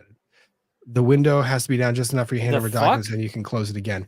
Tyler, this is where Virginia would have that, like where essentially you have the window coming down for the documents being exchanged. The second that window comes down, officers are very good at articulating a basis for keeping that window down. I didn't hear him articulate shit. Oh, they don't have to articulate it to you. That's the thing. They don't have to articulate that basis to the person that's Yeah, being but we're detained. reviewing a video. Like, oh, he'll articulate any number of things. He'll articulate that he saw the strong odor of alcohol and marijuana, the magical strong odor of alcohol and marijuana coming from the inside of the vehicle. oh, in which case we're just talking like, perjury, and perjury justifies anything. Sorry, but there's how many search warrants or traffic stops or citations do you see where there's Oh, I know they do it. There's a name for it. It's testifying. Yeah. All right. So cop number 2 comes in. When we tell you to do something, you do it. You understand? I'm getting out. You understand? Not for you, what? But when we tell you, you're a little fucking confused. I'm getting out, bro. Too late. Chill, Too bro. late. All right, bro. Take me to jail, bro. Do what you gotta do, bro. We are. We will. Good, bro. It is good. Hey. This part made me laugh because it's like 2 children that need to be separated in kindergarten. Yeah, except one of them has a legal obligation not to be a child. Not to do that. Yeah, that's true. Don't worry about it. I hung up the phone. You stop crying. Bro, y'all. Don't move. Good. Bro, you beating on my window like you crazy. You set him up? Why y'all beating on my window like y'all crazy for? Damn, yo, bro. Bro, dude, beating on my window like he crazy. I ain't do nothing, twin. Damn. Hey, don't park there. Side note, body cam cop is my favorite cop. He's the one who's like the most chill. He's like, all right, these guys are doing this now. Hey, don't park there. Don't park there. Hey.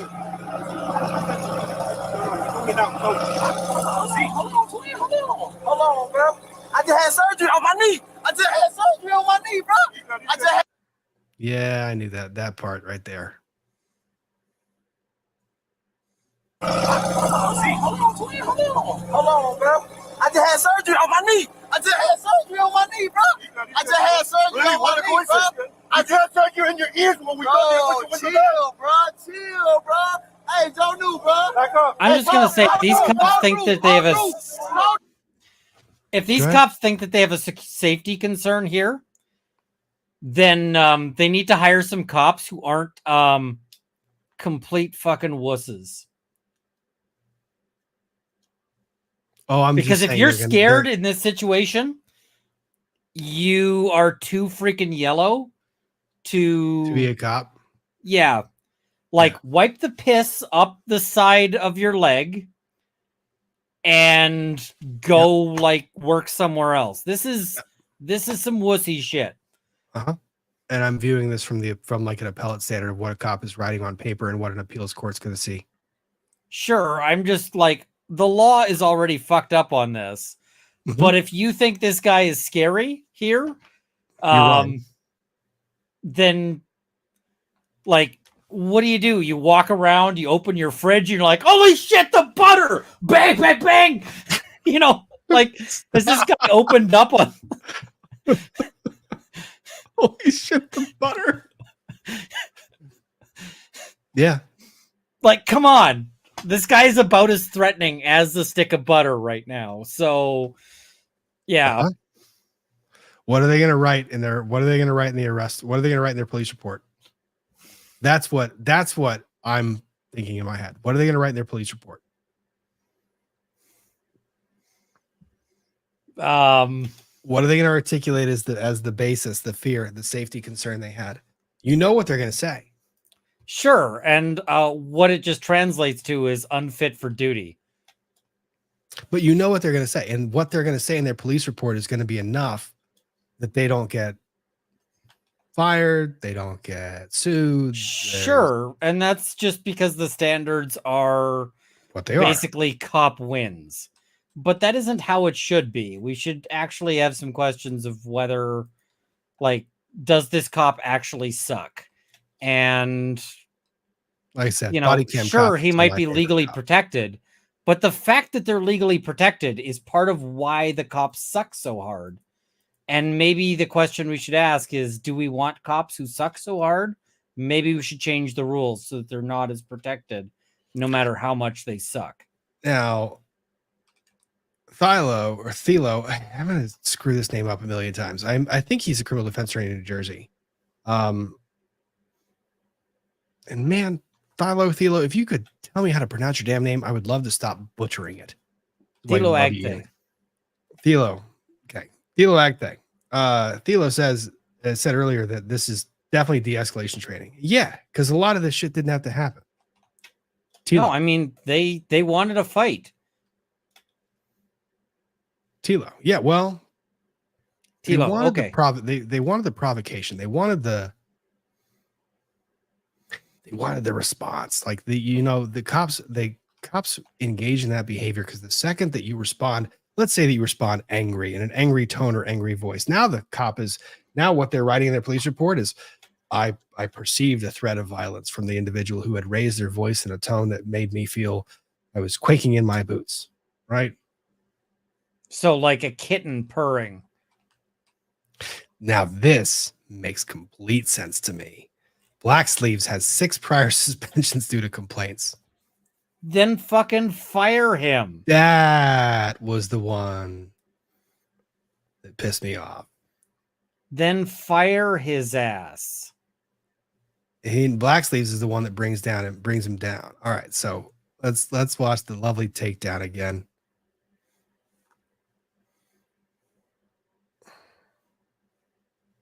Hold on, bro. I just had surgery on my knee. Bro. Now, I did make the point that like the whole someone who's in the course of being detained or arrested, I just had surgery on my knee. Do the officers listen to that? No, because any person who's being detained is going to say anything they can to not be detained. I mean, they should absolutely listen to that. I just had surgery on my knee. Yeah. Because let's assume the guy has. Is anything that you saw here worth fucking somebody up permanently?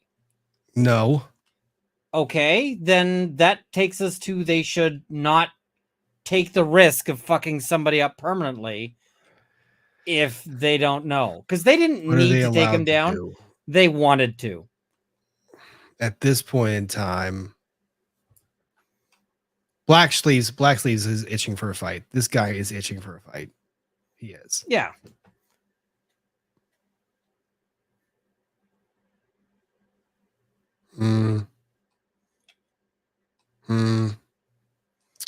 I don't think so on the knee, but you and I can disagree on that point. Black Sleeves is itching for a fight. White Sleeves is getting amped up. The cop with the body cam, I think the reason this body cam footage is the one that's like publicly available is if you try to pull the body cam from White Sleeves or Black Sleeves, it's got to be going all over the fucking place right now because they're just moving around like crazy people. Or they just turned it off. No, that's on. They have them. Really? What a coincidence. I can't tell you in your ears when we go there. Chill, bro. Chill, bro. Hey, don't do, bro. Back up. Hey, call Drew. Call Drew. Call Drew. Call Drew. Call Drew. Hey, call Drew. Call Drew, bro. Call Drew. Call Drew. Hey, call Drew, bro. Hey, what? Hey, call Drew, bro. Just call Drew. Hey. I'm not doing anything. I'm not doing nothing. What am I doing that's wrong? Hey, listen. Hey, listen. Hey, man, they got Tyreek. The cops over here beating on him, man. They over here beating on Tyreek, Listen, man. big man, don't park there, man. Just get in Hey, the yo, car. hey, Drew, you gotta come, man. Just get in the car. Right up the side, on the side of the, Hey, get in the car. You're parked in the middle of the street. I'm in the car. You gotta go before you get a ticket. Hey, you're in the car. Who's the driver? All right, so common sense cop is telling you get in the car. You're parked in the middle of the street. Who comes in? Which one? Yes, White Sleeves or Black Sleeves? I'm guessing Black Sleeves. He's been. You were close. You were close. I mean, I can't have been close because there was two options. This is my car. All right, move. You gotta move right now. Let me have your license. You're gonna ticket too. I'm coming. Let me have your license. You're gonna ticket. Let me have your license. I'm leaving. I'm not playing. Let me have your license. Your license right now. Your license right now. You're not gonna give me your license. Get in the car. You're not gonna give me your license. I'm leaving. Let me have your license. Your license right now. Hey, your license right now. Or I'm gonna lock you up. Your license right now. Your license right now, or I'm gonna lock you up. Your license right now, you can move the car.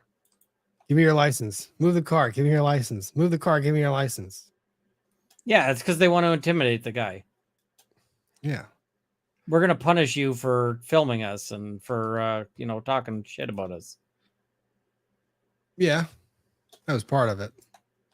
That's why I said body cam cop was fine. He came over and he was like, you parked in the middle of the street. You can't park there. Move.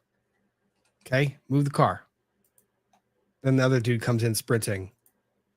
Give me your license.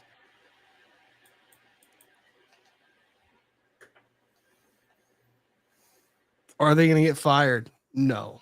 If they get fired by the city of Miami, here's the other part. If they get fired by the city of Miami, you know who's going to be the fastest person to file a lawsuit against the city of Miami? The police union. Like the fastest. Boom.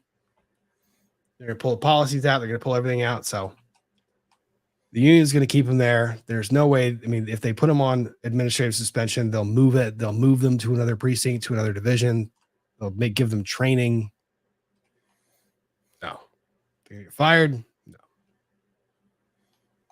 Is that an arrest that's going to hit the city for millions of dollars in damages? No. Was that a whole lot of stupidity that we just watched on camera at one time? Yes.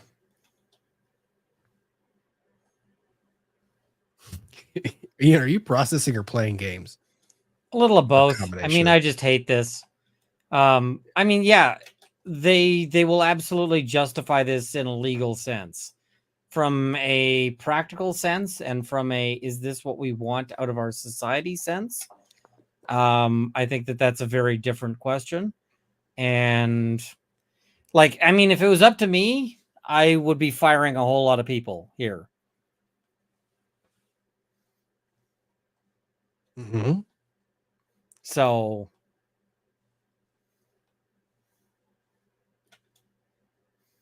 but then you get sued by the union. Cool. Let's abolish those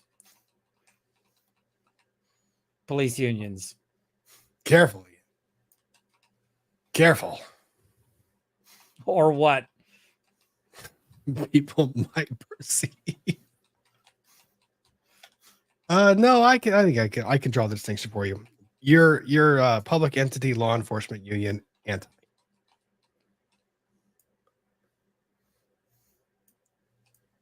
No, I'm still. Here's the thing. Rob gets less pro cop when Ian's there. No, Ian pushes back. I push back where I need to. I think the cop in the black shirt, I honestly think they have policies that will justify the conduct. Yeah, but that's because the purpose of the policies that they have is not to encourage good behavior. It is to justify whatever conduct they choose to engage in, such that nobody ever gets punished or held accountable. The purpose of the policy is not good policing. The purpose of the policy is unaccountable policing, and that's what results. Mm-hmm. What's funny is the policy itself is created for a very good purpose. The policy itself is created because there's an incident involving an officer that pulls an individual over, and the individual is engaging in behavior that seems non-compliant but is still going along with it. Officer doesn't escalate, and then the individual grabs the officer's firearm, shoots the officer, and you see that on the dash cam. So they create a policy. But the policy becomes something that other officers can hide behind. Because the worst case scenario creates the policy, and then the worst actors hide behind the policy that was created to prevent something terrible. So how do you sort it out? How do you fix it? How do you keep cops from getting shot when they're pulling somebody over? And how do you keep cops from escalating a situation to where they're shooting somebody else? What do you do? I'm trying not to say something that'll get me in trouble. Oh, I'm already in trouble for even talking about that. Let's see. But I mean, the thing is if you want to have an absence of police brutality, you got to start taking it seriously, and you got to start treating it differently than the way it's been treated. So, which starts at the complaint part. Like, you have to treat complaints about police conduct seriously. And they do. They look for a way. They take it so seriously that they look for a way to ensure that there's never a complaint again. I know. Typically the easiest way to do that is by cracking down on the person who made the complaint. Actually looking at the complaint and assessing the complaint and giving actual reprimands to cops, but you can't do it because the unions have negotiated, and the unions step in and they hire. It is the fights that exist between the police union and, I mean, it's to the point where you don't even discuss the possibility of firing a cop because you know the union's going to step in. Sean, naughty. Bad. I get it. Bad Sean. Bad Sean. What? No biscuit? That's it. This is a good point. You'll never really get an agreement on this one because you don't agree on who was the very first bad actor in the whole scenario. Rob leans Tyreek and Runkle the cops. Yeah. And one of us is correct. And one of us is also correct. I mean, one of us is correct. I think, yeah, I'm going to go ahead and bring that one. All right. So I've got to catch up on Super Chats, and I've been going for 4.5 hours, so I've got to wrap this thing. I've had the... well, I'm here to interfere. I know you are. I've had the Extra Life pulled up. I saw that. I was... So a friend of mine, she's not making the big announcement, so I'm not sort of saying who, but she has got a book deal, which is pretty huge in academia. So I was like, we got to go celebrate because, yeah. So, yeah, that was kind of a thing there. So that was where I was. I'm glad that you were doing that. That's a good thing to do. You got to celebrate that stuff. I've never fault that. My question was Extra Life. I forgot what day specifically you were doing it. It's November 2nd. 2nd. 11/2. 11/2. Everyone, 11/2. The link to donate is at the top of the chat. It's pinned there. So please go and donate. And then I have another question for you when I get through some of the super chats. Let's see. William Sladen in another video, the cop admits he knows who he stops. Oh no, you hear the officer that's on the body cam when he walks away from the vehicle. He says that's Tyreek Hill. They know who he is. They're not idiots. They know who he is. That's part of the reason why they. Yeah. Two separate part of the reason for the points. provocation. Go ahead. I mean, the idiots versus know who he is. Those are two separate points. Oh yeah. No, they know who he is. And part of the reason why they did the provoking conduct is because there's, I don't know. In my opinion, when officers approach people that they perceive to have status or stature, they are a little bit more aggressive than not, because they like to. It's kind of lumping a lot of people into one generality that might not be universally applicable, but you will have people that are in power or people that have authority given to them try to exert power over individuals that are figureheads or also have authority. I talk about Bruno. Thanks for becoming a member. Kathy Trout, perfect solution to flat sheet every other month. Okay, now nobody's happy.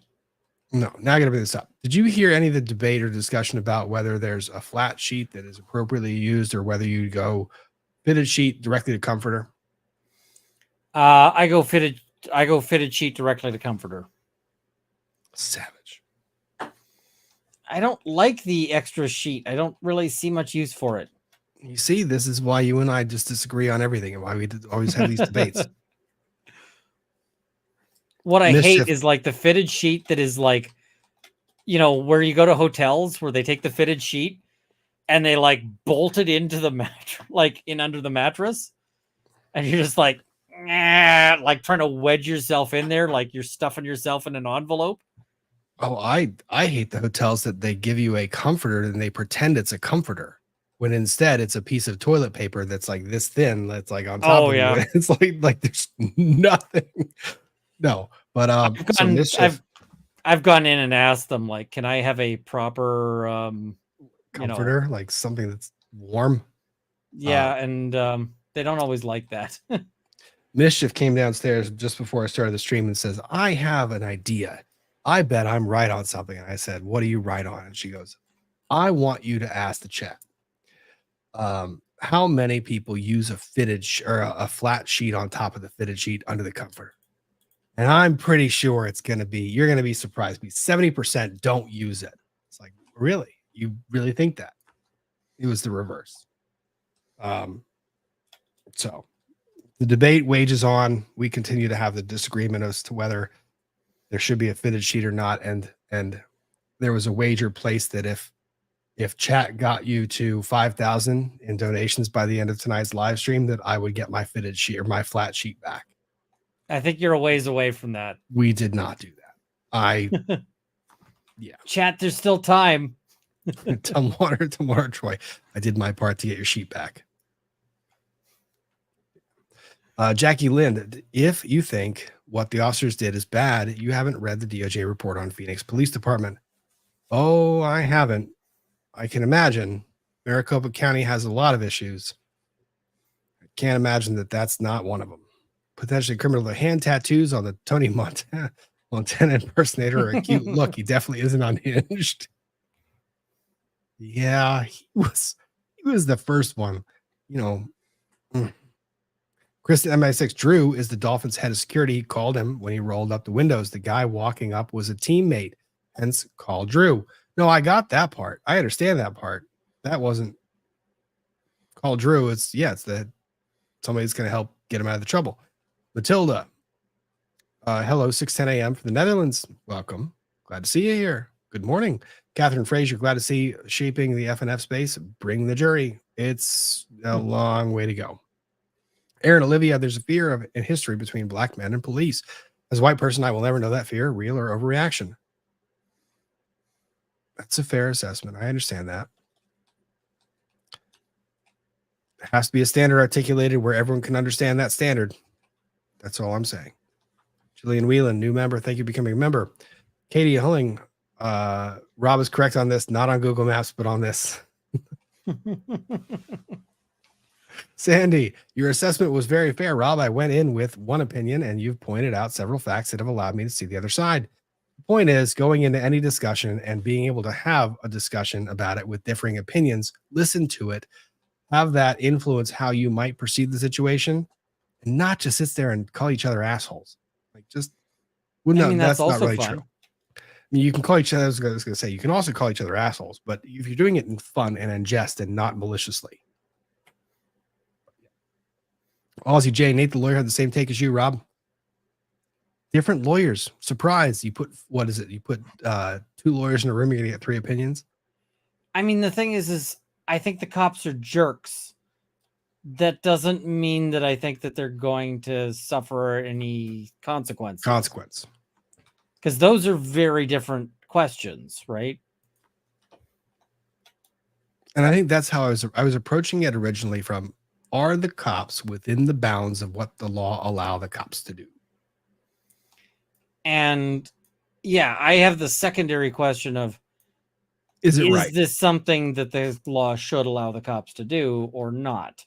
Yeah. And, you know, I think in a better world, the cops get hammered here on the basis of this ain't cool. But we don't live in that world. And, you know, it just is what it is. And how do you fix and the question that I always have where this is where the debate meets kind of an impasse. How do you revise the law and fix the system that reaches this result where what is legally permissible doesn't match up with what feels right? You burn it all down. Oh, and you started new. Okay. That's a take. Fire everyone and rebuild.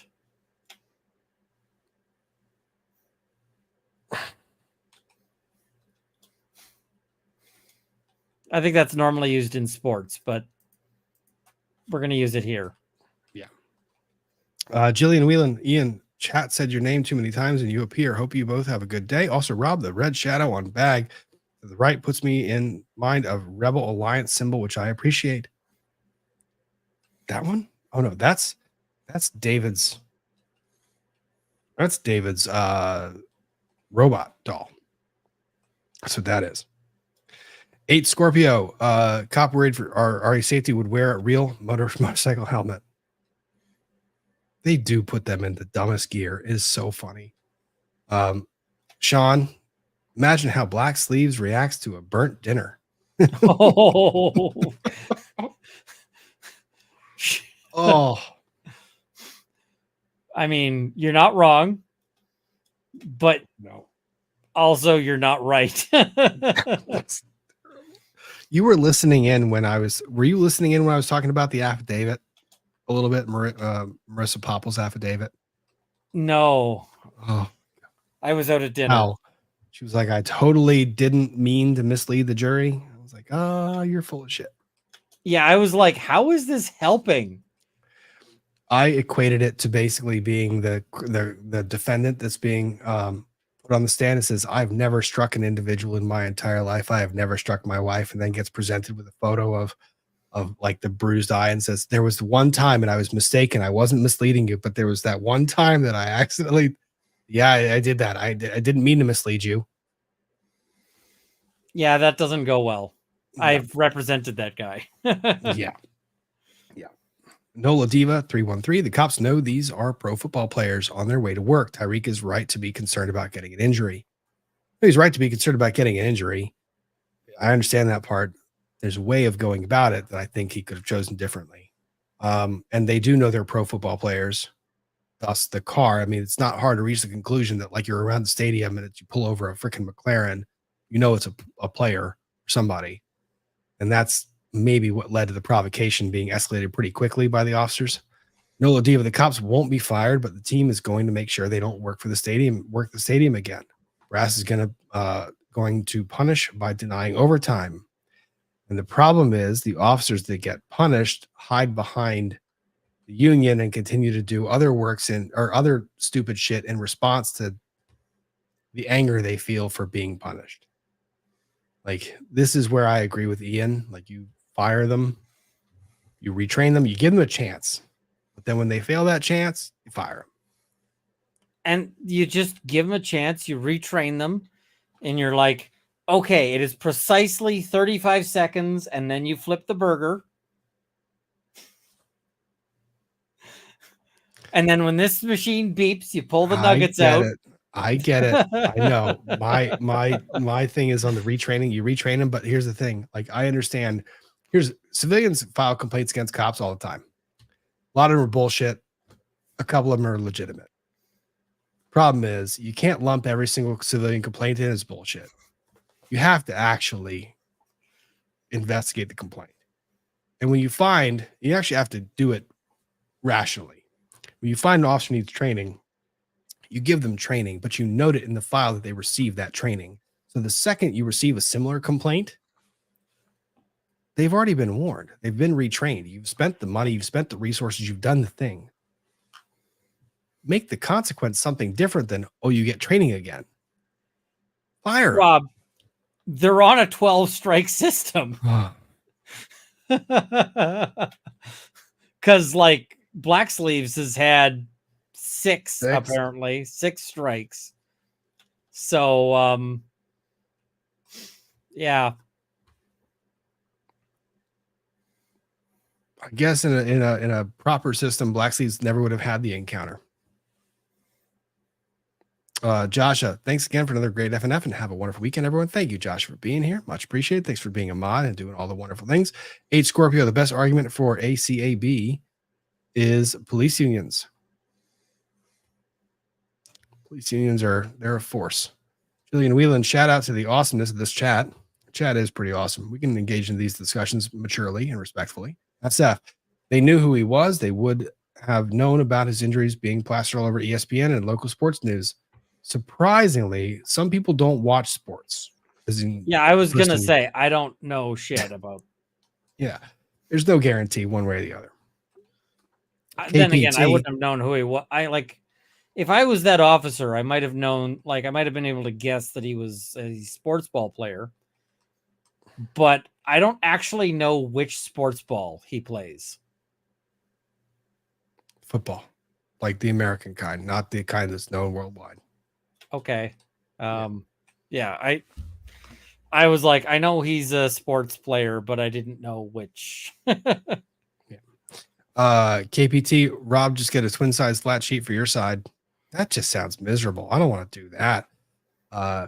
Lee Girl Trouble, I starred this one. Miss Rob's emotional reaction to how these cops acted. Just because you're legitimized to be a jerk, should you be?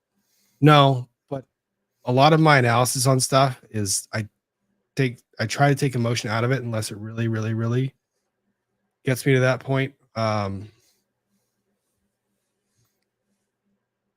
Poppell, I already had the emotional outburst today. I used my emotion like the capacity I had. Krista M96, you missed the point. You knew who Drew was and who the walk-up was. Chat did not. So I wasted. No, I didn't mean that. I'm sorry. Kristen M96, you didn't waste $10 now to make this point. No. Drew, for purposes of that entire discussion, Drew was the security person for the Miami Dolphins. And I'm sorry, I wasn't monitoring chat as close as I could have been or should have been during that time. So I'm sorry I missed that. Hope other people saw the chat and were able to kind of adjust and see who that was. Here for years. Where's the jury? The jury is, some of them are right back there. Some of them are over there. Others are over there. I have to get this room set up. Jillian Whelan, your other right, Rob, the Star Wars Rebel Alliance. That right? Yep, I see it. That's Squirrel. So it's very fuzzy. I know. Let's see. Pick it up. That squirrel. Yes, yes, yes. Do we still get the member gifts if one will drop down? I have kept all of the, if you are the highest level member that are getting gifts, I have kept all of the information for when you have become a member. All of the gifts are packed away in boxes. I actually unpacked one of the boxes that has boxes of member gifts to send out. Don't let me rationalize that process. I had boxes of member gifts that when the Packers came to move, put those boxes in other boxes and wrapped them and just said office supplies. So yes, I have kept track of everyone who has been a member at every single level. So please, I will send those out as soon as I get that box unpacked. I'm hoping I've been trying to set my goal of this weekend, getting everything else unpacked. I said that last weekend, and I'm still trying my very best. So yes, that stuff is going out. Snoopykins, you've got something special coming to you that I actually have separately packed. I'll send you confirmation of that by Sunday. World Wonders, police unions make good cops accomplices to bad. Correct. Adrian Angevine, so the real poll was in the donations. Chat voted for you to win the debate, but can't bring themselves to torture mischief manager, your evil sheep. Yeah, that's a fair assessment. But hopefully chat will be generous when the Extra Life goes forward on November 2nd. Jillian Whelan, yes, exactly. Ian, thank you for noticing. All right, folks. I've been streaming for 4 hours and 41 minutes. It has been an evening. A long time to be streaming. It's been an evening, my friend. I'm going to wave goodbye. Oh, no, we're not going to have this debate. Never. Nope, we're not doing the pineapple on pizza debate. Why not? So, Ian? There is one correct answer. Which is no. Pineapple never belongs on pizza ever to the end of time. That is correct. Thank you. God, we agree on something. All right. Good night, all. Thank you guys for being here. Ian, you've been putting out videos left, right, and center. You want me to redirect one of those? Sure. I just have one on get this. The judge read out the wrong verdict. He meant to sentence somebody to 6 years, but instead he read out a verdict that said 8 years. And then he didn't tell anyone for like a year. So, yeah, that I just put a video out on that. It's that's a judgment call. So stick around. I'll try to redirect you guys to that. Until next time, thank you guys for being here. Very much appreciate it. Have a wonderful weekend. Honestly, get out there, enjoy the weather while it's becoming fall in most areas. Go make something, feel better. Glad you all are here. Ian, thanks for jumping on. Much appreciated. And I will catch you guys next weekend. I'm glad I managed to catch you before you shut down for the night. Passed out? Yeah, I was like... All right. Good night, guys. See you next time. Good night.